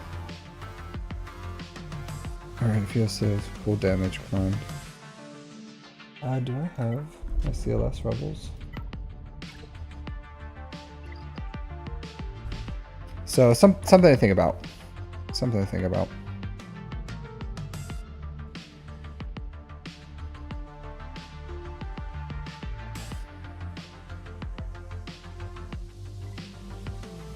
Let's see some questions. Where do you feel older GLs such as SOKR, Ray, C, JML places in priority for a mid-game player? So it depends on like, so Ray, SOKR, like just use the lightspeed bundles and then buy those whenever they come out and farm them there. C, I think is going to have a lightspeed bundle soon-ish, within a year, so I don't think there's any rush there. JML has a soft lightspeed bundle with the Rebel one. I don't know if that one's ever going to come back, but like if you capitalize on the lightspeed bundles so far, then you can absolutely farm around them or farm new things. So all the old GLs are still really important. I don't think any of them are particularly important more than Jabba. So first GL fleet, Jabba is really important. After that, you can kind of like farm whatever GLs you want. But I would capitalize on lightspeed bundles, farm things that aren't lightspeed bundles, and then weave in assault battles as you go, and then you'll be in a good place. So that's what I would say for mid-game players. But you just have to kind of weave in or farm what you think is best. It's not always as simple as like farm whatever's closest, because a lot of people are like, what should I farm next? And they're like, well, you're closest to this. I don't really believe in that as far as like, what should I do? Oh, I'm closest to this thing, I'm gonna farm that. I will say that it's good to have good farming synergy. So farming something like, if you farmed Profundity Jabba, then hey, JML is like right there, farm JML. But rather than doing only things like, hey, I farmed Executor, okay, well the next closest thing to you would probably be C. I don't think like, okay, just farm C. If you're completely free to play, then that makes sense, but also you should weave in like assault battles in between those as well. So it just depends on your spending habits. Are you willing to have the patience to farm around lightspeed bundles? Or you just want to farm, like you just want more things in your account? Or do you want more things that are going to give you more resources that'll allow you to like grow your account faster? Like what's your farming philosophies? What do you want in your account? It all depends, but I say there's a lot of flexibility in the world as far as what you can do farming pathways, just because there's so much in the game right now. There's no two farming pathways are going to be exactly the same. And even like I've seen accounts that are really, really similar to mine, but they're not exactly the same because there's other things that you can do and other priorities and all that other stuff that you can, like there's just, it's impossible to have, I'm going to like follow exactly what this person's doing. So you just have to smart or farm smartly. Cool.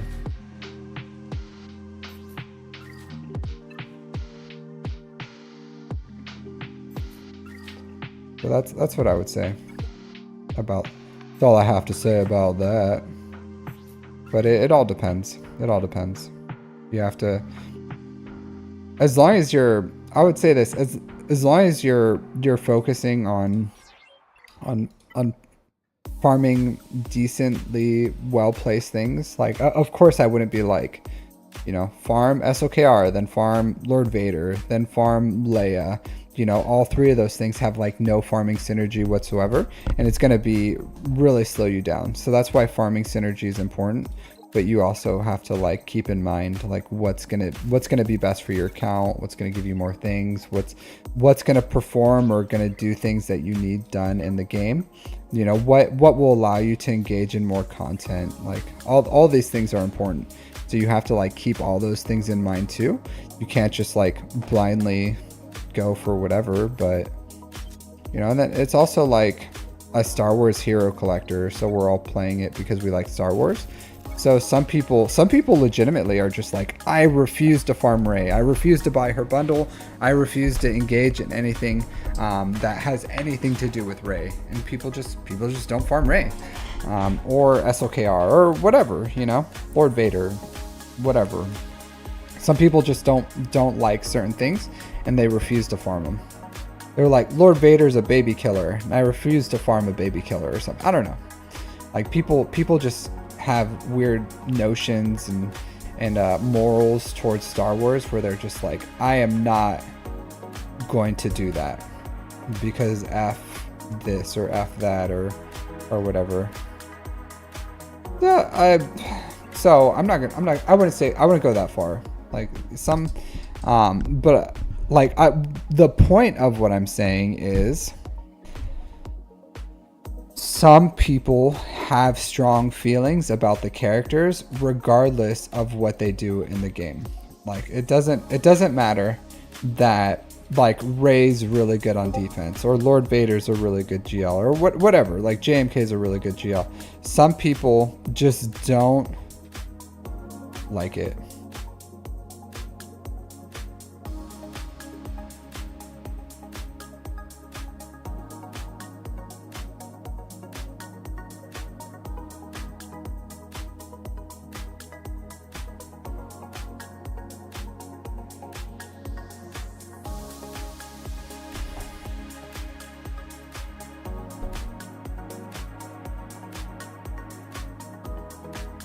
Okay. Bodhi is the goat. Yeah. I'm getting chewed out via Discord by my guild right now. Like legitimately. They're just like chewing me out. Not me in particular. Not me in particular. But the royal we, right? The royal we. How life? What do you mean? What do you mean?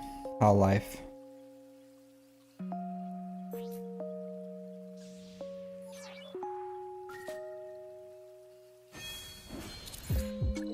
Clones first? I don't know about all that, but yeah, I'm just getting just absolutely getting took to task right now by my guild. They are not happy.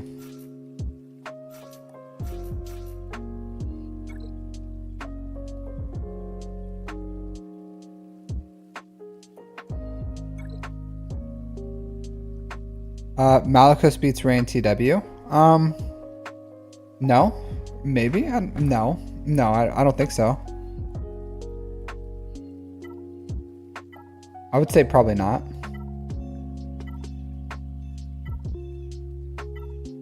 Definitely not right now, because he doesn't have any of his Omicrons. His Omicrons are pretty important.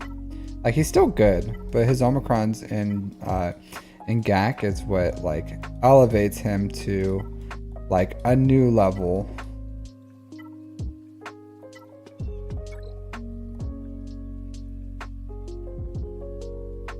That's not what he's talking about, or that's not what I'm getting chewed out for. It has nothing to do with our performance. Achievements. Oh, look at that. You got my little whatever. What did I do wrong? I didn't do anything wrong per se. It's just our priorities. Our priorities in life is they want us to change them. So we'll get it. No. I don't want to like say too much because I'm just gonna say they're not happy. They're displeased. There's pleased and then there's displeased. Please, displeased. Here, you know what? Here, here, I'm gonna do some. I can do it right now. Yeah. I don't know. That's just sometimes it just be that way. You know what I mean? Tell them no. Nah, I'm not gonna tell them no.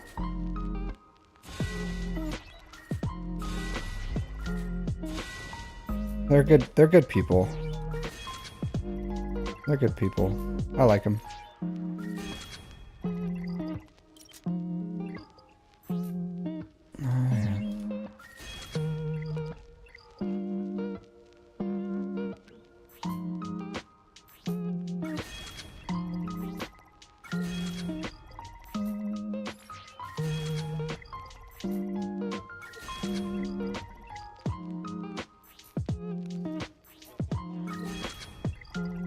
Man, I was totally ignoring these dudes.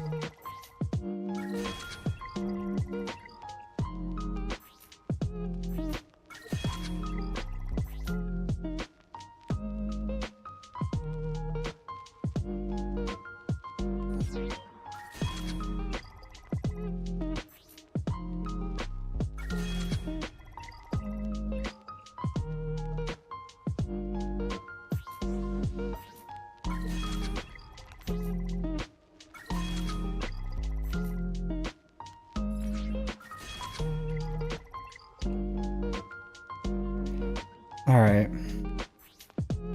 What do I need here?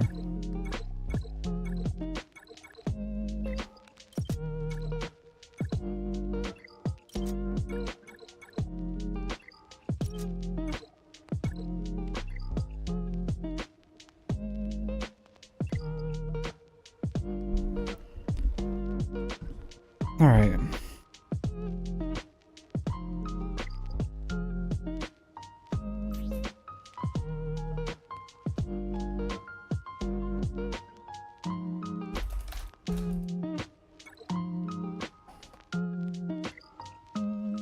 All right, so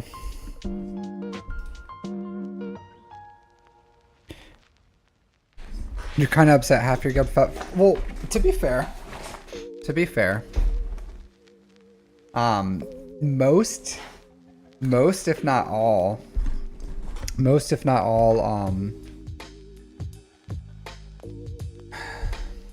I'll say this, most if not all guilds really had a hard time on this raid, and we just who knew it was going to be what it was. Who knew so who knew.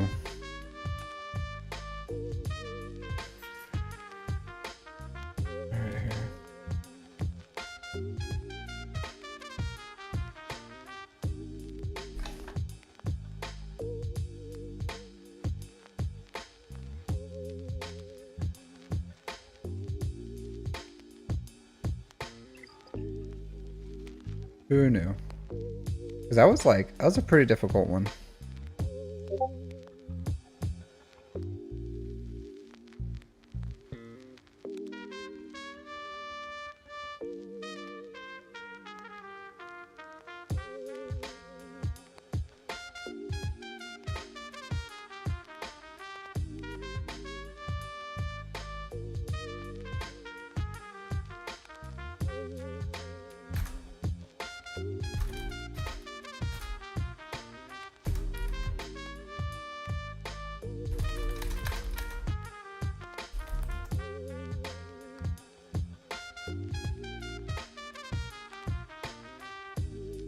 All right.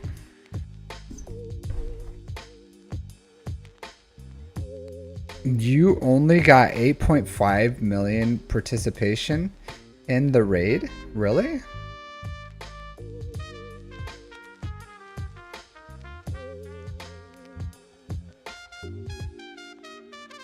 Man. You didn't... Man, hey, Jimmy J. That's rough. That's rough. Yeah, so I wouldn't be upset, Dank. Like, I think you went for like, what do you call it? Like you do have the premium things in there, and without the premium things, then it's just really hard. Hey, Slasher, how's it going?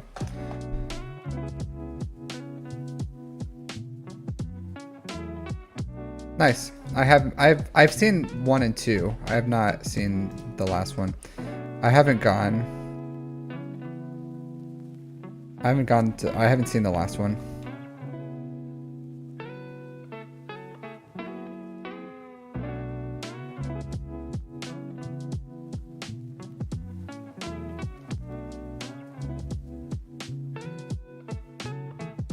You doubled your score and I didn't even get Jedi of Steps going. Yeah, it is tree clips. It really is. It really is. Do you have a YouTube channel about trees?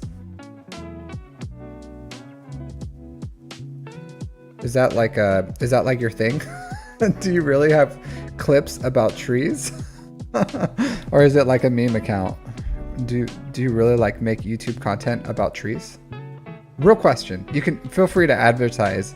Feel free to no YouTube channel. Okay. I was like, do you really? Are you really like a tree? Because who knows? You might be like a landscaper. So people can be pretty, have some pretty good ingenuity nowadays, and they're just like, they have a trade or something, and then they just record the process of that and show like before and afters and them like working, and then it's a good like side business. So it wouldn't be surprising if you were like if you did landscaping or if you did something along the lines. But I thought it was a possibility. You got the Lightspeed bundle, but that's the only team. I got decent points, about 525k. Only 3 other my guildmates got more points than you. Everyone else got around 250k. Yeah, maybe. Well, it tree clips, so he would be like Legion. You know, he would be like Legion. He would be a group of clippings of trees, or He's just like marketing for those tree clips. Give him the marketing tips. No. Yeah. Yeah, let me tell you how to take your tree clips channel to the moon. Yeah. No, that's funny. Yeah. Hey, Ren2G. It's going pretty good. Just doing some roster reviews. I just got my Phoenix up and running, so yeah. Can get 900k 1.2 million with good mods on just the Lightspeed bundle tunes. Yeah. Yeah. So I do like, that's what I'm gonna do. I am gonna have to. Hey Paul, how's it going? How are you?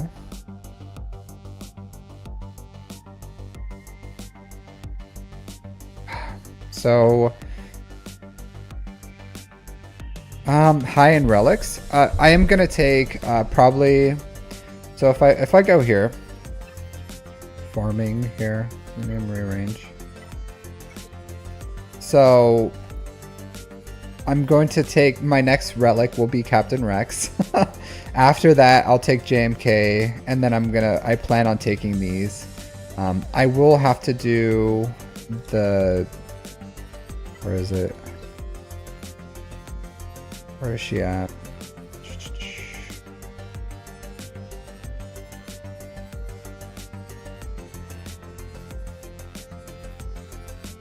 Luminara. Yeah, I'm gonna have to take her Zeta. Ugh, I don't want to.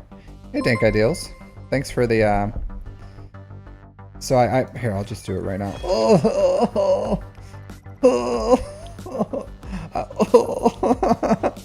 I don't want to, boss. Alright, so I had to do that for the guild. So I will get the 1.2 million participation. I have Grandmaster Yoda at Relic 8. I'll take I'll remod. I'll do everything I need to. I'll remod everything I need to get that up and running. But it's necessary. Thanks, Dank, Mr. Ideals. No. It hurts. It hurts, boss. Alright, what's this TW? Let's see.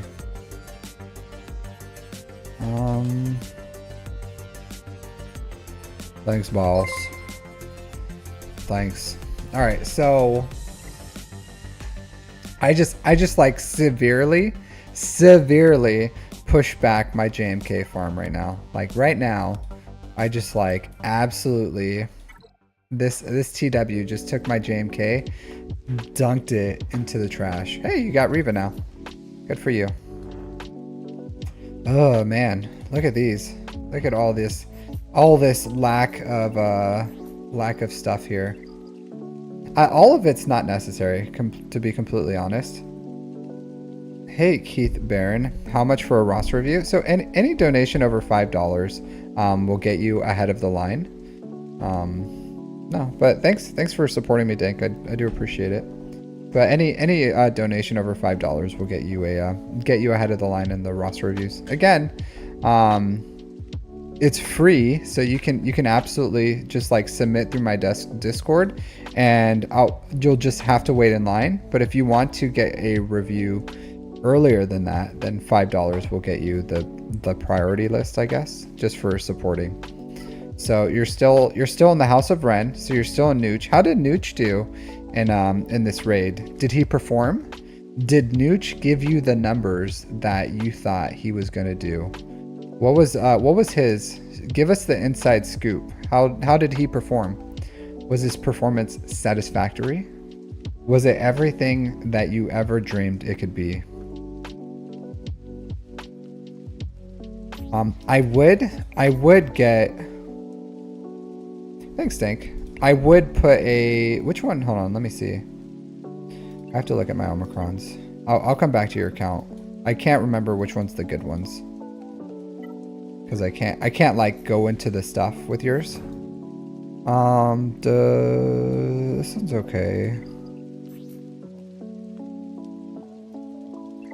Which ones? There's one that's like really important. All right, so I would get her lead. I would get her lead. So whenever an ally or enemy is defeated, all Inquisitor's allies gain defense penetration up. When Purge is dispelled during an enemy's turn, that character, excluding Galactic Legends, gains Death Mark for 2 turns. So this one is good. This lead 100%. Like you don't have to do this one. If you're gonna skip one, Reckless Sweep 100% I would skip. Like it's nice, it's not bad, like I have it, but if you're in like an Omega Omicron crunch, which it seems like you are, this one, Reckless Sweep, is not necessary. And then this one is still good. Whenever Third Sister is revived from hatred, the cooldown of Unyielding Onslaught is refreshed, and she gains 100% offense until her next attack, and ignores taunt attacks for 1 turn. So not the worst. It's not like super mandatory. This isn't gonna like end all be all, but it can be helpful because especially, hey, thanks Andrew for subscribing. But he got the 69 420 score. Come on. Now, give us the juice. Give us the juice. What was his real participation? Hey Keith Barron. I'm not gonna rank the GLs right now. Maybe I'll make here. I'll make a video. I'll put that in a as a video idea. That's actually a good video idea, Keith. So I'll make a video the next time where I'm like, I just want to make a video. I'll do that, ranking all the GLs. So I'll put that as a video idea. So I'll sooner or later when I get to it. That's a pretty good idea though. I'll do that. Thanks, Keith. I appreciate you. You the best. But 100%, I would say when you get a chance. Not this one. The lead is the best one. Especially, and I'll tell you why. Especially if you put Third Sister on defense, people are gonna try to beat it with Phoenix, right? This Death Mark is going to be a really, really good way of making them lose because you start rolling to RNG, they get Death Mark, they just get yeeted, and then you win. So 100% I would put your next Omicron, I would put Harbored Aggression is what I would do. That would be my recommendation. Qui-Gon, I would say Dank. Believe it or not, you're gonna think I'm crazy here. You're gonna think I'm nuts. You're gonna say, Captain Amazing, you are smoking. You're smoking Laganja, is what you're going to be telling me. Honestly, I wish you would stop wasting these. I wish you would stop wasting these Omicrons on PvE Omicrons, because you could have had Qui-Gon and Rivas, but here you have Padawan Obi-Wan and Kyle Katarn. Hurts me. It hurts me, and it hurts my soul. So I would say. Stop putting PvE Omicrons on, Dank. Stop it right now. And then does your guild like the Qui-Gon TW Omicron? So first of all, Solasher, that's ignorant. That's an ignorant statement because there is no Qui-Gon. Where's he at? There is no Qui-Gon TW Omi. It's only a GAC Omi. You acting real ignorant right now. But other than that, Master Qui-Gon? Probably not. I don't know. I don't, does he even have, I don't even know what this does, to be completely honest with you.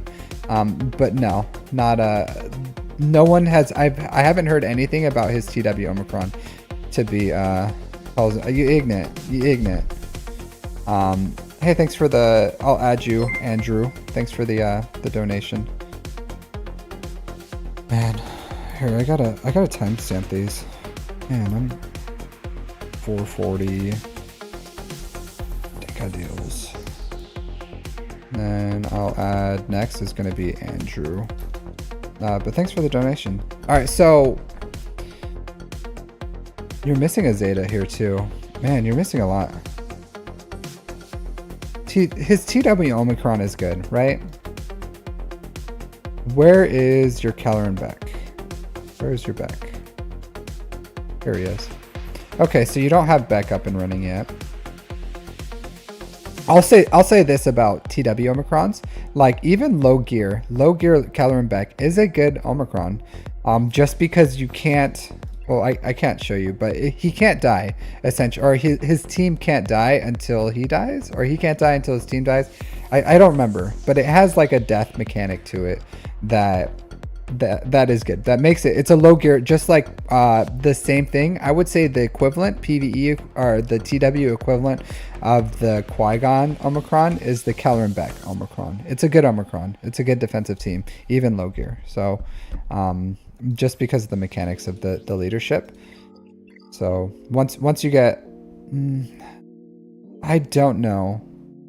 So since you don't have Beck, I understand putting the Qui-Gon Jinn as your next one, but the next one after that, I would give it to Reva. Because honestly, to be completely honest with you, as long as you take Reva on offense, she can beat a lot. She can beat a lot. Yeah, that's true. That is true. Because even on here, let me show you. I'll come back to your team. We'll come back. We'll come back. So even if you go to like arena, right? Arena. So there are no Omicrons here, right? No Omicrons whatsoever. You can still do a lot of work with Reva. She's good in TW. She's good in everywhere, honestly. So, and this is like a banger team. That's not good. Let's do this to help keep my team surviving past this. Let's do that. So I may lose this one because it's a double tank, but we'll see, because he's going to do that. He's going to do the swipe, and okay, they survived. Cool. But if you can see here, like this team is absolutely bonkers with its ability. Like it's just, and this is without any of the Omicrons. So this team is really, really good without it. So if you don't have this Omicron, or if you don't have this Datacron, then it's fine. It's still a really good team. Because even without the Datacron, it can still beat a lot. And it beats JMKs without the Datacron too.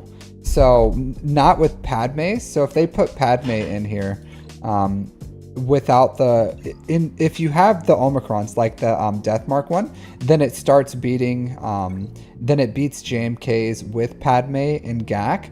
But even without the Datacron, like no Datacron, Reva against JMK with a Padme in there, like JMK has the advantage in there. Without Padme, then you can easily dunk on these JMK's teams. It's honestly my JMK killer before Padme came in with the Padmecron, because a lot of people don't put Padme in there anymore. They put something else like Shock or something, I don't know. So really good. Even teams with even in TW, where they have a Mace in here with a Mace Cron, you can still use Reva without any Omicrons. Kill Mace first, and then you kill, then you have to kill General Kenobi, then you kill JMK or Cat, and then you kill whoever else, and then you kill JMK, and it still wins really, really, really, really reliably. So overall, like, Reva is a really, really good team. So you don't have to put the Omicrons. It's just, especially if it just makes it better. So I would give her third Zeta, and I would give her at least that one Omicron.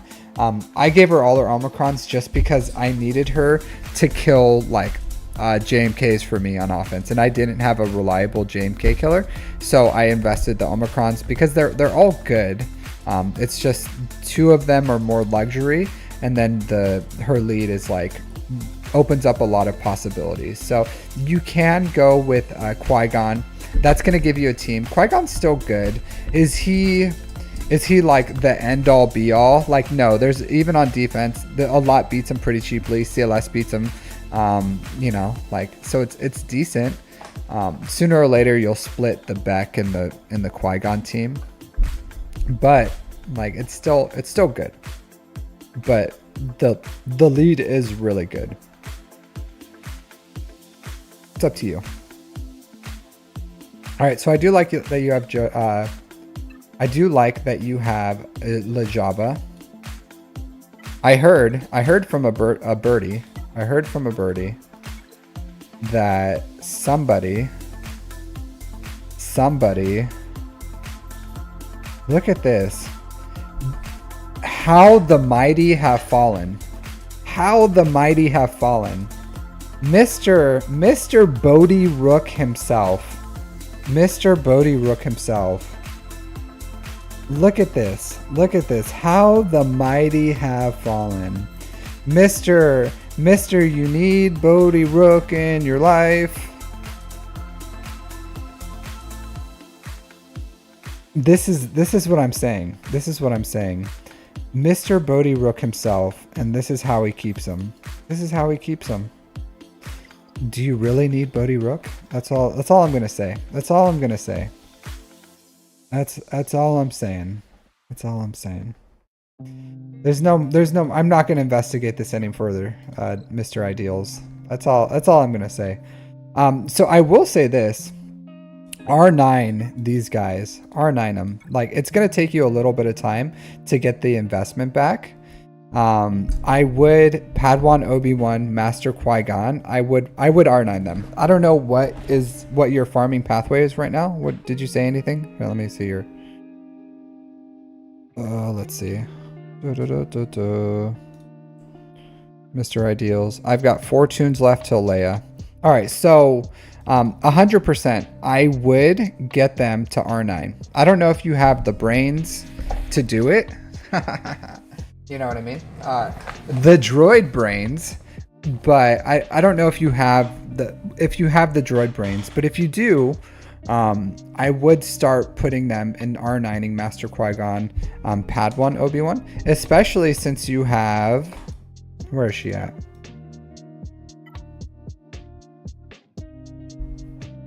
Especially since you have R9 Queen Amidala. So you 100%, you need a R9, Padawan Obi-Wan, and Master Qui-Gon. 1000%. It's gonna pay off. You have 150 drone base? Yeah, 100% then. R9 these guys. Whatever you were doing, even before you do Leia. Keypads? No keypads? Farm your keypads. Keypads are easy to farm. Use your get to. Use your get to farm. You use your fleet energy to farm the, what do you call them? It's on the tip of my tongue. I know. We'll come back to that. What are they called? You guys know what I'm talking about. Bothering me. We'll come back. Fusion furnaces, yeah. These 100%, like, farm fusion furnaces.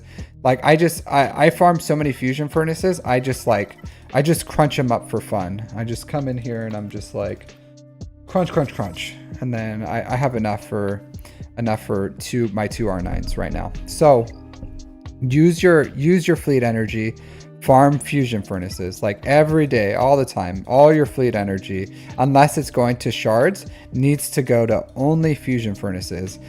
This helps with your other CCBs. It helps with bronzium wiring, and then you crunch all these up. You use your Mark II as well to farm these, and then it'll go by like super quick. So you farm fusion furnaces, stun guns, and data pads, and you buy your with Mark II currencies, and then you'll get these keypads like super duper quick, and then all your fleet energy go into fusion furnaces. Only farm these, and literally that's the only thing. I mean, for like years I've only been farming fusion furnaces.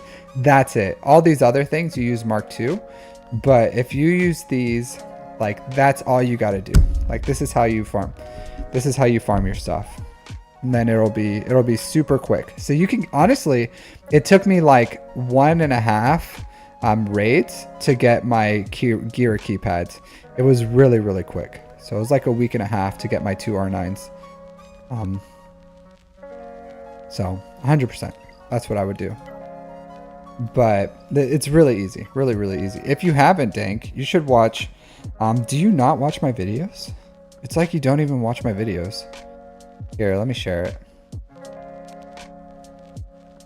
Here. How do I get you to check my roster? So hey, thanks for following. So there's 2 ways. There's one of 2 ways. Peladox. I think it's Peladox. It may be Peladios. Because the O, it looks like a E or a C. I don't know. Is it Peladios or is it Peladox? The font is a little weird for your name. I don't know why. I'm gonna say Peladios. Peladox. Oh, Peladox. Okay, so Peladox. So you can submit. Oops. You can submit on my Discord. And then Pella. Okay. Pella. All right. So you can submit on my Discord for a free roster review, and then I'll add you to my list. So my list is like, it does take me a little bit of time to get through it.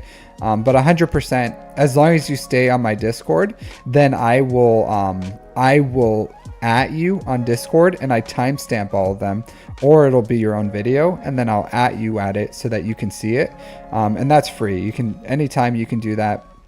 It'll take me some time to get through it because I do it in the order that it comes in, or you can donate anything more than $5, and I'll put you on a priority list, and I usually finish those the same day. So, but it's up to you. There's a free way. There's a way if you want to support the stream to do it absolutely free. It just takes a little bit of time for me to get there. Oops. But yeah, watch that video. I would say finish your R9s before Leia, 100%, because it's going to get you, what, 3.6 million participation. And it's also going to give you more R9 material over the long run. And if you think about it, it's like a whole other credit heist just for 2 characters. For 2 relic levels, you get guaranteed droid brains or, God, man, what's it called? R8, the R8 material. I need some like more caffeine right now. 100%. Arrow magnifiers. Thank you, Slasher. I know this is why I keep you around. This is why I keep you around. You keep me on the straight and narrow. So arrow magnifiers and droid brains, it's in the long run, it's the best return of investment that you can get, 100%. And especially since the raid just started, you're gonna get even just for the raid for 3 characters, getting max participation is worth it. Yeah. So 100% it's worth it. Yeah, $6.99 refresh is worth it too. And it's like a whole other credit heist every month for free. It's just like insane the value that you get for it. Insane. It's not 300 crystals, it's 100 crystals you get. I'm pretty sure it's 100 crystals. So it's a $8.99 refresh, not 300. But regardless of the refresh cost, 100% over the long run, because I think you're in it to win it. I feel like you're in it to win it, like all the other players who play this game. I think it's important. It's going to be an important part. So, and you're right there, 100%. Like, I'm planning on doing it and taking both of them to R9, and I'm only planning on taking Quadme to R7.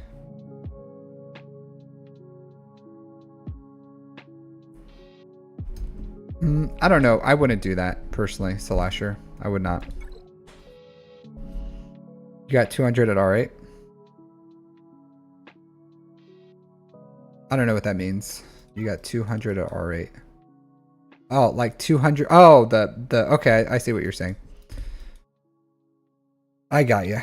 All right. So yeah, but 100%, it's worth it. 100%.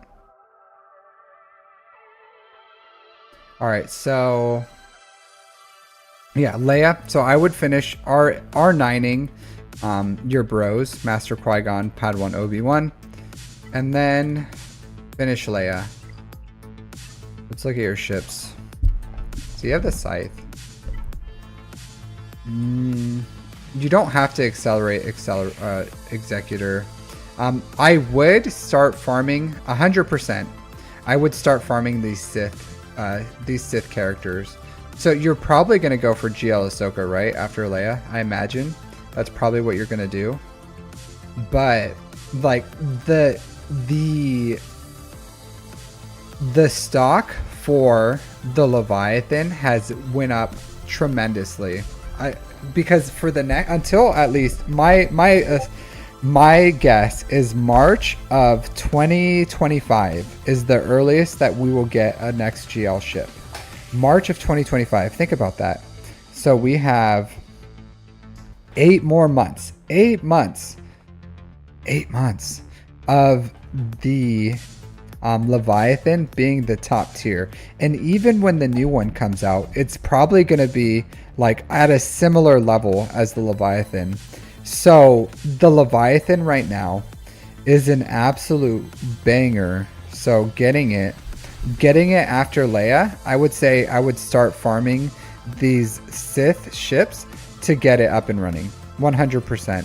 I would slip in Iden. You need her at relics. You do. Relic 5 at least after Leia. So I'll say this then, Dank. 100% go for, I would say, start farming these ships. And then since you already have the hard part, which is Malgus and the Fury class interceptor, that's the hard part. So start slow farming your ships. Farm the B2, farm the Mark 6, farm the Scimitar, farm the Sith Fighter. And then once you have Leia, go into the Leviathan as a farm. Like it gets you, Malgus isn't a banger of a character. You only need him like R7 is fine. And then you'll R9 these guys, and having a Malik, having a Revan at R9, that's a really good team. The Malgus team is a really good team.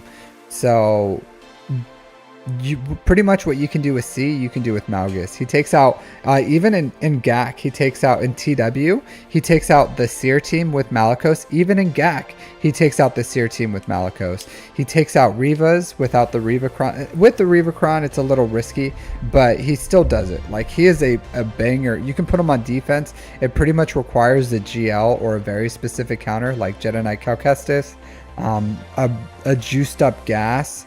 So good. He's good. So 100%, I would go Leia into the Leviathan. And I'll tell you this, I haven't told someone to farm Leviathan in a very long time because I felt like the time had passed. But guess what? Like the Leviathan got an extension. He submitted for an extension. He's like, hey bro, I feel like I should be the top of the meta for longer. And CG was like, we'll grant that extension. We'll grant it. So the fact that GL Ahsoka is coming at the end of this year, the next capital ship, I promise you, it's not going to come out until it gets a conquest ship. So I think the next conquest character after Ezra will be a conquest ship, and then the next GL ship will come out. So I'm telling you, I would go, I would finish your bros, I would get Leia, and then I would go for the Leviathan. After that, you can slow farm like Ahsoka farms, and then get Ahsoka or farm the next GL ship, like go GL ship after GL ship. That's what I'm planning on doing. So the second, like March-ish, I may not get it like day one, but it comes every month, so I'll probably get it like second, third month or something. Maybe even day one, I don't know. We'll see. But I plan on going hard on it. 100%. Also, I would start using, and this is going to sound really, really lame, but I would use your Get 3 for Wat Tambor. It sucks. You missed the ship. You missed the train. You missed the boat. You did not jump in the lorry. You missed your taxi. You missed, you did not get on your golf cart. You did not ride your bike. You didn't do any of those things when you were supposed to. when you first started within the first year to get Wat Tambor.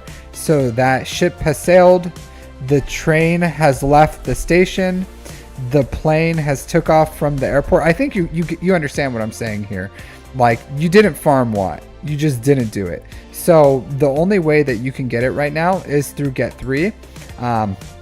I do think it's going to take a while, but I do think you should farm it, use the Get 3, get Wat, and then that opens up JMK. So that needs to be like, JMK is an excellent farm. Like, he's so good. It's like chef's kiss. There's a reason every single thing that has come out since JMK pretty much has like call outs yeah, I get it, dude. I get it. It's like, it's close to what, like, it's not exactly 2000 Chirotech, but it's close. You're probably at like 1500. It's a lot. I get it. I 100% get it. But I don't want to say all those euphemisms again of what you did when you first started playing this game, but we can both align with the fact that you did not get Wat when you were supposed to. You missed it. So the only thing you can do right now is Get 3. And so your plan should be Leia, Leviathan, probably GL ship, into JMK. And then depending on what happens there, you can maybe like Ahsoka or whatever. I don't know. If the GL ship isn't ready, or you're not ready because you didn't like whale on it, then you may have to go for JMK after the Leviathan, and then you can go for the GL ship.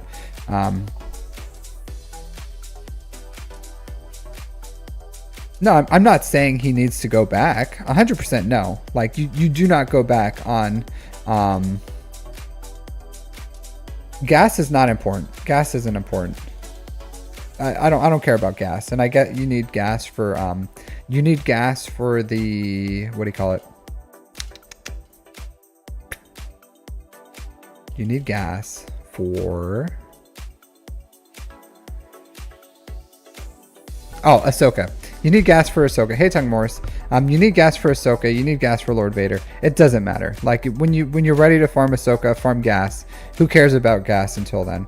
But JMK, like, get your Get 3, spend it on Wat, and then fit in JMK. You'll love it. You won't regret it. You won't regret it. Like, I think you like to be on the tippy tip of the spear, Mr. Ideals. I know the kind of man you are. You're a man of culture, right? You're a man of culture, and you love to drink. You love to drink from power with your pinky in the air. Like a man of culture. Like a man of culture. So I think you'd like JMK. I think you wouldn't regret it. You just have to bite the bullet. If this was a bullet, you would bite it. So what I'm saying is, gas is not important. When you farm Ahsoka or you go for Lord Vader, then you go for gas. But until then, I think after Leviathan, you have to spend the Get 3, farm Wat, then go for JMK. So 100%. I would get Iden to relics though. I would. So I would fit in after, like, while you're getting the bros ready, I would get Iden to relics because you need it for the Leviathan counter, and that could help you immediately. Like, the Leviathan for Chimera, even Gear 12 Thrawn is fine. Like, it's fine. It's fine. But what's not fine is Iden. Like, a Gear 12 Iden is not okay. You need her at relics. Even, I would say borderline relic 7. Like, relic 5 is okay too, but relic 7 is where you need her. So relic 7, the TIE Defender. Oh, I'm sorry, relic 5 Iden, and get her up like where you need her to be for the counter. Because a Gear 12, I'm not sure how many times you've tried it, but I'm sure you've died. You've died like horrible deaths a lot of times with your TIE Defender. It just dies after Jar Jar. So let's see where your Gungans are. Okay, yeah, that's fine. 100%. You can get Jar Jar up and running, and then Iden. Especially if you have the Datacron. Do you have it? Yeah, you do it. Okay, yeah. Gungans are a menace, like an absolute menace. So yeah, 100%. I would get Jar Jar, and then yeah. So here, Bros, Jar Jar, Iden, Leia, Sith Empire, Leviathan, JMK. If you're ready, is what I would say. 100%. JMK is good. JMK is good. Don't sleep on the JMK. Hey, Jar Jar Binks. How's it going? 100%. I will say this. If you want to just get like immediate power into your account, Zori is really good. Like she is an absolute menace. Even without the Datacron. She's really good. So Marin, Zori. Yeah, but essentially, like, I don't think you're ready for the side farms. Yeah.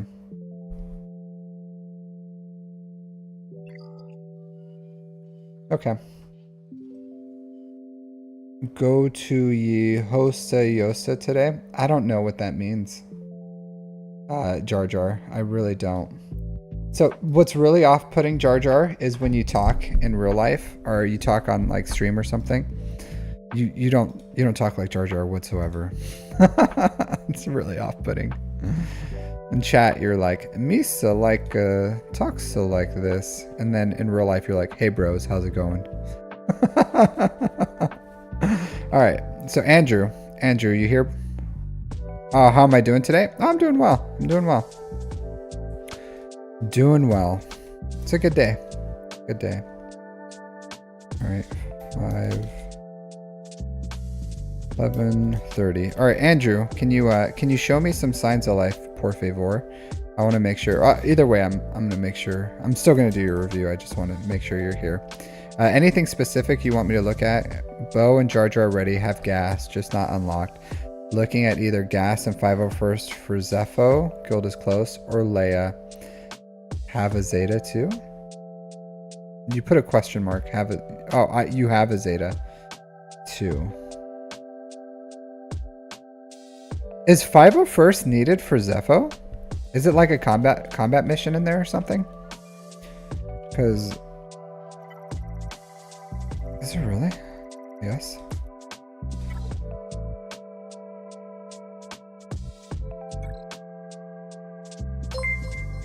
Hey Tung Morris, thank you for the HK $38 with those Hong Kong bucks. All right, I'll add you to the list, Mr. Tung Morris.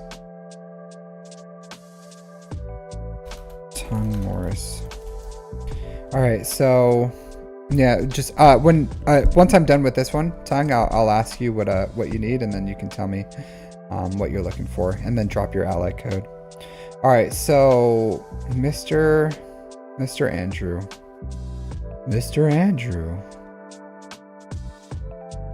All right, so do you have a Zeta question? Yeah, shoot. Do you have Jedi Knight Cal Kestis? R7 clone troopers. Okay. Seer. Cat. Sokatana.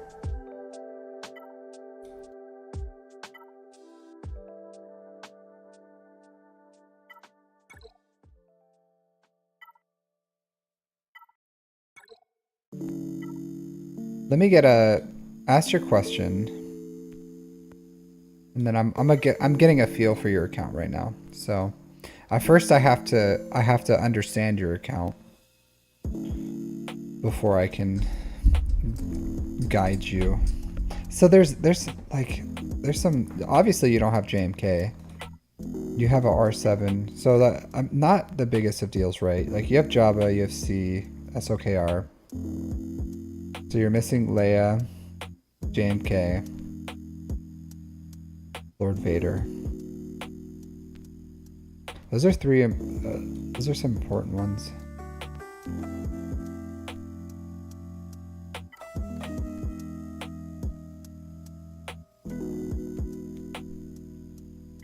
And like, I don't. Gas. Okay. You're next, Tung Morris. You'll be right after this. You can go ahead and make breakfast. Just let me know when you're back, and then we'll knock yours out. So go make breakfast if you want, and then come back, and then let me know when you're back, and then we'll knock yours out next. No big deal. All right, so like obviously the first Zeta that you need is going to, other than gases 4, you're gonna need the Zeta on 5s. Like if you're looking for like the most functionality, like first Zeta you need is gonna be 5 sacrifice. Like even right now, even if you like brought gas to relics and you Zeta'd 5s, then the team would be like somewhat functional.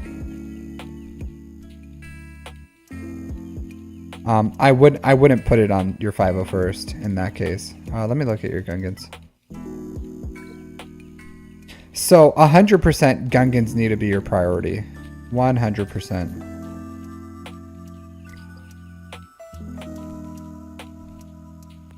Bo-Katan. And you have a lot going on.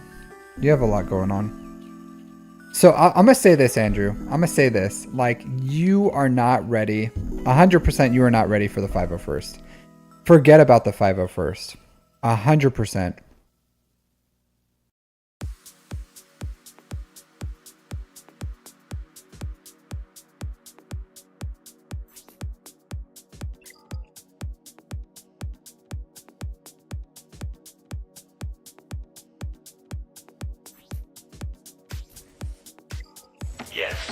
Yes. Man, that's loud. Honestly, I don't know how you got into this mess, Andrew. I don't know how you got into this mess.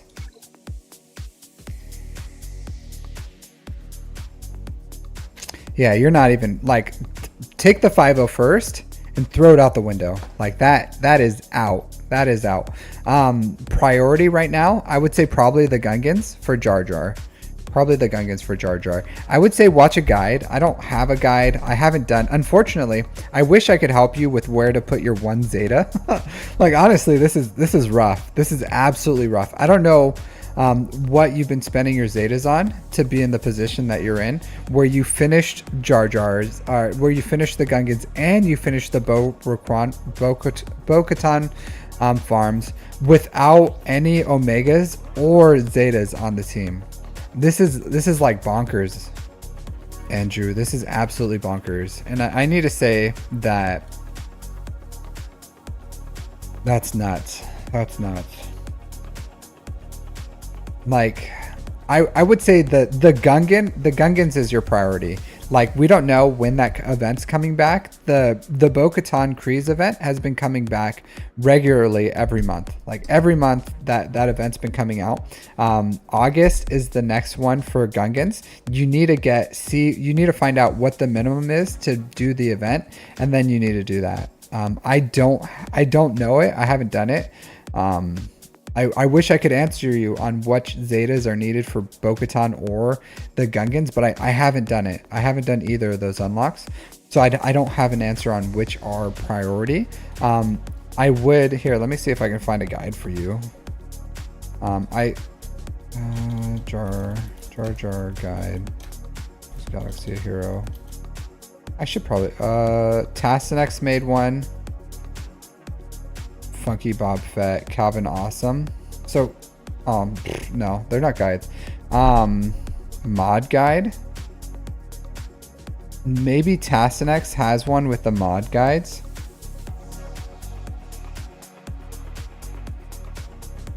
I think the problem is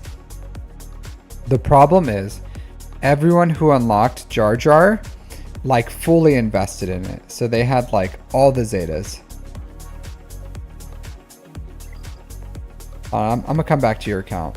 Let's look at this. I'll do my best. Let's like theory craft. I've faced them. I imagine Boss Nass is probably gonna be like an important one.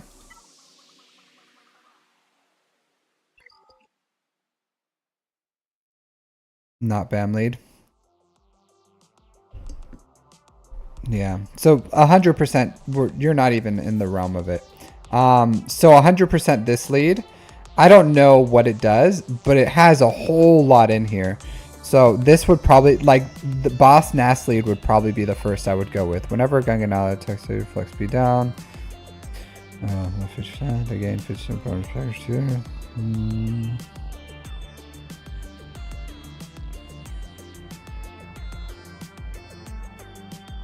Yeah, so this Zeta is really important, I imagine. It looks important.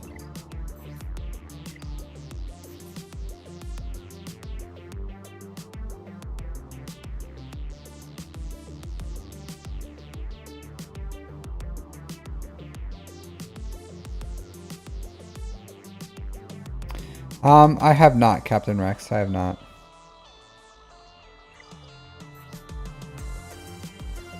This is probably an Omicron.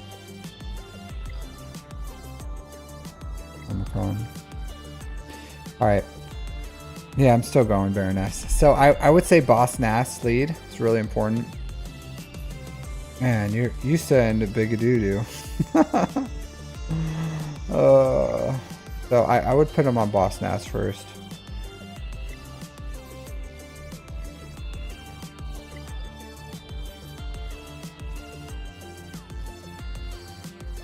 This one looks pretty important. I don't know, is this a Zeta? I don't think it is. It's probably not a Zeta. So here, let me do this. This is still not happening because I don't have them. I haven't even like I put super minimal investment into these guys. Ridiculously minimal investments.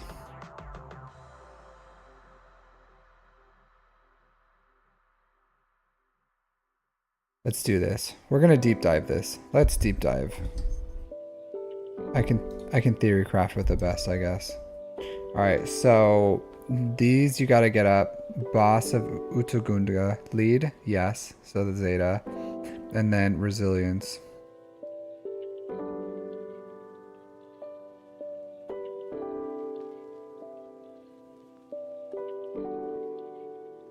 So it looks like Boss Nass's Zetas are really important for survivability.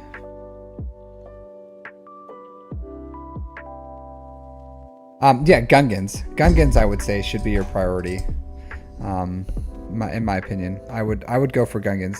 For the reason is, so the Mandalore event comes more. So in August you can unlock Jar Jar. In September, you can unlock Bo-Katan. But if you go first for Bo-Katan, we don't know when the next Jar Jar event could be. So 100%, I would focus your Zetas into Gungans to unlock Jar Jar first.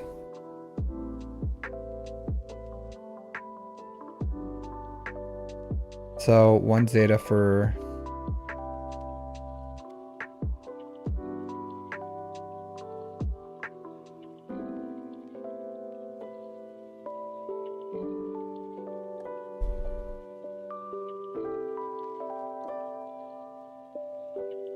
So this looks like a good one, to be completely honest.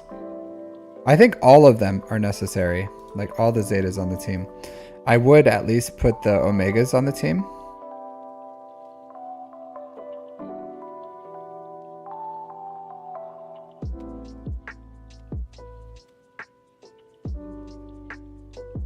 But I think you have time, right? I think you have time. Because it's what, August? So I think you'll have time to get the Zetas up and running on your Gungans. Personally.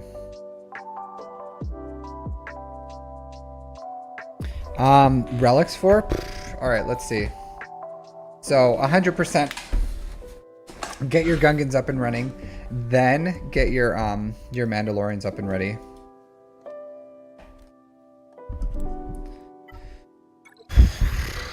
This isn't even your account. That's my account. Yeah. Alright, so... I think you need to slow your roll, to be completely honest. Your roll? Slow it down. Because you have a lot. You have a lot. And I don't know. I think you're wasting your Zetas on luxuries. And I think I think the big, like just looking at what you have in here, there's probably, and I don't know what Zetas you applied recently, but I think looking at all the Zetas that you have, you may just be like, we're all in Zeta crunches right now, right? Like we all are. But I think you need to differentiate between like what is a luxury Zeta and what is like an absolute mandatory Zeta. And you just have to like stop with the luxuries essentially right now. Like you just need to cut out any luxury Zetas. Like just think, is this absolutely necessary? Will the team not function without this? And how important is that team? And that's what you have to do. And there's a lot of Zetas in here that you're missing that are probably like more needed. But since you haven't built that team, you probably don't have them yet. Because I don't see a lot of Zetas here that are just like super luxury, and a lot of them that they were probably applied a long time ago. So I think you're just like, I don't know if you're just spending money and accelerating your account, but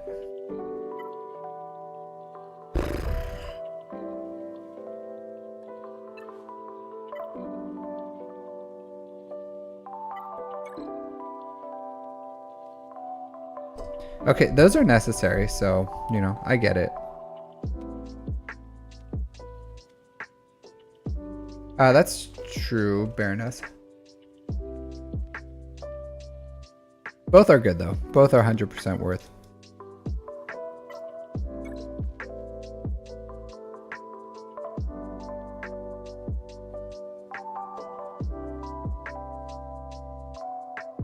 So there's two things that you can do for here. Two farms that you can go for. That I could see being as worth. But first priorities I would do, once they're farmable, of course, is these guys. So Padawan, Obi-Wan, Master Qui-Gon, getting them to relics 100% once they become farmable. So once these guys become farmable, it's only 2 Zetas. You can probably even go without the Zeta on Master Qui-Gon. But for their assault battle, 100%. Once they're farmable, I would get these guys up and running into Relic 7 as a priority. A Relic 7 minimum. You can put Relic 9 your JML. Again, like if you're just looking for things to do so that you're not just like farming new things that don't have Zetas, like Relic 9 JML. Relic 9 JML would be a smart one. Relic these guys to Relic 9. Those are some relics that you could do that would take a little bit of time, will allow you to like build up some of your Zetas. So looking for things like that, like what can benefit your account right now.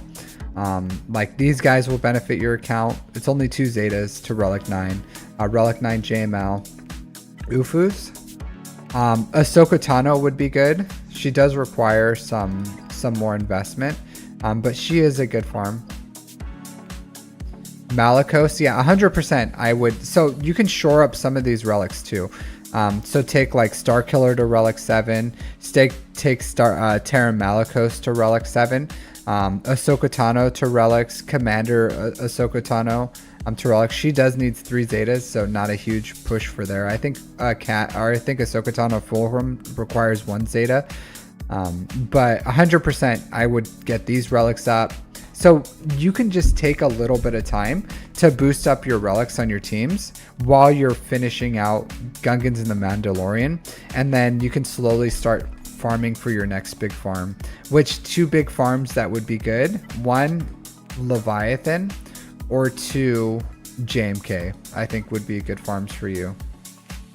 If you have the, hold on, let me see. I don't know if you have what. Yeah, you have what. So JMK or Leviathan would be a good farm.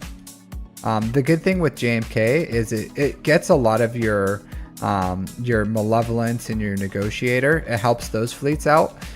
So it gives you like shores up the relics on 2 of your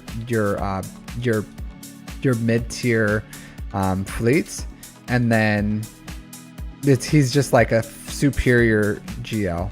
Like adding him to the next list power wise would be really good. Like he's up there. One of the best, if not the best GLs out there. So that would be really good. Or you can go for Leviathan, and Leviathan will help with your fleets. And the good thing about Leviathan is it doesn't take an insane amount of Zetas. You do have Malik has 1, Jeddah or Darth Revan has 3, Malgus has I think like 2, but it takes a while to farm everything. So it like going for a fleet would be a good idea, because even if you don't have the even if you don't invest into Sith Empire. How close are you to... I assumed you just didn't lock him. How close are you to Malgus? Are you pretty close? Next year? Okay. Forget about the Leviathan then. Forget about that. You're super close to Leia. Yeah, that's what I was saying. Why Leviathan was a good option. Because you don't need the Zetas for the fleet. Like the Zetas are good. Like, don't get me wrong, you'd want it for the speeds, but it's 100%. It would be like 99% functional without it. I saw people lose Kenobi. I know. Sorry, I missed your first time chat. I saw people lose this week. Lose the Reva match, or at least it was like super messy.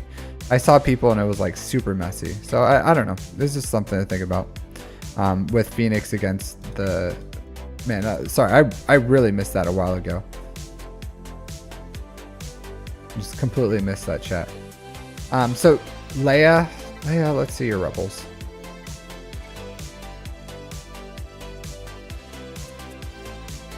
Lobot's pretty close. Captain Rex.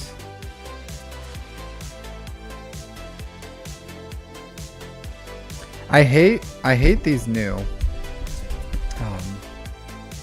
icons, because I can't like, oh, there it is, you know. I have to like scan each one. Do you guys see Drogon? Where's your Drogon? Where is your Drogon? ¿Dónde estás, la Drogon? Do you see it anywhere?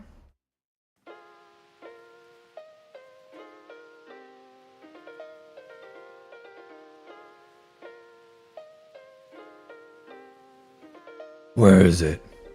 Where's Drogon? Where's Drogon, dude? Where's the Drogon?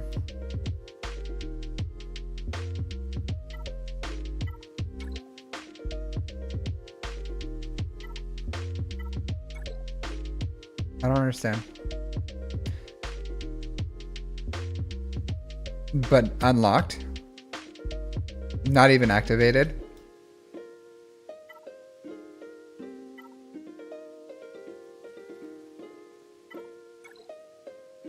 Okay.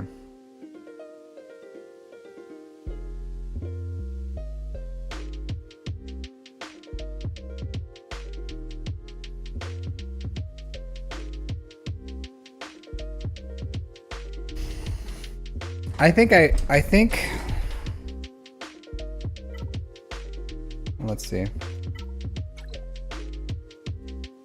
I think I would go JMK over Leia. I think I would go JMK over Leia for you.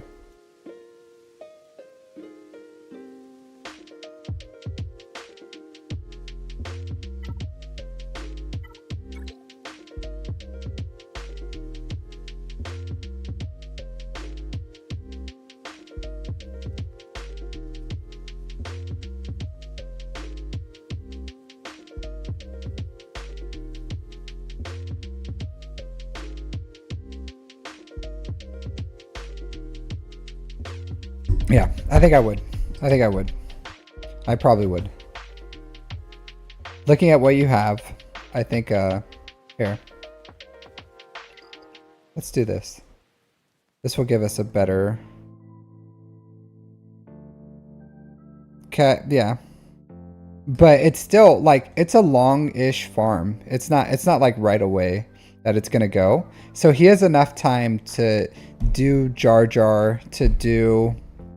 Bo-Katan Mandalore, and then go into JMK.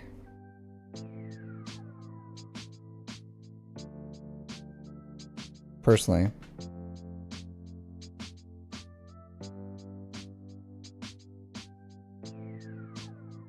You had fallen behind. It happens.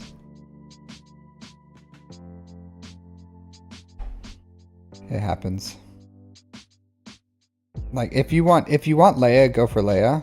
But I'm sure both are close. But here, let me go to your profile. Oops. 1 second.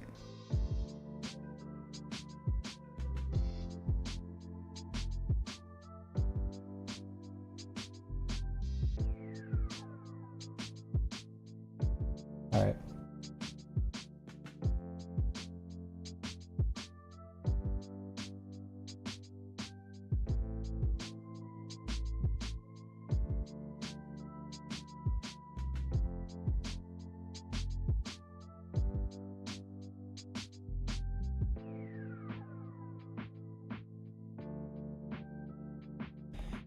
All right, so as you can see, it's going to take them a while to get these, the bronzium wiring, carbonite circuit boards and everything to get JMK. So he's a good ways away. The Kyrotech aren't too crazy because he's going to need Kyrotech anyways for Jar Jar and Bo-Katan Mandalore.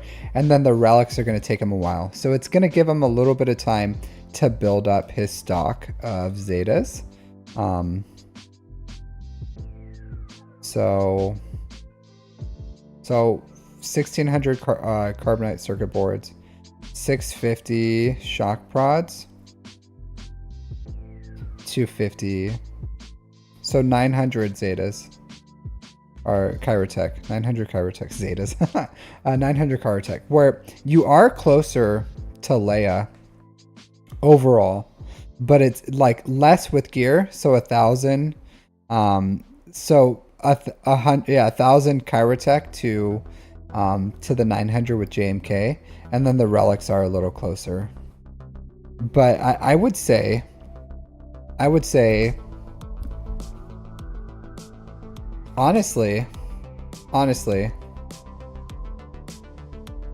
Leia would be faster, right?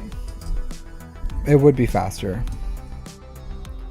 Because you don't have to build another character like Cat. So 100% Leia would be faster. It just depends. If you want Leia, go for Leia. If I was in your position, what would I do? I would probably, to be honest, I would fix like Seer. I would fix Seer, the Ufu's team first. I would forget Gas 501st existed at all. Like Gas 501st would be absolutely dead to me. And to be honest, Leia would probably be the closer farm. Both are good. I think JMK is better for defense than Leia. And Leia's good on offense too. But even like JMK is like the staple team though. It really is. Like even with Gungans right now, like Gungans are a menace. And the only thing that's like 100% will beat Gungans on defense with their best cron is JMK. Like Leia's still really good, but Leia can still lose. Where JMK is pretty much with Padme crons like 100%. So it's up to you. You can go Leia, you can go JMK. Leia would be the more complete package. Bane will 98%. Bane what? Bane C? I've seen Bane lose. I don't know. I don't feel like Bane can get through the their shield.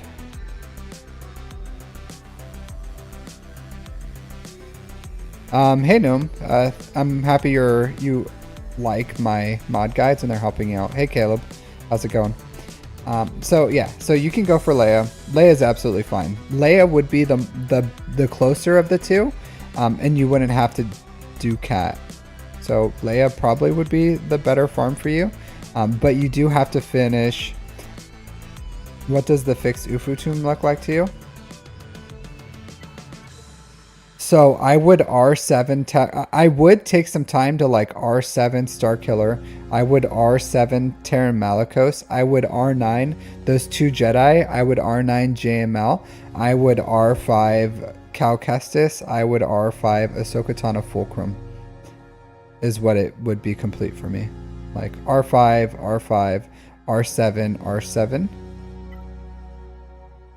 Because you need to like just like R9 JML. I would R9 JML after you R9'd these guys though. Like I would get Master Qui-Gon Padawan Obi-Wan to R9 as soon as you can. And then that'll slow your roll. Like if you R9 these, you get the Seer team up and running. But also go for like Gungans, Bo-Katan, Mandalore with the Zetas, as you can build the teams and do the events. Like yeah, so Gungans, Mandalore, Seer Ufus, Padawan, Obi-Wan, Master Qui-Gon when you can, and then once you're done with all that, then you can go for Leia afterwards, and from there you can farm whatever you want. JMK, Sith Empire, the new fleet. But I do think that you should stop, like, take a breather, start collecting some Zetas, and then, you know, just try to do the best you can. Or you can just have Zetas as your bottleneck, and you just get through events as fast as you can get Zetas on your characters. But it doesn't hurt to build up stuff that you already have your investment in and get them usable, because if you get these guys, like you R7 Terran Malicos, he needs his Omicrons. He likes all three. All three are good. So I would put your Omicrons on Terran Malicos as soon as you can. And then Cal Kestis, Ahsoka Tano, Terran Malicos, Seer. That team will be like your what do you call it? Ben needs his Omni. Yeah, Ben needs his Omni too. I would do Force Dyad first. And then Terran Malicos's. Seer too. Seer needs hers. Looks like you're on an Omicron. You're just like Omicron and Zeta poor.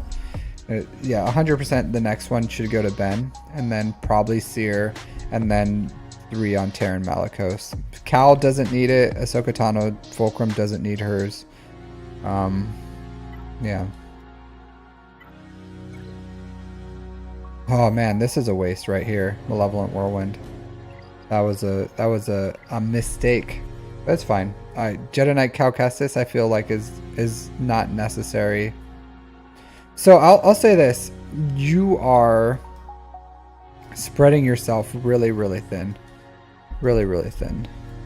And I don't know what your priority is, TW or GAC, but like definitely not TB. But you need to like choose a lane. You know what I mean? Choose a lane.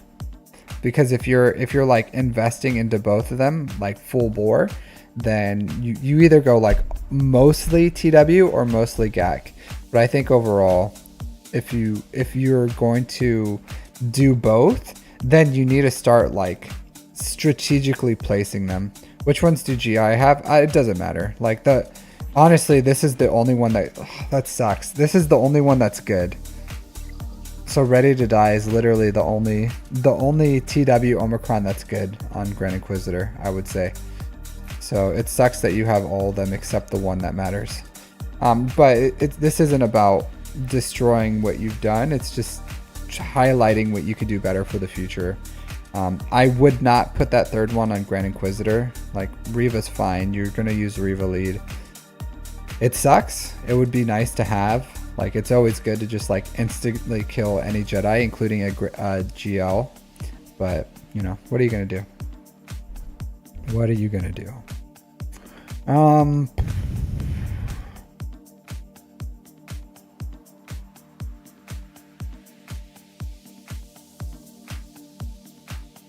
Yeah.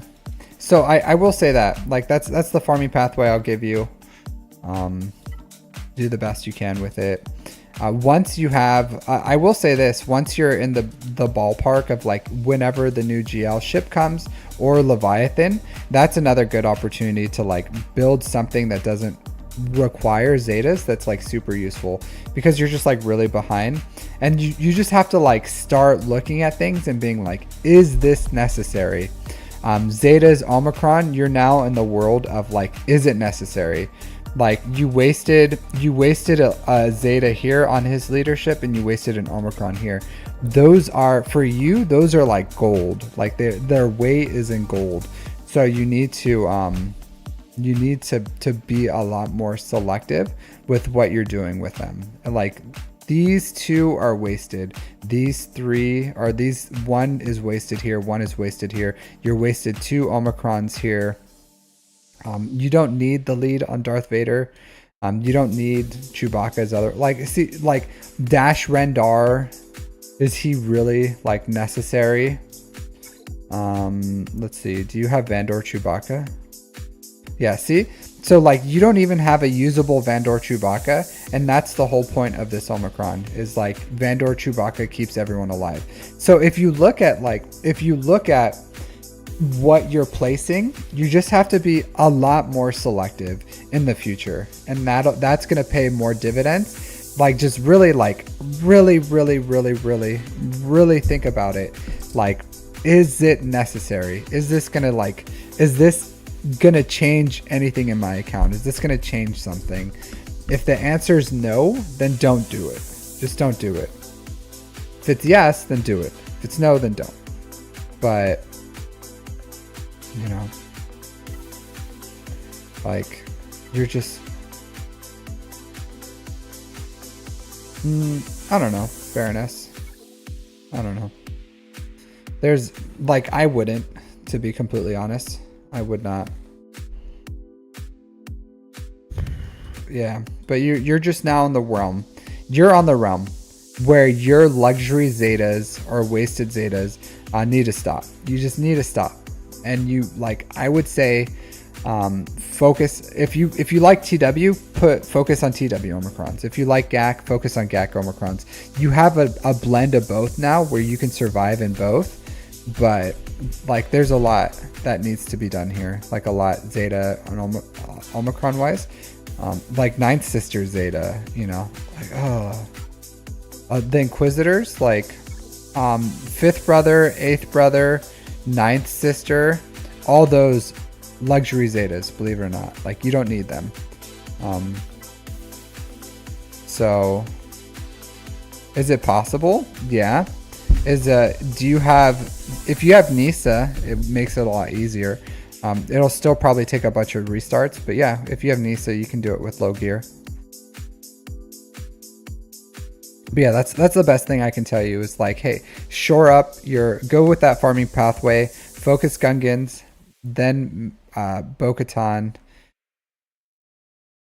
Start only spending on mandatory Zetas and Omicrons, and you'll be fine. There's nothing you can do about this, right? There's nothing you can do. Like, start shoring up the like, focus on the 2 Jedi for the assault battle once it comes out, and then, you know, do your best. Just do your best. Yeah. But your account, I don't know how, if you're just like, if you're spending a lot. I'll say this, Andrew. If you're whaling, if you're like legitimately like dead serious here, if you're whaling and you're buying like packs that give you signal data and like relic material and all this other stuff, I would stop and start whaling out on like things that give you Zetas. And again, you don't have to whale on anything, but if you are, I would stop whaling to accelerate the growth of your account and start shoring up like Zetas and other things like that. So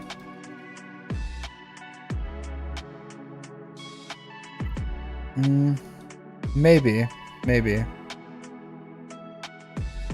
I would say, I get it. Like I said, there's nothing we can do about the past, but I could see 7th being necessary, and I could see 8th being necessary, because you need the armor shreds. I don't know if this is like, if hers is completely necessary, but I'm sure it helped. But I don't, like, again, like his invulnerability, I don't know if it's necessary. 100% you need the armor shred and you need the heal. But I understand why you did it. I get it. I think it's just like a byproduct of just like how much stuff that is just I don't want to say wasted, It's just not like you're accelerated your account so much that you have some things that are just like luxury items and that you could have invested in somewhere else. The good thing is you have a lot of good things in your account. Like you have a lot of great things in your account. You're just running behind on Zetas. So a good way to do that is focus on other things. Like focus on shoring up the relic levels of what you have. Invest in things that you already have. Unlock the things that you need to unlock. And then, yeah, just kind of like work on that. Like what would be a good thing to build up. Yeah. But that's all I got for you, dude. I hope that helps. Hope that helps. Ran out of music. All right, so yeah. But I get it. I get it. All right, Tung Morris, are you here, dude? Mr. Morris. Mr. Morris.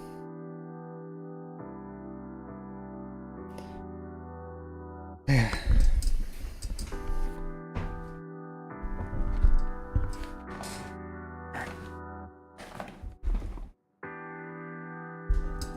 Let's see.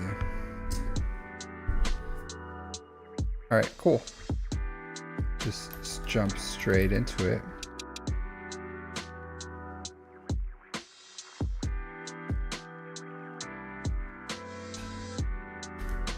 Hope that helps, Andrew, but 100%, I think you just need to be more selective in your choices, and then you'll be fine. Can you drop, okay, you have your ally code there. Cool, so what help did you need, Tung Morris? What helped it? How can I help you? Help me help you. Imperial Troopers, hold on, let me look at it real quick. Let me go back.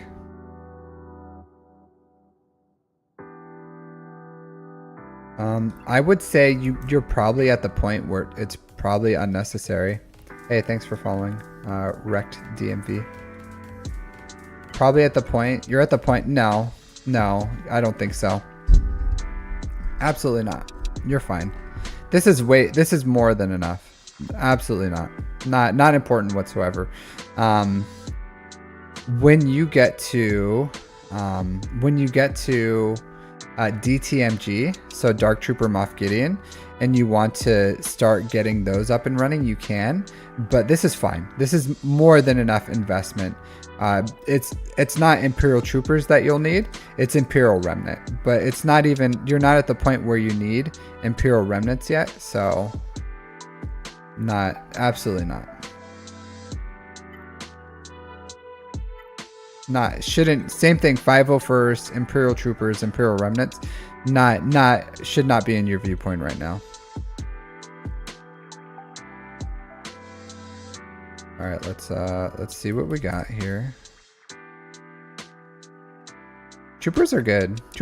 His troopers are fine, and that's why, like, you just need them pretty much for their minimum investments for the assault battles, and then as cleanups and killing GOs and TW and stuff, but not important.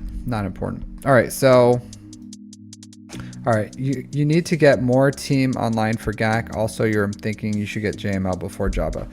So I'll say this, right? It takes the same amount of time to farm Jabba as it does to farm JML. So I would rather you have Jabba than JML, then go JML before Jabba. Yeah, no problem, Andrew. Hope it helps. So Wookiees poached your Zeta. All right, so I understand. Where are you at? Erodium? Erodium 2. You seem to be doing well. All right, so Datacrons are helping you out. I can tell you that. Like your Datacron, you wailed out on this dude. So Datacrons 100% are helping you out. So you can continue that. That's gonna help you. You should take Master Qui-Gon and Padawan Obi-Wan to R7 at least. Minimum, Tung. Minimum. Maybe even R9 if you can afford it. 100%. Even though I know you need more, right? You're like, more. I get it, dude. I totally understand it, but you need to invest in these. You need to invest in these. At least R7 minimum for Master Qui-Gon, Padawan Obi-Wan. R9 would be great. I would not hate if you R9 them. It's going to pay off in the long run. I promise you. So here. So there's a few things that you can do. So Wampa is a good one. If you slap a Zeta and an Omicron there. Do you have your Sith? Savage. So Wampa, Savage. That's 2 teams right there. 2 teams that you can take to Relic 5, and that like they have solo ability. Even in low Kyber. In low Kyber, even in Kyber 2, I still get opportunities to use Wampa and Savage. Not as much, but I still do. Definitely in lower Kyber, especially in Erodium and Kyber, you'll get use out of them. So put an Omicron on Savage, put an Omicron on especially since you have Treya, like Relic 5 Savage, Relic 5 your Wampa, and that's going to give you 2 teams right there.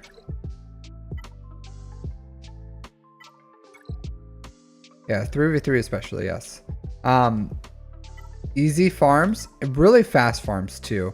The Revens, you may not want to right now, but Jedi Knight Revan, Darth Revan, Malik, those can be 3 separate teams right there. So it's not and the Sith Empire, Old Republic or Jedi Knight Revan, especially paired with like Jedi Knight Luke or JML, those teams, they have really strong mechanics. They were like when the meta started changing in the game and to be kind of what it is, like that was the first level of power creep that we ever saw, like, and their mechanics are still really strong.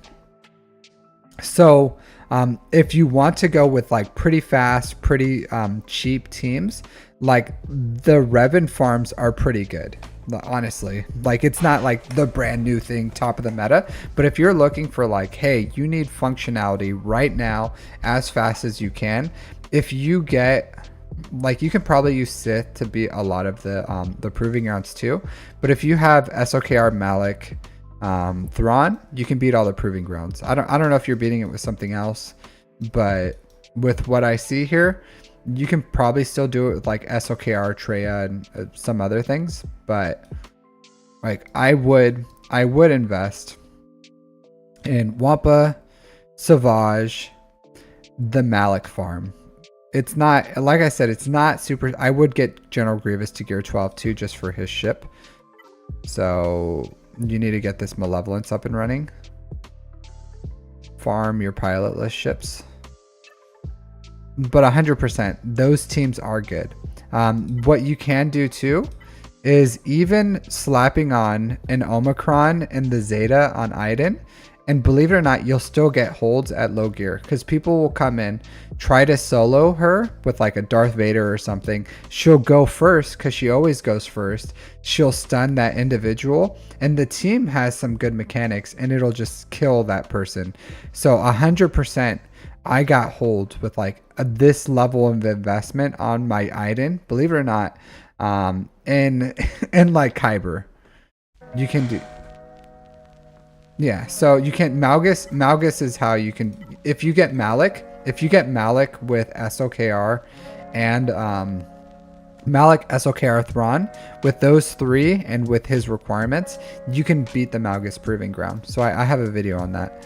But yeah, like 100%, I would say if you're just looking for functional teams, Malik, Savage, Wampa is going to help you out right now pretty quickly, is what I would say. So those are some good teams. As far as like big farms that you can do, hold on,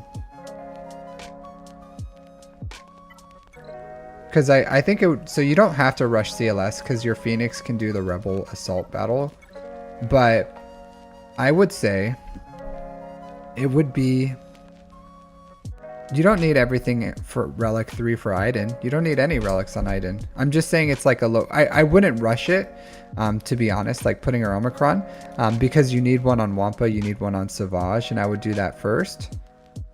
But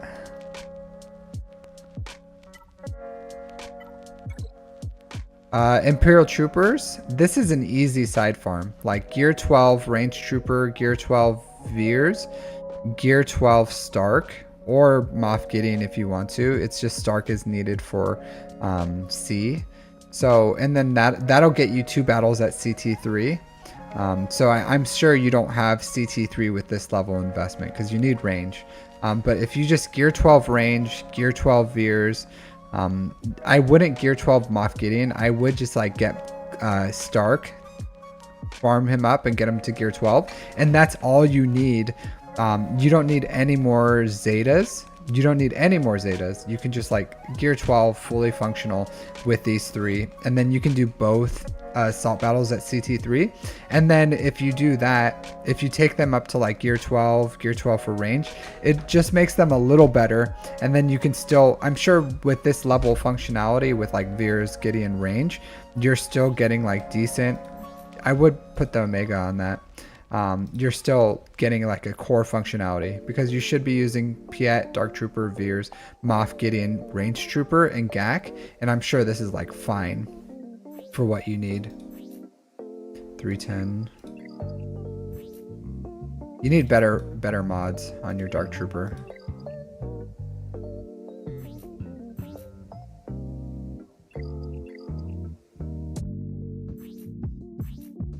Yeah, so you don't have a bridge. You don't have a bridge. So you need one more faster Imperial Trooper. You can do that with so 310 divided by 1.2. So 258. So your next fastest Imperial Trooper should be at least 258. And you don't have it. And honestly, that's like dirt slow. That's dirt slow. Ridiculously slow. You're not even close. So you need to get your next fastest trooper to honestly 259. 259. No, 259. Sorry, 259. So I would get his, like get him actually decent mods. Like I have him at 290 with all offense primaries here. So offense, and then I have him at like 290. So I think 259 is more than realistic for you. And then he'll bridge the gap. After that, like the rest are like somewhat fine. But just know the faster you make Piet, the faster you have to make your second fastest, and then third fastest Imperial Trooper. After that, it's like real negligible. But the first, second, third fastest Imperial Trooper matters. The fourth and fifth, just by how the speed and bonus turn meter ends up working, it doesn't matter. But the first, second, third are important.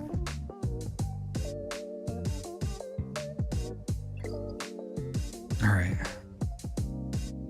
So those are some things that you can do to get immediate power.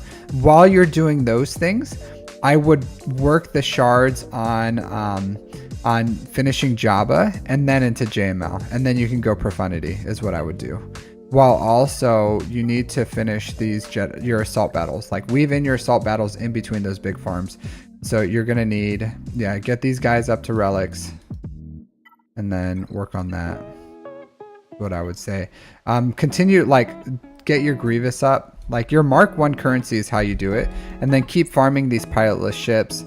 Farm this. Just continue farming your ships. I know it sucks, but keep doing it and focus on the pilotless ships first, to 7 stars. 6 stars isn't enough, and you just put the investment one fleet at a time.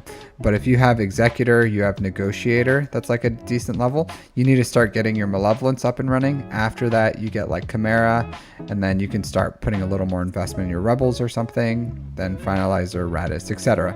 until you finish them all. So that's what you need to do. Make sense? kind of helped you out, give you a little idea of what you need to farm. But 100% get those solo characters like Wampa, Savage up and running. That's going to pay way big dividends. Finish your Imperial Troopers to get the assault battles. Then it's kind of medium farm. You don't have to if you don't want to. You can just go straight for like finishing Grievous. You can go CLS into Jabba. Marauder, what gear is enough? Are you talking about the ship?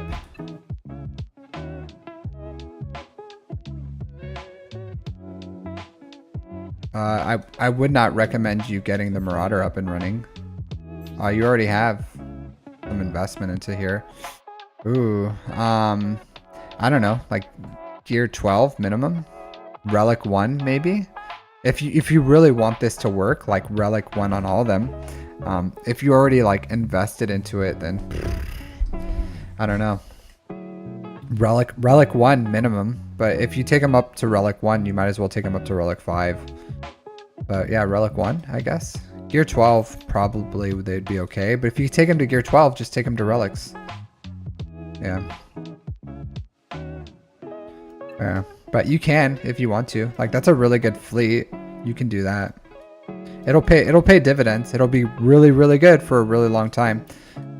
It's gonna slow you down though. Like, it's absolutely gonna slow you down. So yeah, honestly, if I were you, I would probably just use it as like my first or second reinforcement, just to put Anakin in stealth. Executor. There's a bunch that can do it. So you can do it with Malevolence if you preload the team. You can do it with Negotiator, but you have to like R7 Plo Koon as well. So you have to like, and absolutely, like, don't get me wrong, the Negotiator on offense is really good, and you'll be able to use it for pretty much forever. For really, I don't even know how long it'll be good for. So if you want to put that investment, like Bad Batch is a good team too. So if you want to invest in Bad Batch, go for it. No hate there. But there's plenty of counters. There's Finalizer, there's Chimera, there's Malevolence if you not preload, but if you what do you call it? What's that term that people use? Oh, burner. If you burner it, so you just have to burner it. So you just go in with like an endurance with crap pilots. They use all their specials, so they use like the AoE multi-hits, and then they use all their specials, and then that way when you come in with the Malevolence, they're just like basic heal, and then you pretty much control Houndstooth, put some buzzies on it, and you just burn it down to the ground, and you kill the rest, and then that's it. Or you don't even have to go, I'm sorry, you don't even have to go after Houndstooth.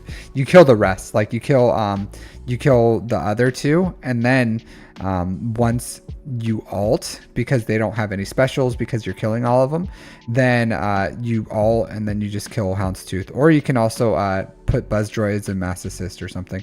So there's a bunch of different ways, but you can absolutely do it with Malevolence if you burner the fleet. You come in, you burner it, and that's what I did. Before I had Finalizer, before I had Chimera, before I had Profundity, I burnered it, and then I used Malevolence. A lot of people don't know about it, but it's absolutely viable. It's not, if it's a difference between, like, you have your Executor on defense, he has his Executor on defense, whoever clears the Executor wins, then yeah, absolutely, do the burner, clear the Executor. They don't know how to do it, you win. So like, Malevolence has the juice to do that, even at like 5 stars. As long as you have the pilotless droids and decent geos, you can do it. So something to think about, because you can absolutely do it, but you can probably do it next GAC if you wanted to. If you put investment into like gear 12 this, and then get the abilities up and running, then you have a shot. Yeah. So Iden's not like a huge rush, to be completely honest, because you need an Omicron on her to be effective. And then you're nowhere near ready for the Empire fleet for them to counter. Because if you get like the TIE Interceptor, it can absolutely counter Executor. It's a really, really reliable counter for Executor. And you would just need a gear 12 Iden. But Iden's not like a rush. Not a rush whatsoever. I'm just saying some ideas for a defensive team that can get you a hold. If you have the Omicrons, which you need to spend 2 right now, so you probably don't. So not a rush. Yeah. And then don't forget to bring your Jedis up to speed. You need to get them to Relic 7. So other than that, like that's what I would recommend. So wrecked DMV. So I'm running on like, it's been like 6 hours. It's been 6 hours for me streaming. So I think this may be my last roster review. Because as you can tell, I'm starting to forget things. I'm like literally my brain is like getting a little fried. After you do this for so long, I'm trying to recall things, and I think my brain just needs to like reboot or something, you know. But it was a lot of fun. I hope that helps Tung Morris on what you can do. But that's my recommendations. If you have any questions or you need like follow-up advice, hit me up on Discord. I'm more than happy if I know what your guys' rosters are. You guys can ask me like specific questions on Discord. I may say like, hey, that's like too much of an ask, or that's pretty much like a whole roster review. But you're free to ask me whatever questions you guys want in Discord too. Sometimes I may decline to answer. Sometimes if you ask me, other people will answer. Like weirdly enough, you can ask Captain Amazing, or you can like ask me for a roster review or a scout review or something, and other people will just completely answer for you. So you don't have to wait for me. Nah. No, I don't think Omega is necessary red powered. I think you can completely skip her. So unless she becomes a requirement for something, then Omega is 100%. You can just skip it. Like she's good. She is the best 5th, but you could even use you can use Shock T. I wouldn't even use Shock T, to be completely honest with you. I would use, because you can use her somewhere else, and there's a need for Galactic Republic Jedi, but you can just use where is he at? Cody. I would just use Cody, to be completely honest. He has like a mass assist or something. Deal special damage to target enemy. If this, no, not that one. This one. Call all clone allies and one random ally to assist. So he has a mass assist. He has an AoE. He can like basic people. Let's see. Deal physical damage to target enemy and gain 20% turn meter. Gonna additional 20% if the enemy has more than 50% health. Less than 50% turn. Okay, yeah. So his basic's decent. He has an AoE. He has a mass assist. So like you can use him, Cody, as the 5th is what I would just do if you have him at relics. No, I don't think so. Half tracker, to be completely honest. Like once you get access to Cat, then that's a good time to get access to JMK. But if you have the Watt shards, then you should be getting access to Cat somewhat soon.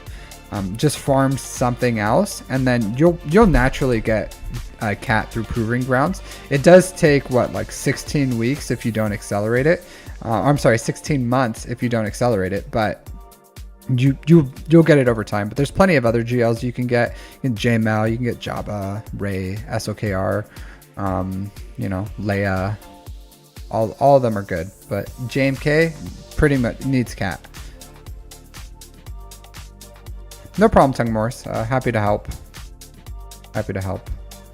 Yeah, what I would say.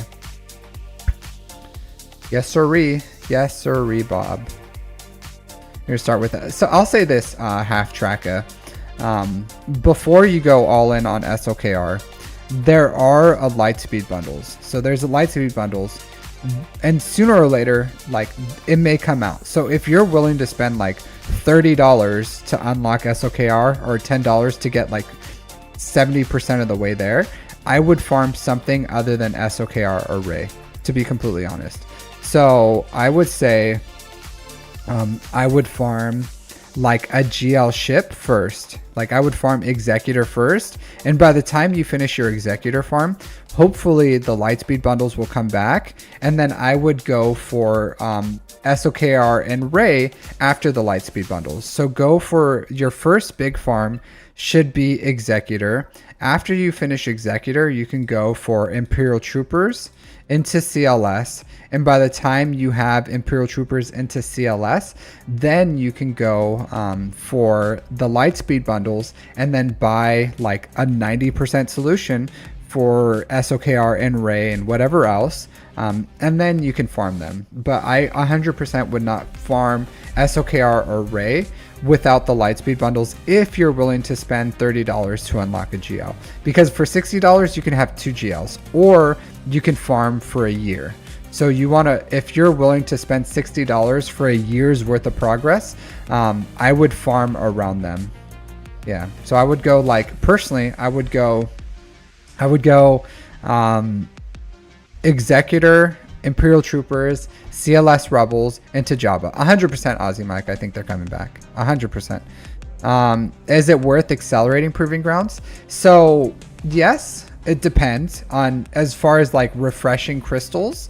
I think the Pass Plus is worth it if you have access, if you can beat all the Proving Grounds.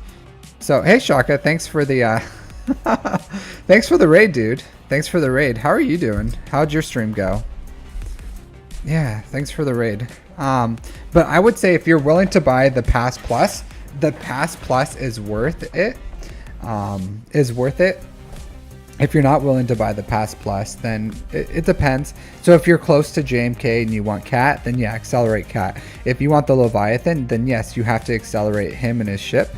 But otherwise, then it's like difficult to get it up and running and everything. But the Pass Plus, if you have, because if you think about it, it's what, like $20 worth of crystals about just to refresh one. So if you can refresh all of them for pretty much $20 if you buy the basic pass, then yeah, it's worth it. From the Conquest store, it depends on how many shards you have. I think Bane will always be worth it. But it depends. If you're like really close, then yeah, you can spend some, you know, Conquest credits or the crystals if you want to, just to bridge the gap. Otherwise, you'll have to wait for Proving Grounds. But nah, he's a really good character. So it's up to you. It's up to you. You still have some time though, I think, right? Because it was Bane.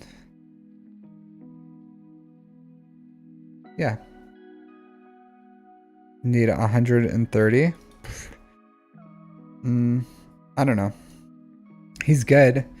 He's good, but... Oh, happy birthday, dude. Happy birthday, Shaka.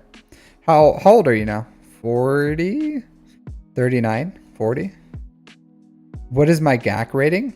I'm in Kyber 2. Kyber 2.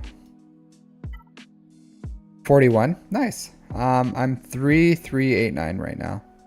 3389. So, yeah. So, Kyber 2. I've been in Kyber 2 for a while. It's that anti-squish makes it pretty hard. All right, have a good one, Shaka. Have a good night. Yeah, I don't know. That's a personal call, Tung Morris. That's a personal call. I don't know. He's a great character. He's an absolutely great character, worth it. Yeah, I probably would buy him out of the store, to be completely honest with you. Probably would. Yeah. Yeah, birthday streams are always fun. I had a good. It's 41, but takes it like a champ. Yeah. Yeah. Yeah, well, I was doing roster reviews, but I've been streaming for 6 hours. Streaming for 6 hours. I'll do one more roster review, if you guys want to, because I'm, I'll do this. I'll do a game of chance. I'll do a game of chance. I'm gonna type a number between 1 and 1,000, and then if you guys want, whoever gets closest to 1,000, I'll do a roster review for them. The new guy. So yeah, I'll do a new one.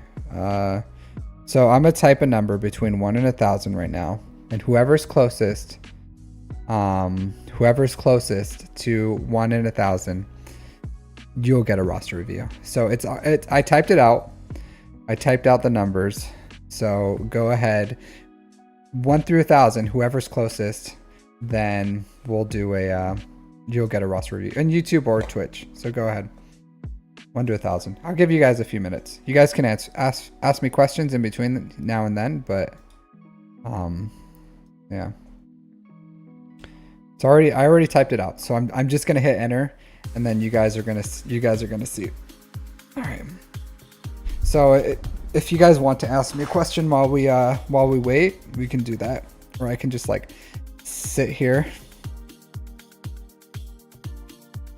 I can tell you it's an odd or even number between 1 and 1,000. So somewhere there, somewhere in that medium. All right.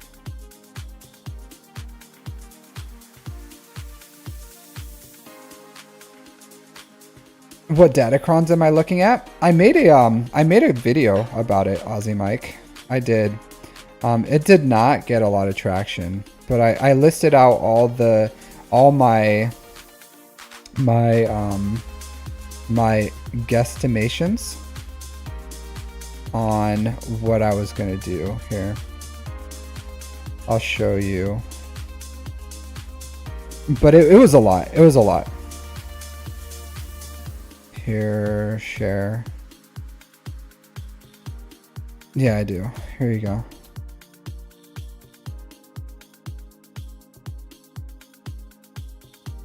It's not a super great video, to be completely honest. It was just my my theory crafting for those, but all right, I'll give you guys like 2 more minutes. 2 more minutes if anyone wants to put in a number between 1 and 1,000.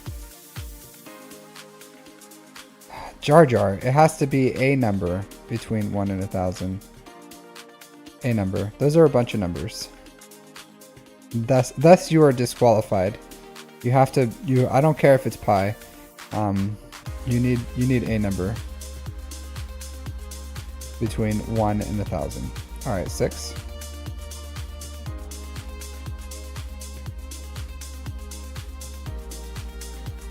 Look at the link.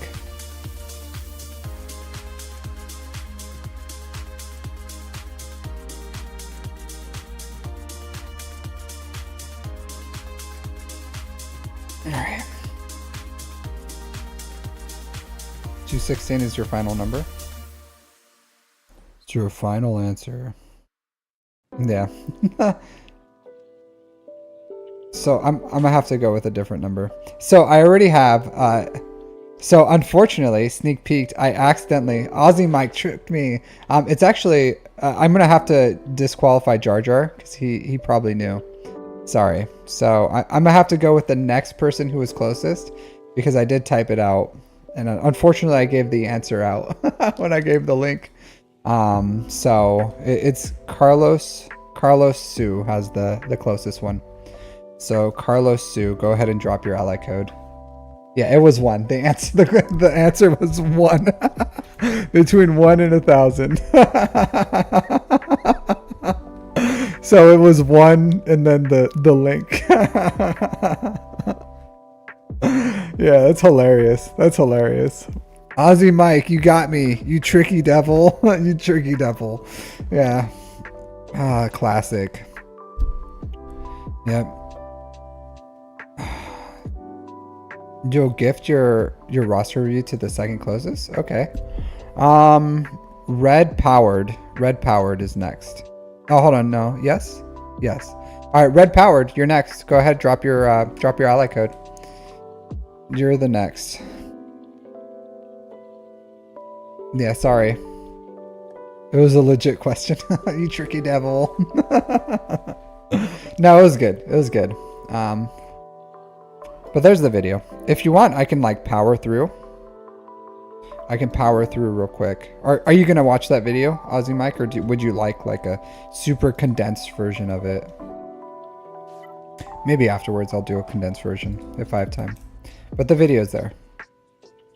All right, so red powered. I do like. I'll say this. I like consistency. Consistency is key. You'll watch it? Okay. So with the force sensitive sentience. You sub to me? Oh, thanks. So 10 million GP, 5.8 in characters, 4.2 in ships, 13,000 galactic war battles. So 3 years played. That's a lot of GP for 3 years.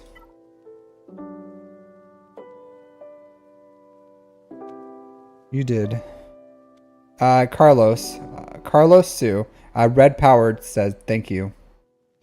So just wanted to spread the thank you. Carlos Sue is over on YouTube, so I know you guys can't, unless Carlos, last time I think you were on Twitch too, but yeah, so gracias. Well, Carlos Sue, Red Powered said gracias. I assume because your name is Carlos, he thought you were Hispanic and said it in Spanish, so you know, borderline racist. I don't know. I didn't say it. You were thinking it. Everyone was thinking it. I just threw it out there because, you know, little sus, Red Powered. I'm just saying. All right, so 5 GLs. Is it you know, you know, if their name wasn't Carlos, would you have just said thank you? I don't know. I'm just kidding. I'm Mexican, so I can call people racist for saying Spanish. So, you know, I'm just pulling my Mexican card. Just whipped it out. All right. So, five GLs. Let's see. GL ships. 3 GL ships. I like your account. And I'll say this. It reminds me a lot of my account, to be completely honest. There's a lot. You have some things. You're ahead of me, like 6 months. So your account reminds me of my account 6 months from now in the future. Like if I could light speed 6 months in the future, probably some other things. I don't know. Oh, you have Leia now too. Look at that hidden down there. So good job overall. In 3 years. In 3 years, you have a good amount of investment here. I like your philosophies too. So Relic 7s on important characters like Terran Malicos, Star Killer, Darth Malgus, DTMG. You Relic 9. Relic 9 on the Rays a little bit much, but you know, I'm sure it's probably paying dividends. Relic 9 on requirement, or you're taking up characters to requirements. So and not like taking them higher. It looks like you're going now for GL Ahsoka, right? If I'm taking a guess, I would say GL Ahsoka, since you have an R8 snips.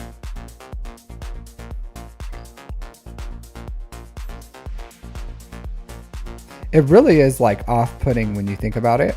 When you have the new like faceplates and you click on them, and it has this really old artwork on it.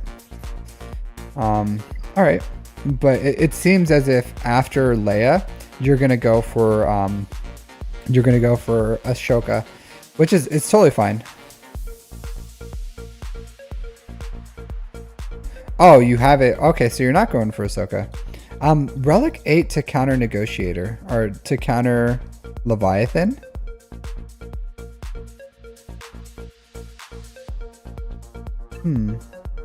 No, you don't, do you? How reliable is that for you? I will say this. You don't, if you wanted to, since you only have a R6 Leviathan, I think it would probably be better if you just took your Leviathan on offense and just like cheesed it.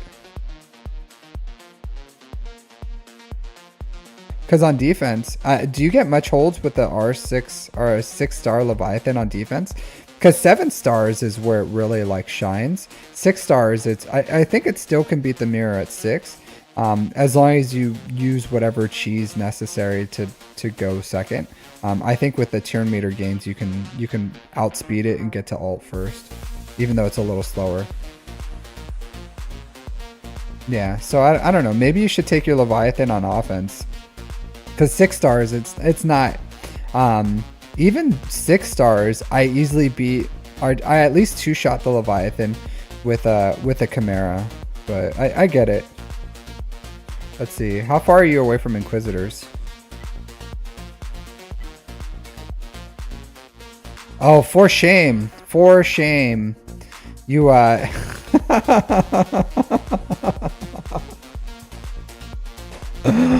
Oh. So I have some videos on how to unlock Grand Inquisitor with Third Sister. you just hit that auto button. No, I'm just kidding. You do need the Zetas on it. It's still, there's some fights that are still pretty hard. It's a hard event. So even with Third Sister, it wasn't there. I did beat a lot of them the first time, but there's some that can still beat you. I think it was like Maul. Maul was pretty difficult. You only need 7th Sister Zeta, and then I did have all 3 Zetas on Third Sister. The rest you won't need. So you won't need 5th Brother, you won't need 8th Brother, you won't need 9th Sister Zetas. So all these are like luxuries. You won't ever need them. I do everything I ever need with my Inquisitors without those Zetas. Totally unnecessary. Like, are they good? Yeah, but they're luxuries. So you won't have to use them. You will need the 7th Sister Zeta. You don't ever need 2nd Sister Zeta, of course. Yeah. So the good thing is you can keep 9th Sister at Relic 5 and you can keep 2nd Sister at Relic 5. And then you'll only have to take like 3rd, 7th, 8th, and 5th to Relic 7. And then Grand Inquisitor to Relic 7 too for their event. You can take them to Relic 8 if you want to. They have a special event at but not necessary, and definitely a luxury. Definitely a luxury. Not anything necessary right now. I would make this honestly, I would prioritize this after Leia. I would get your Inquisitors up and running. Are you close to your scythe? Like, you've been playing for a while. You should have the scythe pretty much almost farmed. If not, you should have the shards. So I would say right now with your account, like Inquisitors would be, yeah, Inquisitors 100% after you finish your Leia, whatever you're doing with her, would be my priority for you. For the scythe alone, but Scythe and Riva, like Riva is like fine wine. Just fine wine. You just want to gurgle it all down as fast as you can. I don't know how to drink fine wine, but that's what I would do with it. You just want to like go. Take the bottle to the head. Okay, so that actually, believe it or not, that's what I did. I unlocked Bane and Grand Inquisitor, like I think like back to back too. So like Third Sister and Bane, I did like back to back. So it was. I get it. It's hard. It's 100% hard. Luckily, I had all the Omegas. I'm sorry, all the Omicrons saved for Third Sister and Bane. But I think that's a good pathway. Like Bane is good, even without his Datacron, since you missed out. You completely missed the Bane Cron phase. You missed out on the true power of the Bane Cron. Man, that sucks. That sucks. What a world to live in when you didn't get to experience Bane Cron. That was such a fun Datacron. That was so fun. And you missed it. Hope maybe one day it'll come back, like in a year or so. Who knows? Maybe Bane Cron will make its appearance again. But it like they've come back before. It was like fine cheese. You just gobble it up as much as you can. It was excellent. Absolutely excellent. But you missed out. It's still going to be good though. I'm sure it's going to be good. I'm sure it'll be like stuff like Malgus, Lord Vader, Leia. It's just not going to be like 100% like a slam dunk. It's going to be more risque, a little risque. But it's still going to be fully functional. It's not going to be like a free win. You know, you can't like donate one Bane, like cash in a free win. It's going to lose sometimes, but it's still really, really good. So yeah, 100% Leia, then Bane. I get it. Do you not have Zetas? Are you saving Zetas for Bane? What's your Zeta situation right now? And do you have the mods for Bane too? Because you do need like all health primary mods for Bane. He's alone, and he can be afraid if you don't have the mods for him saved. Well, what's your Zeta situation? Because this Zeta situation here is like not great.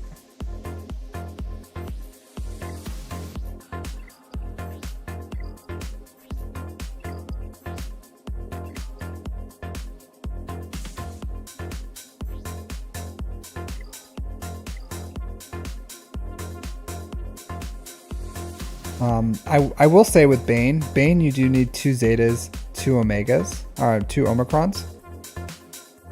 Okay. Cool. Yeah, that's rough.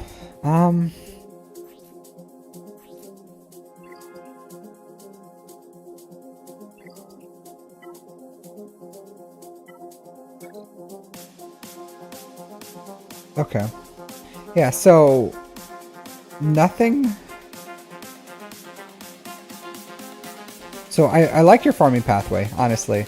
Leia into Inquisitor, or Leia into Bane into Inquisitors. It does suck that you missed the train on Bane, and you're just gonna have this the sloppy Bane seconds, but it's still gonna pay off in the end. He's still an excellent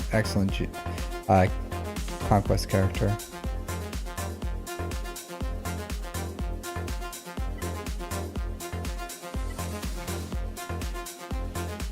I would start farming once he becomes accessible. I would start farming Master Qui-Gon. I'm gonna triple farm him. You can double farm him if you want to. It'll, like, since you have him at 4 stars, it'll probably be like 2-ish months to do that, and then I would get these up to at least Relic 7. I'm a Relic 9 them both. It's up to you on what you want to do. It doesn't seem like, for whatever reason, you're doing super great in Conquest. Maybe you're just like, you take it really casually. But if you have access to like Quadme sometime soon, then the 3 of them is a really budget team for the raid. So I would double farm Master Qui-Gon when he becomes farmable, and then once he's ready, then start putting effort into Padawan Obi-Wan.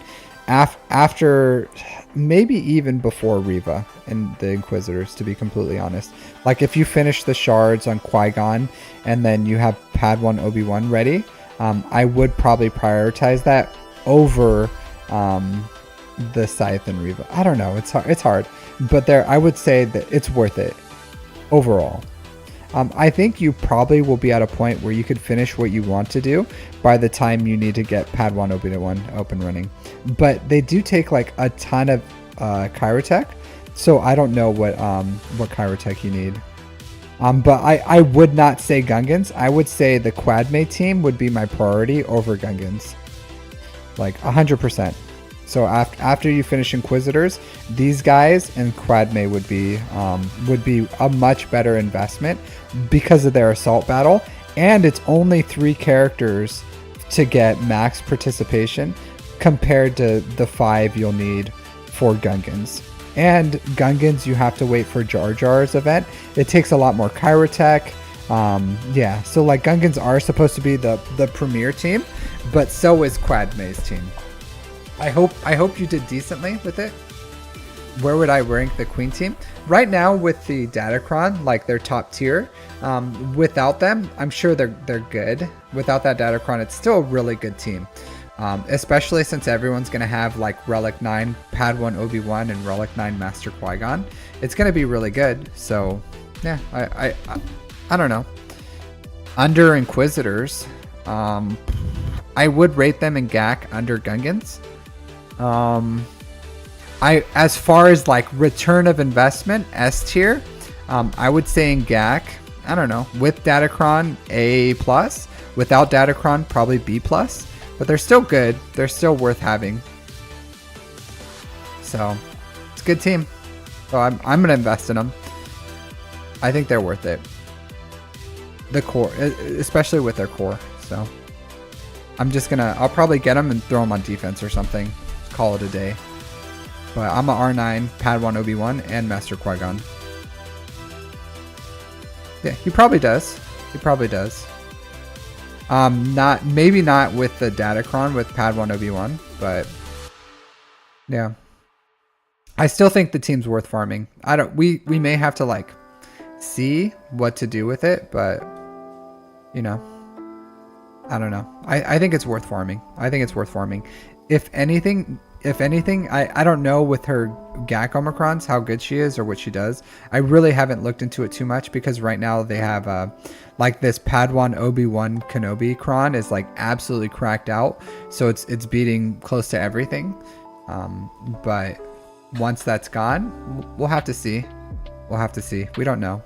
Because defense, honestly, you just follow the datacrons. Like, it's 100% datacron dependent. Like, if you're looking at putting like an S tier defense down, you just, who knows? Who really knows what's going to be the meta? Because it's all datacrons. So just farm teams that are good. That's going to give you more resources. And 100% like Master Qui-Gon, Padawan Obi-Wan is S tier for the raid. And then it's going to give you the assault battle, where it's going to give you tons of credits. It's going to give you slicing material. It's going to give you R9 relic material. It's going to give you signal data. Like, Gungans isn't going to give you that, but these two, for 2 characters, it will.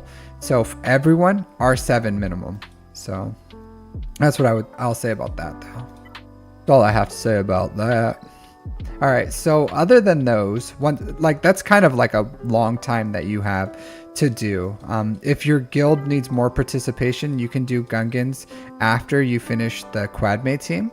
Hey, Captain Junior, but I don't know if I will need to. It depends on what box. And this raid kind of like sucks. Like, I'm not gonna lie, it sucks. It's the worst. It's probably the worst raid we've ever had ever. Like, it looks cool. It takes forever. The teams are unforgivable. Yeah, like, you may like it right now. You know, you play it for 8 months and see how you like spending like all that time doing it. So it looks really cool. I think that the time it takes sucks. How frigid it is with the team sucks. Endor, I think we're gonna look back fondly on Endor. Like, great characters, great participation, like the floor to enter it, like absolutely new players could play it. The rewards, how friendly it was to like 2 characters, you can get like max participation. 1 character, you can get max participation with the GL. Like, there was a lot of amazing things about Endor. Like, the battle itself sucked, right? Yeah, a lot of the battle sucked, but as far as like what it did for our accounts was good. So if we had like how awesome this raid looked with like the space stuff and all that, with the how easy it was to farm and the return of investment that we got in the Endor raid, it would be perfect. It would be like the perfect between. But it's like 2 super different. Like, now this raid looks cool, it's fun, it looks nice, it has like cool cinematics, but like the return of investment's like really hard. You have to, like, the teams are super frigid. You have to build full teams. You have to invest in like crap characters. So I don't know. We have to like mod. You have to, a lot of things. It sucks. A lot of not great things about it, but it looks cool.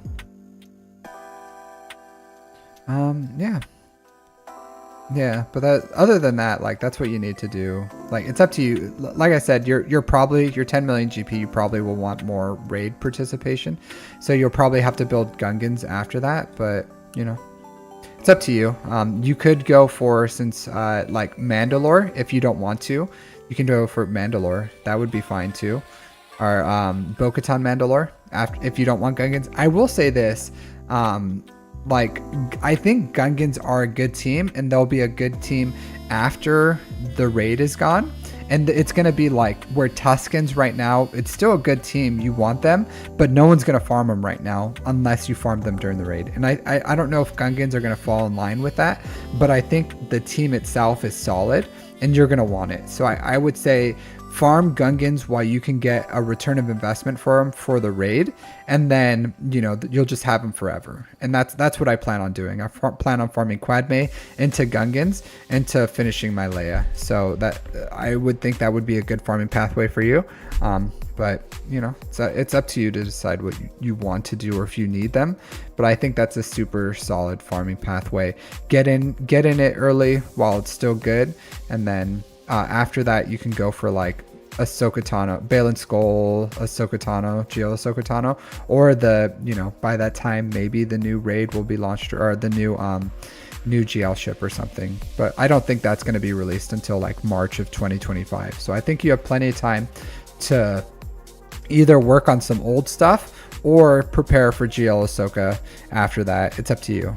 So we do have plenty of time, because in the next 5-ish months, I think we're just gonna get like Balin Skull, Ezra for Conquest, and GL Ahsoka, and I don't think we're gonna get much else of anything else. So, you know, but excellent account. Let's look at your mods. Mod time. Wow. Excellent mods, dude. Excellent. Like, not even good mods, like excellent mods. I don't know if you like spend money on mods. I don't know if you want to even admit you do, but these are like fan freaking tastic mods here. Like 591 speed, almost 140k health, 11k damage. Yeah, this is like chef's kiss SOKR mods. He's only Relic A2, not even Relic 9. Like, fantastic, dude. Good job on that. Yeah. You have, I think you have a, do you have a protection arrow? Nah, probably not. No, it's health. You just don't have any health secondaries anywhere else. Oh, you have that. Okay. Yeah, this is fine. Excellent, like, ridiculous speed, dude. You just have, like, ridiculous speed. You have a ridiculous need for speed. Yeah, that's fine. I do like tenacity on Jabba, but not mandatory, not a must. A little low on your protection. So you probably have a speed arrow. So you have a speed arrow because your speed's good. So I'll say this, like, your JML is the only thing I really don't like. It's because you need protection here. You need protection here. This is okay. And you need, okay, so you have protection there. Are you missing a protection primary somewhere? Yeah, just here. So I would say you need either a 10% protection here or a protection primary. So like the protection here is okay, but I think you can do better. But I like potency too, because all his abilities, like, you want him to control the opponent, and the potency is a little low. So yeah, I would tweak, you know, over time. His mods are fine, but I would get his potency a little higher. Man, this is excellent. Excellent.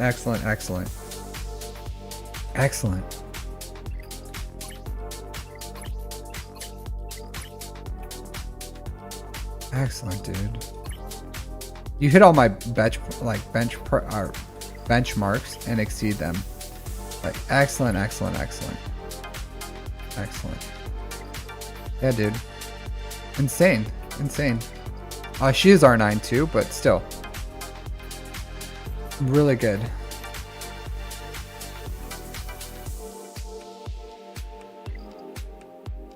I gotta sneeze. But yeah, dude, excellent account. Yeah, I can tell. I'm not gonna judge you. They're okay. They're not bad. You just need to like 6-dot some things. It's a work in progress. Is it a 30 speed? Yeah, I knew it. Like with how fast he is. Yeah, that's really good. Because you have over 200 speed. Yeah, 203. It's really fast.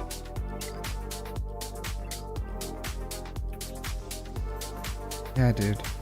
362. Good mods. Great mods. 362. Wow. 2 362s. Dude, 359. Your speeds are just holding. Dude, your mods are on crack. Your mods are on crack. Cracked out. Let's see here. 79. 86. The depth isn't. It's still good though. It's still really good.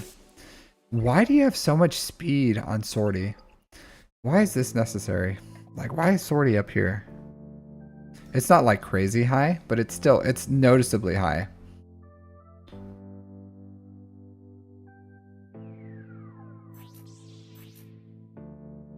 Six, okay. All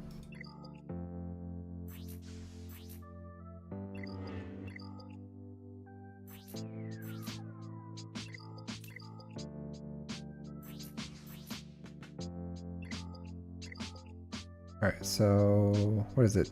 10 or 8? 8, 16, 20, 22. Okay, so 22 over 300. That's pretty good. That's pretty good. Oh, that's really good, actually. Yeah, I think I don't know how many I have, like 18 or something. But your high end speeds are really good too. So good job, dude. Good job. Yeah, solid.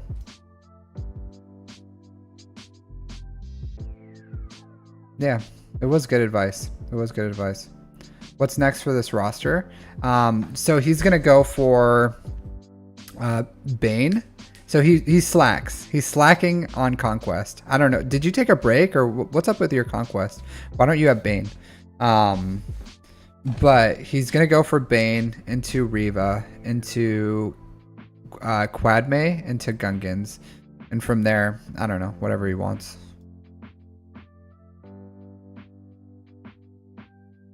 But solid, dude. Solid. Really strong account.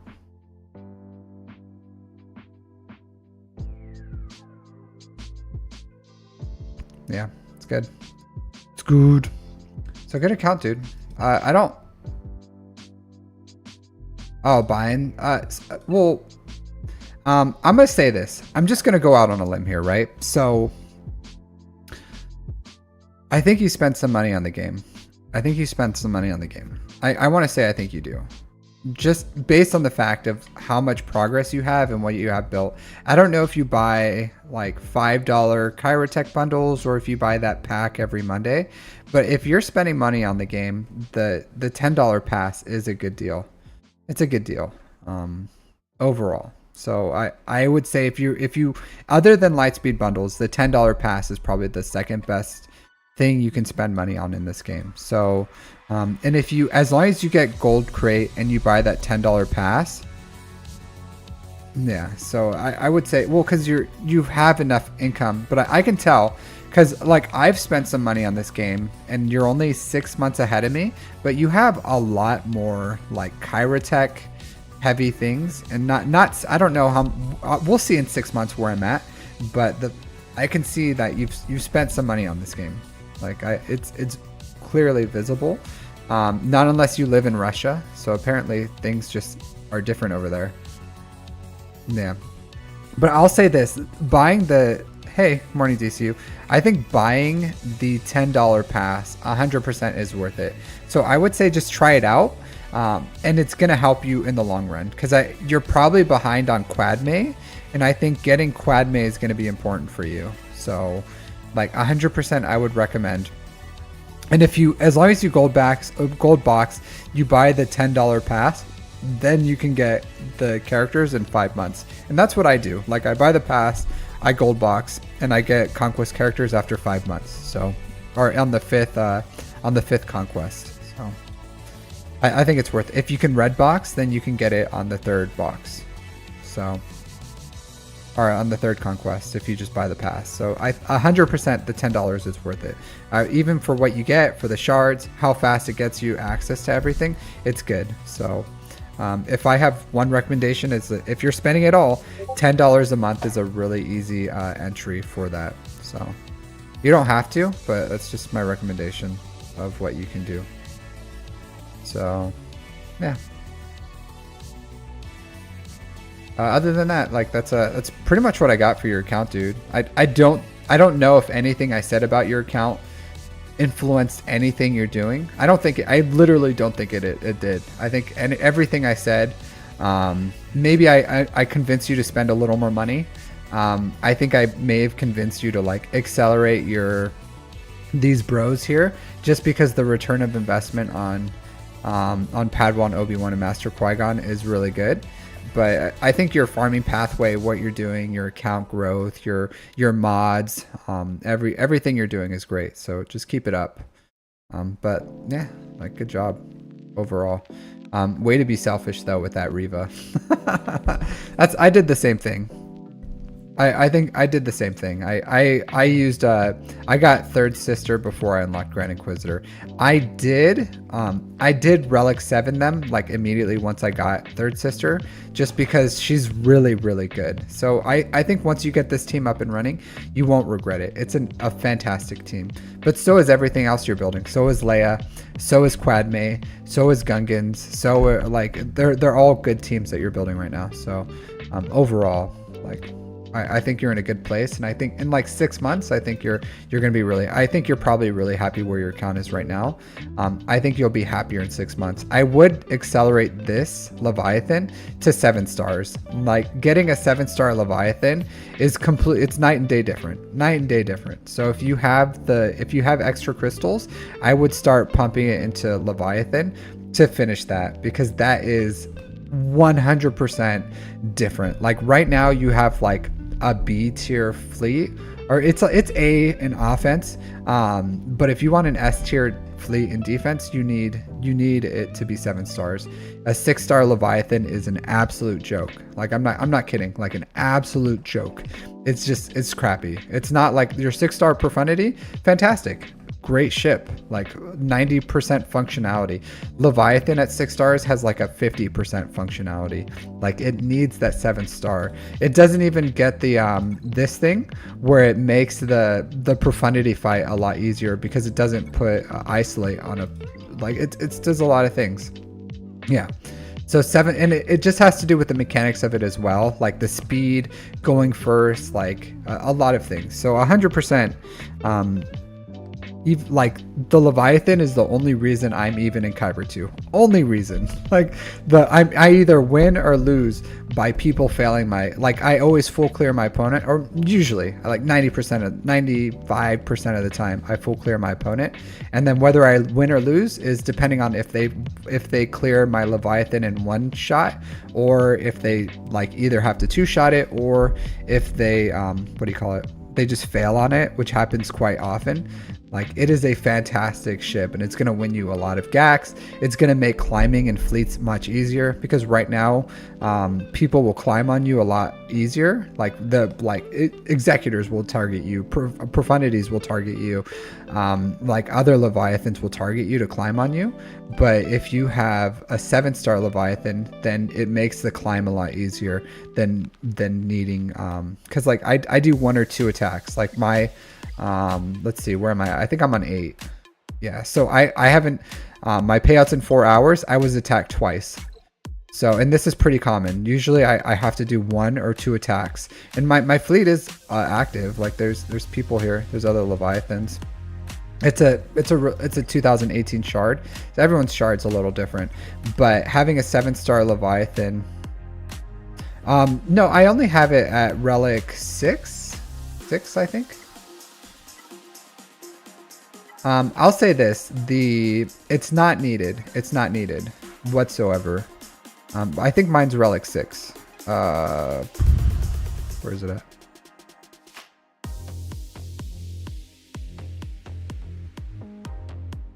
Here somewhere. Here it is, 6. Yeah, mine's 6.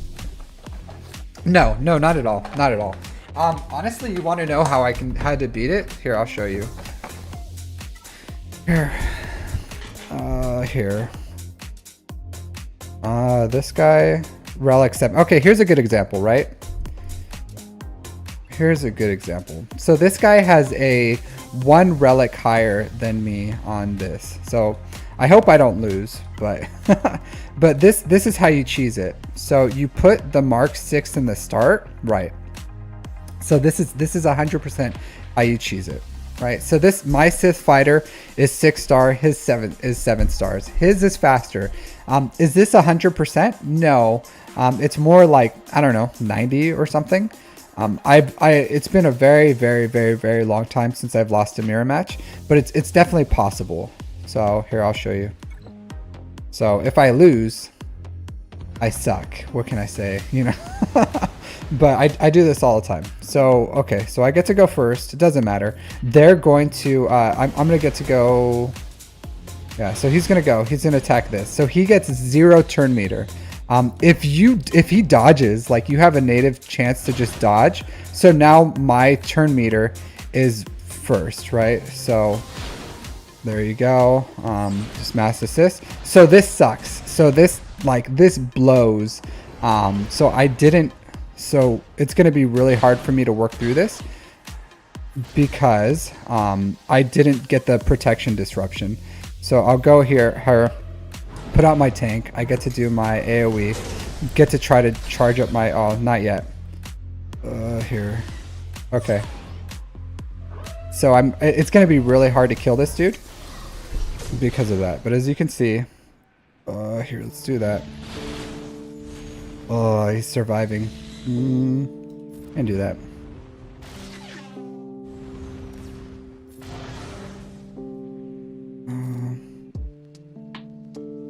I don't want to heal him yet.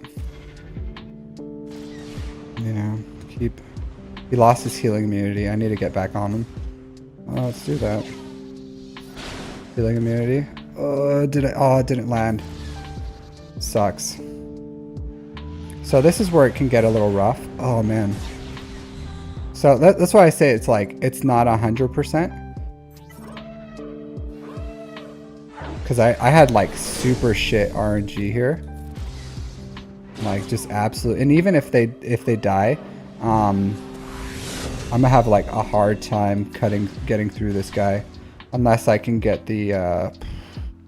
Let's do this. Do that. So let's see how it goes. So I did get this, so let's see if I can still win. But honestly, I had like super shit RNG here, and there's a couple of ways when I do this, I'll show you where I had just super shit RNG. Here, shit RNG again. Okay, do this. All right, come on. I just need to get through this guy as fast as possible. Okay, cool. Now I can do this. Let's do this. Alright. Need to kill him as fast as I can. Okay. Let's do this. I'll try to get his stacks up. But as you can see, even with like absolute shit RNG, I'm still like knocking through this or getting through this pretty quickly.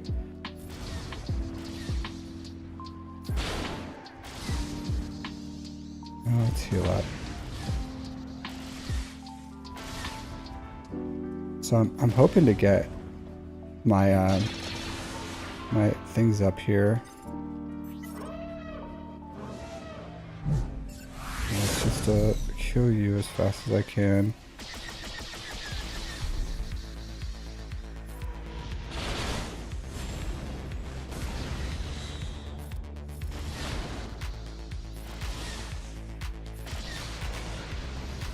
Alright, let's just work through as fast as I can.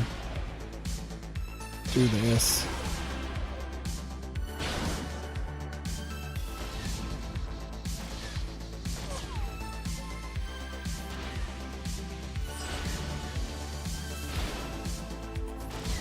There you go. This is how I beat Leviathans with that are faster than me. A Sith assassin that is faster than me. That's how I beat it. So it looks hard because you do have to like use critical thinking. And there was two things here. Let me go on my YouTube and show you. So I'll pull it up. Let's go live.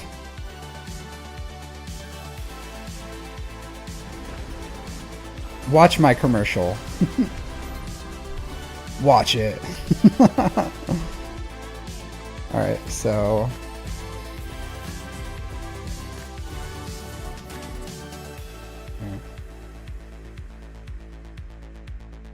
let's watch me watching myself.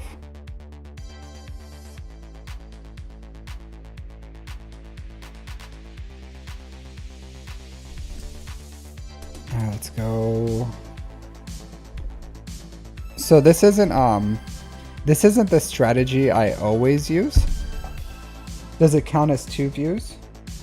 No, this is how you get big board views. This is how I turbocharge my channel, is by getting more views on here. Playback speed 2 times. All right, so here's where I decided to do it. I had this. Pro tip, yep. This is how I get all my subs too. Stream myself. It's streamception is what I call it. My streamception.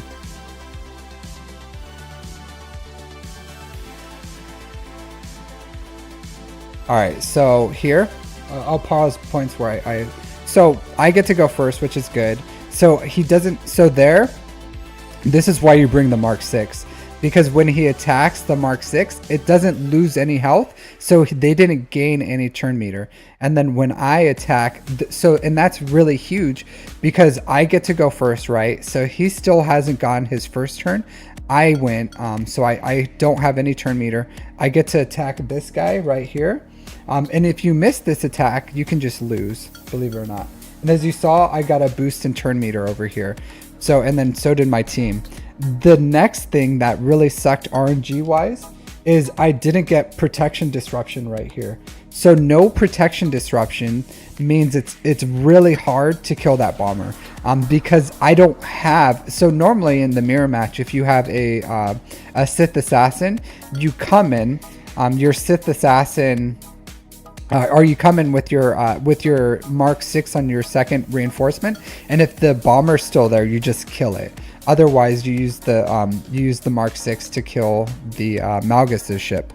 So with the Mark 6 being on the ground from the first thing, you're not going to get that insta kill. So you have to use your Sith assassin to healing immunity, protection disruption. Then on the second turn with the Sith assassin, you do the first special because he should be in yellow at that point, and then he dies. Hey, Rabid Gunter, thanks for the super chat. Yeah, 7 hours. I 100% wasn't planning on like doing this last hour. It just kind of happened. But thanks for the support, dude. I do appreciate it. I do appreciate it. So we'll hold on. We'll do this first. So yeah. So as you can see, I didn't get the protection disruption. And then the second time that when I was looping around where he was almost dead, I didn't get the healing immunity. I didn't get the healing immunity on him, so he healed back some. Luckily, I was able to get it on the second loop, or I guess the third loop around. I got healing immunity on him. I was able to kill him, and then from there you can pick apart the team. I had the turn meter advantage, even though they had this faster Sith fighter. And then another bad thing was they killed my bomber. I've honestly never had that happen where they just like straight up kill my bomber. A big thing too is I can't heal the bomber. So the bomber lasts as long as the bomber lasts, because if you heal the bomber, then they'll gain more turn meter. So you never use the healing on your Malgus, because if you heal the team, then you give them the opportunity of bringing your health from like 100 back down to under 100, which feeds them more turn meter. So it's really difficult, and that's what I'm taking advantage as we're going through, is they're healing and I'm able to keep feeding my turn meter trade, where the problem with that is like you can get worked down, but that's 100% the like what you're thinking about. Like you have to kill the bomber, and with this Mark 6 I don't like doing that, so I took my Sith assassin to relic 6, so I can still just do the normal counter where I can use the bomber and the starting with the Mark 6, and that allows me to have a much smoother counter, because if you just outspeed them, it's way simpler because you still get the reinforcement and with the Mark 6, and then you can kill the bomber if you get really bad RNG with the bomber in the beginning. So that's the counter. So you can do this counter with a 6-star. Like, this works with a 6-star just as easy as it works with a 7 against a Leviathan. So something to think about. If you want to do counters like that, you just do the Mark 6 starting. They go for the Mark 6, or if you have a faster Sith Assassin, you can do that too. But still works. But it's rough. Like, as you saw, it was like it's not like a fun thing to do. It's a rough ride. I don't like it, and that's why I have a 6. So like this guy, I can just like climb on him to do that. So I'll show you that here. So I'll go Sith, or bomber this guy, and then this is another one. And it's like I have a faster Sith Assassin here, so I don't need to do whatever, even if they go first, right? If he goes first, I still can like beat him. So lucky with RNG, I guess.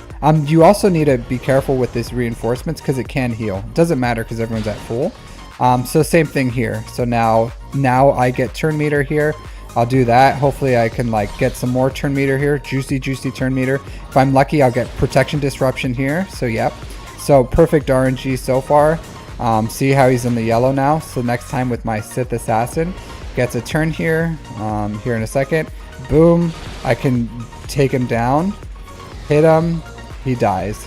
Now I won the match. So here they're gonna reinforce with their Mark 6, so I'm not gonna use this ability. I'm gonna use my tie dagger to come out, stun the Sith Assassin. I'll still do this to put some debuffs out there, but 100% I'm just going all in on this Sith Assassin to kill it as fast as possible. And that like solidifies. See, Mark 6 is gonna do whatever, it doesn't matter.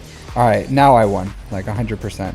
Nothing they do will matter. I now you use the second special second after the Mark 6 comes out. So now when the Mark 6 comes out, or now when their next reinforcement comes out, if it does, it's not going to. So even though I'm going to insta-kill Malgus' ship, it still has 100% health. So I want to do that to get the turn meter from it. And now I'm just going to go all in on this Sith Empire Trooper. Now that the Sith fighter is dead, I can heal. So same thing, I'm just going to keep working down the Mark 6. Now I can come in with my Mark 6. And as you saw, I did take that free turn meter from it, but now I can just insta-kill it, don't have to worry about the revive. And now it's just the one ship out here. And that's it. That's the counters. Easy as pie. And that's how you win. So as you can see, way different fight, right? Like night and day difference. The other one's a knife fight. No one wins in a knife fight unless you actually win. Then you do win in a knife fight. But essentially it's like super messy, super duper messy. And even this dude, he took his to Relic 6. What a douchebag. You're the reason people yeah. That's it. I'll tell you. It's just, you just have to understand the mechanics of everything. So if you understand everything, you build a super solid game plan. You have a great strategy for defense and offense. You build excellent mods. You farm great datacrons. You play for a while. You'll get there. No, I just have a degree in swagology. You need a degree in swagology to understand this stuff, man. But I'll say that like it's a good. It seems complicated, and I don't know. To me, it's not great. There's harder things. I don't know. So the Mark 6 one can be a little more difficult. Honestly, if you just I think if you just play it on auto, it has a pretty good win rate. You don't have to understand it. You can just play it on auto. I personally don't, because I don't like to have to redo these attacks all the time. So you know, like I don't do it, but you can absolutely if you want to. Rabid Gunter, did you want your roster review right now? I imagine you probably did. So I'll go ahead and knock that out, and then I'll call it a stream after that.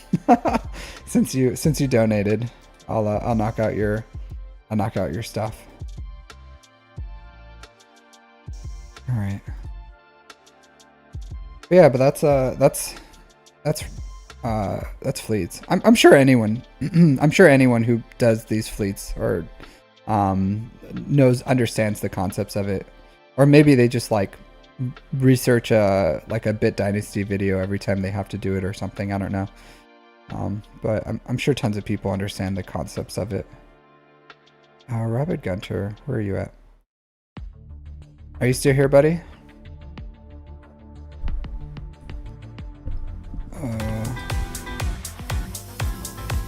Hey, thanks for subscribing, Red Powered. I appreciate it. Welcome to the company. A reasonable speed? No, I can knock it out. I appreciate it, Red Powered. Thank you very much. So I'm still working on my cat, but I don't think the speed on cat is all too important, to be completely honest. Mine's pretty slow. It's only 349. I still have to, these are just like mods I built for her these last like 2 weeks or so. So it's not anything crazy. So I've been trying to find like, I don't like hard target mods, but I just build good mods over time. But I do need an offense cross here, and then that'll bring her up into like hopefully the 360s is my goal, is to get her into the 360s. I'll say this, the JMK versus JMK mirror doesn't matter for the cats. It used to matter, but it doesn't matter anymore, because you just wait till you get half ult, you ult, and then you use your cat to kill their cat. So before, what people did was they went like whoever, and it honestly it didn't matter. I don't know why it's like, because it's like cat versus cat, but essentially like their cat would kill your Kenobi, and then you kill their tank, and then you just try to battle it out. But then the faster cat had the advantage and then could kill your cat if you had bad RNG.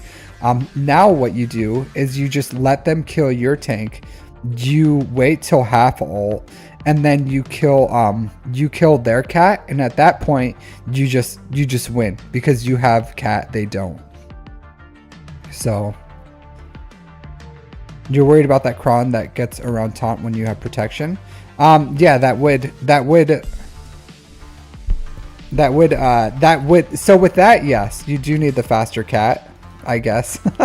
So if they have that protection, or if they have that cron, you have that cron, then 100% the faster cron will matter, because if they target your cat, you lose. So yeah, and at that point, you know, like, I don't know, like there's some crazy fast cats out there, and most of these accounts that you're facing in Kyber 2 still have really strong, or really fast cats. So yeah, I don't know, above 365 maybe is a good benchmark if you're worried about that. Like, it's hard. It's a hard counter right now. JMK with Padme Cron is like disgusting. Even yeah. Just put in a high priority target if their cat is faster. Yeah, you know what you're supposed to do? Put in yeah, Grandmaster Yoda. Put in Grandmaster Yoda is what you can do. Yeah, that's what base saying. At all.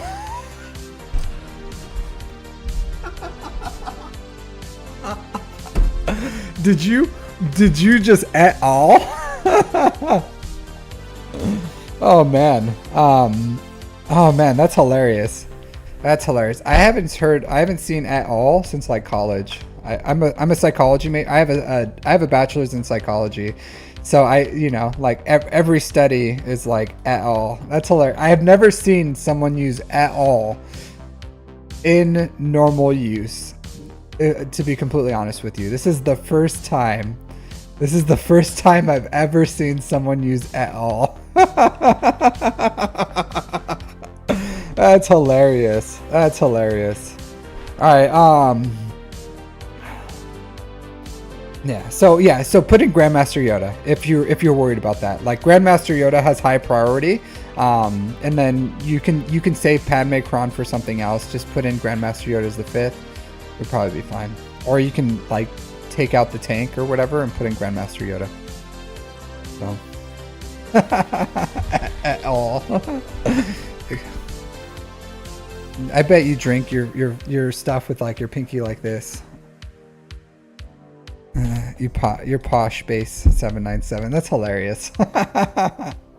All right. So 6 million with first and all right. So you're 6 million with first and fleet with profundity and SOKR Ray JML. Do you think it's good to go after new characters like Master Qui-Gon Guns? So I'll say this. For everyone here, 100%. Padawan Obi-Wan Master Qui-Gon is worth minimum R7 as fast as you can.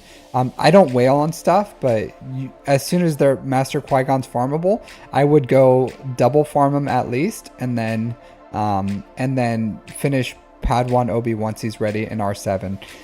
As far as everything other than that, I don't know. I submit for a roster review. Here's my Discord. And then I'll get to it as soon as I can.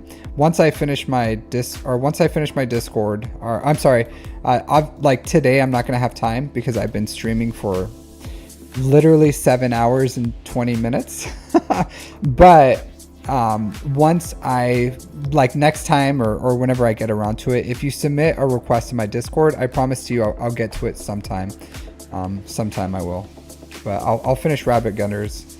Could you drop your ally code? Oh, here it is. I got it.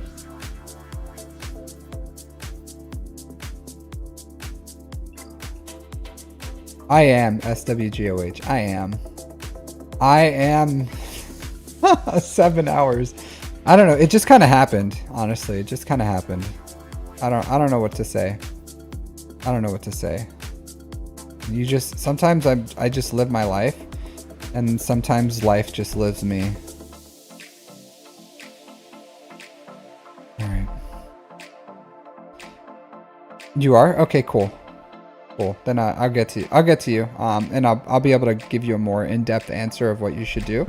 But as far as like what I can give you right now, that's my best advice is those. All right, let me see what you typed in here, Rabbit Gunter.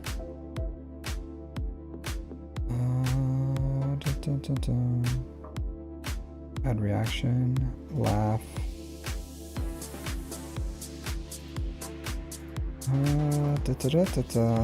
Still going up. Sorry, scrolling through my Discord right now. Scrolling through the Discord. All right, here it is. Just finishing my farms and been working to fix my mods, taking a break from any big farms after Inquisitors. All right, that was easy. All right, let's see. Well, you have Inquisitors. Let's see what you got.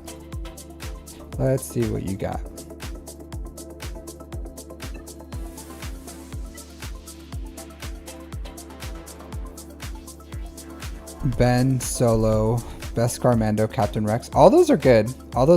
I would add, continue to side farm your ships. So especially your pilotless ships. So let's look at your fleets real quick. All right, so you need Vulture Droid, or I'm sorry, you need Hyena Bomber. So get the Hyena Bomber. You got the Republic Y-Wing. All right, this is fine.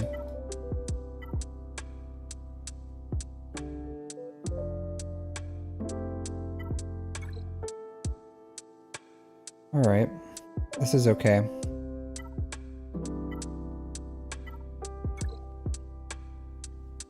All right, so now that you have the TIE Interceptor, I will say you need to gear 12 your Iden and give her mods. Like, give her mods, gear 12 her minimum, and then this is going to be a really reliable executor counter for you. So if you get Iden to gear 12 with the TIE Interceptor, 100%, like even Relic 5 if you want to, since you're already taking kind of like a break, you can Relic 5 your Iden, and then she'll pretty much be ready once you get the scythe.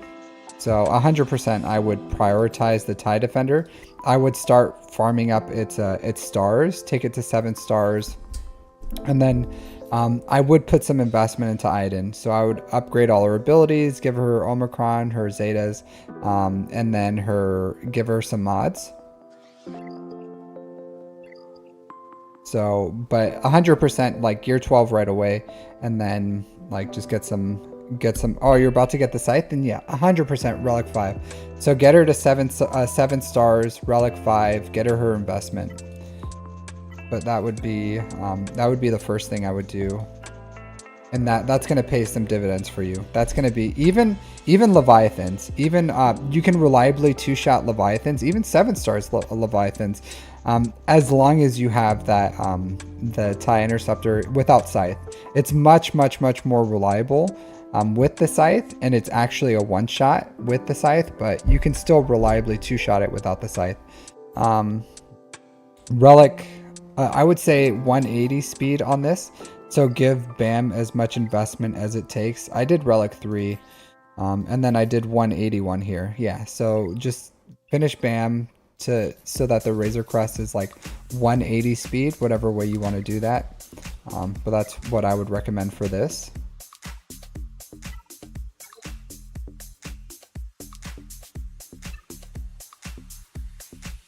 Oh man, are you an Afra enjoyer? You are. I'm not, honestly, I'm not a big fan of Afra. I understand it. She's a cool cat, right? She's a cool character. But as far as like return of investment, she's really unreliable, or she can be. I think she just needs like, she needs a lifter. One character could be all the difference for her, but I think she needs a better lifter. Jedi Knight Cal Kestis. That's pretty good. A good side farm for you would be... Huh, you already have them. How far are you from Malicos? Are you pretty close to Malicos? Yeah, Ben, of course. Ahsoka Tano Fulcrum would be good here. And then as soon as you can, I would invest in Malicos since you have Seer and Cal. Yeah, she is extremely unreliable. It's unfortunate. She's a good cleanup. Zori or Traya team. It's still a good counter for Zori, I guess, but I just wish she was better. I would maybe Relic 5 Wampa. Not a huge priority, but Relic 5 would be nice. I would get Jedi Knight Cal Kestis up and running. R5 Savage. So R5 Savage, R5, yeah, as the tank here. A year away. Oh, that sucks. That sucks. Yeah, I would get this Cal Kestis up and running. Jedi. I would get Basilisk Sean if you can. You can use like Jedi Knight Revan or Jedi Knight Luke. I would get Jedi Knight Luke, to be honest with you. Like your next big farm should be Jabba. Like whenever you start your next big farm, Jabba should be your next big farm. That'll get you Jedi Knight Luke, and that'll get you the Jabba. And then once you finish Jabba, you can go into JML, and that'll pair really well with Jedi Knight Cal Kestis. So I would finish your little side farms, finish Savage, finish Jedi Knight Cal Kestis, and then like start going into Jabba. Is what I would do. 100%.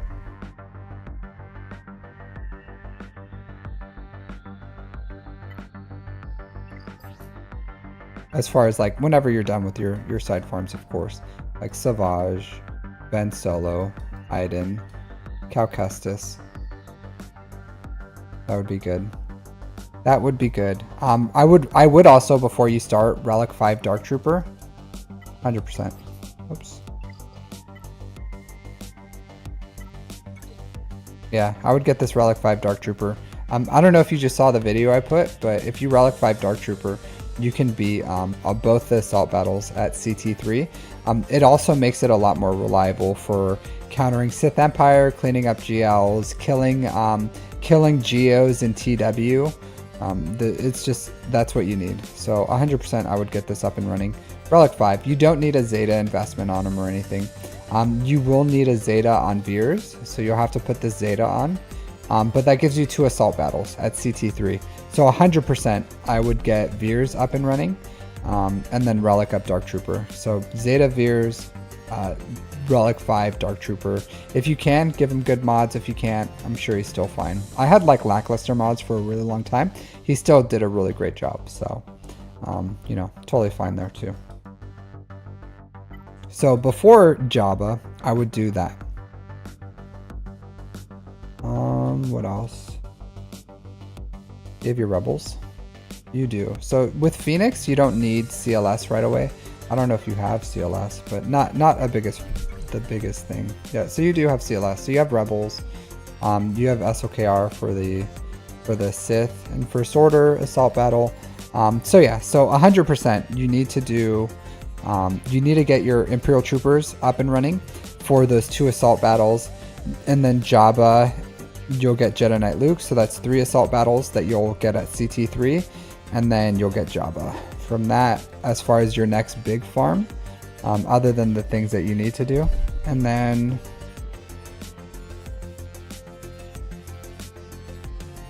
JML probably after that. I would say, as I told literally everyone else, where are they? Where are they? Padawan Obi-Wan. You can't see it because my face here. But Padawan Obi-Wan Master Qui-Gon.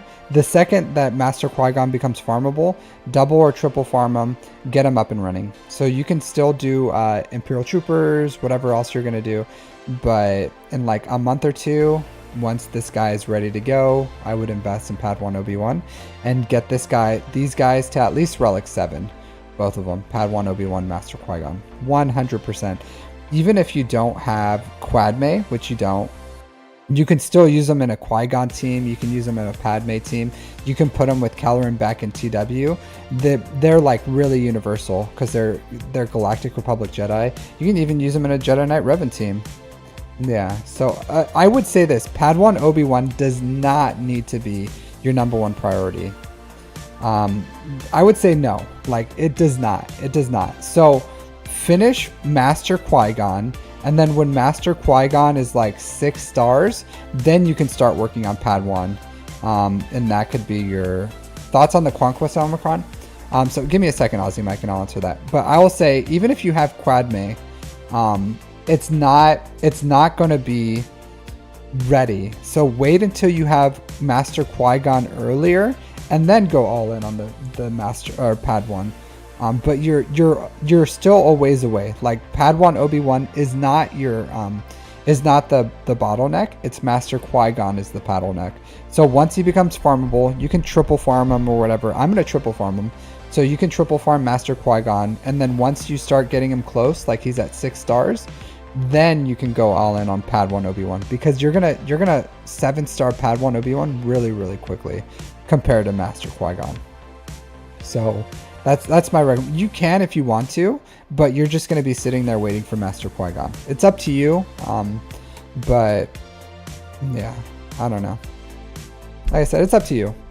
Do what you want, but I would wait.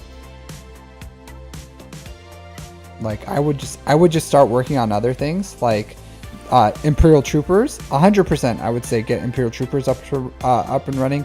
Zeta General Veers, get Dark Troopers up to Relic 5. Finish BAM. Do those first, and then you can go on those 2, because they're not ready. You're just slowing down the progress of your account on something that you don't need. Even Jedi Knight Cal Kestis, I would get up before those, because it's gonna be like a month, 2 months before your Master Qui-Gon's ready. So finish your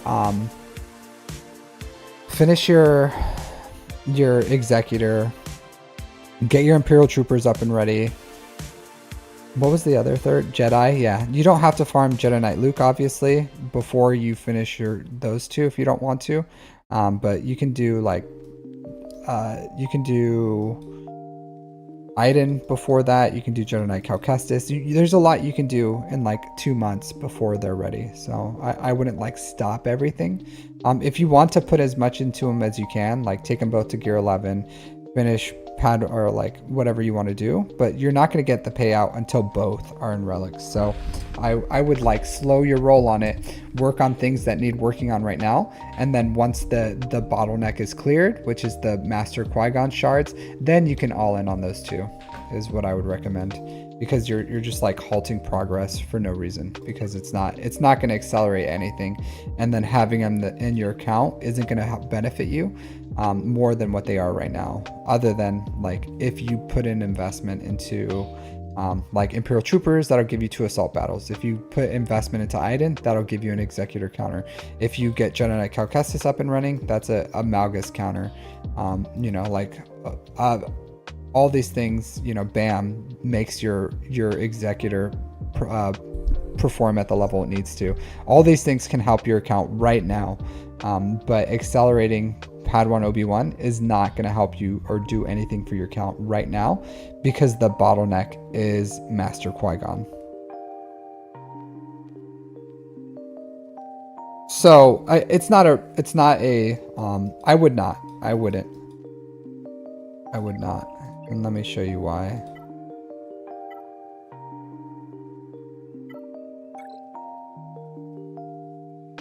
Where are you at?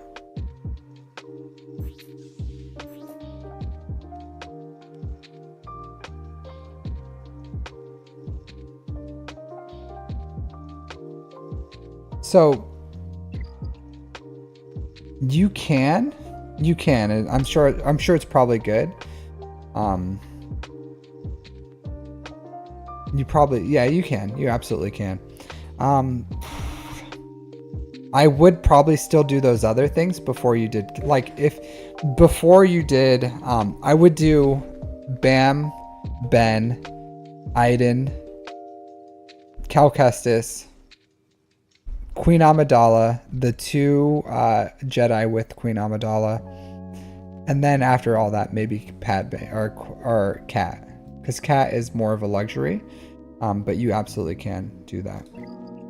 Just it wouldn't be like a super big priority, but it's definitely a luxury. All right, so thoughts on the Conquest Omicron. So the Conquest Omicron, in my opinion, is a luxury. If you are anywhere near where you can like gold box or red box without it, I don't think it's necessary. You can cheese feats without it. I don't think it does anything that's like super necessary. It's just a luxury. And I think there's so many like TW and GAC Omicrons that we need that I wouldn't do it. Even when I have my my bros up and running. So, and I've even heard it like low gear, it's still good. And I'll say this, everyone who has it has said nothing but amazing things about it. I still wouldn't do it personally. Like I still wouldn't do it. Like it's purely a luxury, and I don't even think it'll give you a team.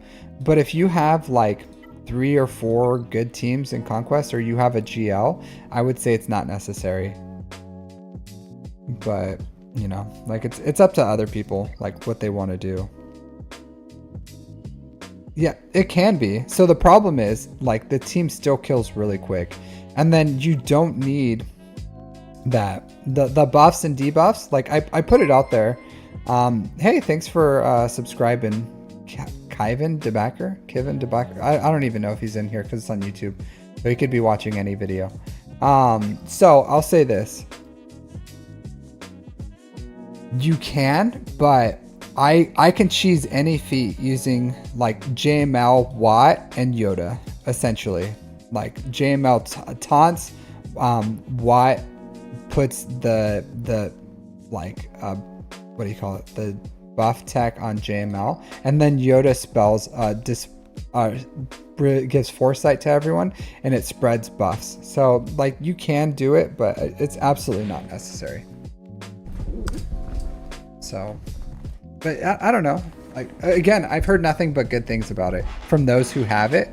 I don't have it, so I wouldn't, but I'm not going to put it on there because I don't have problems doing the like cheesing feats, and I don't have problems like completing conquest with my account. So if you have issues doing either of those things, maybe. I just don't think it's necessary, personally. And I just think it's like an insane luxury to have 20 Omicrons for conquest. But, you know, I don't know. Hey, 5727 Daniel, how's it going? But it's up to you guys. It's up to you guys on if you want to do it. I've, again, heard nothing but good things. It's active 2 weeks out of a month. So, and you can use it for 2 full weeks out of a month. That's a lot of use. If you want to, yeah, absolutely. But I have so many Omicrons that I need to place that there's no way I would put it on that one personally. So to each their own,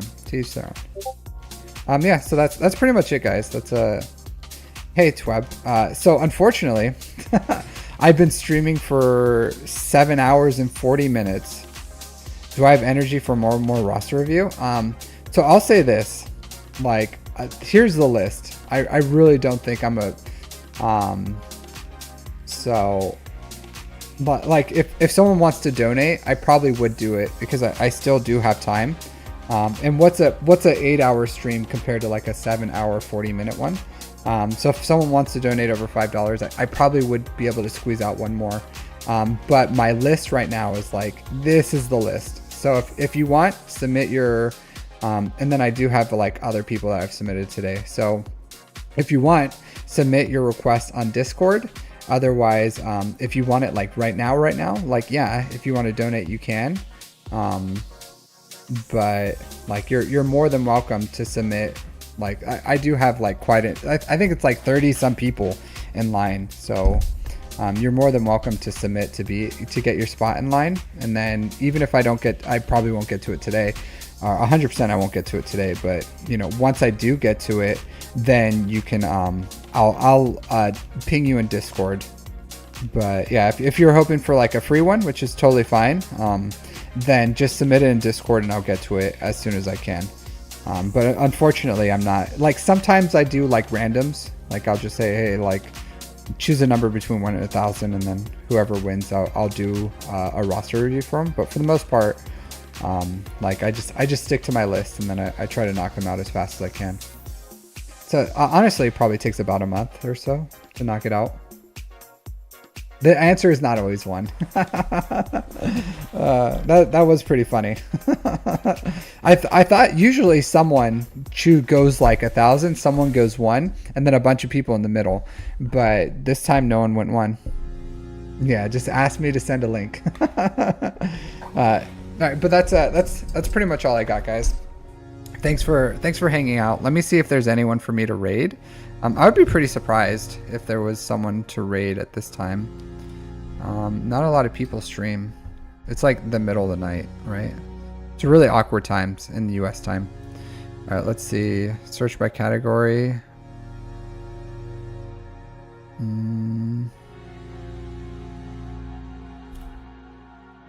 Let's see.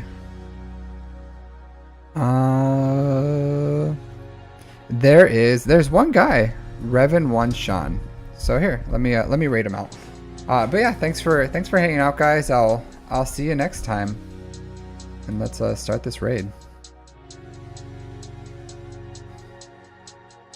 All right, I gotta get him out of viewers. All right, take care, everyone. Hopefully I'll see you next time. I guess for my GAC tomorrow, maybe, if you guys want to watch that. Other than that, take care.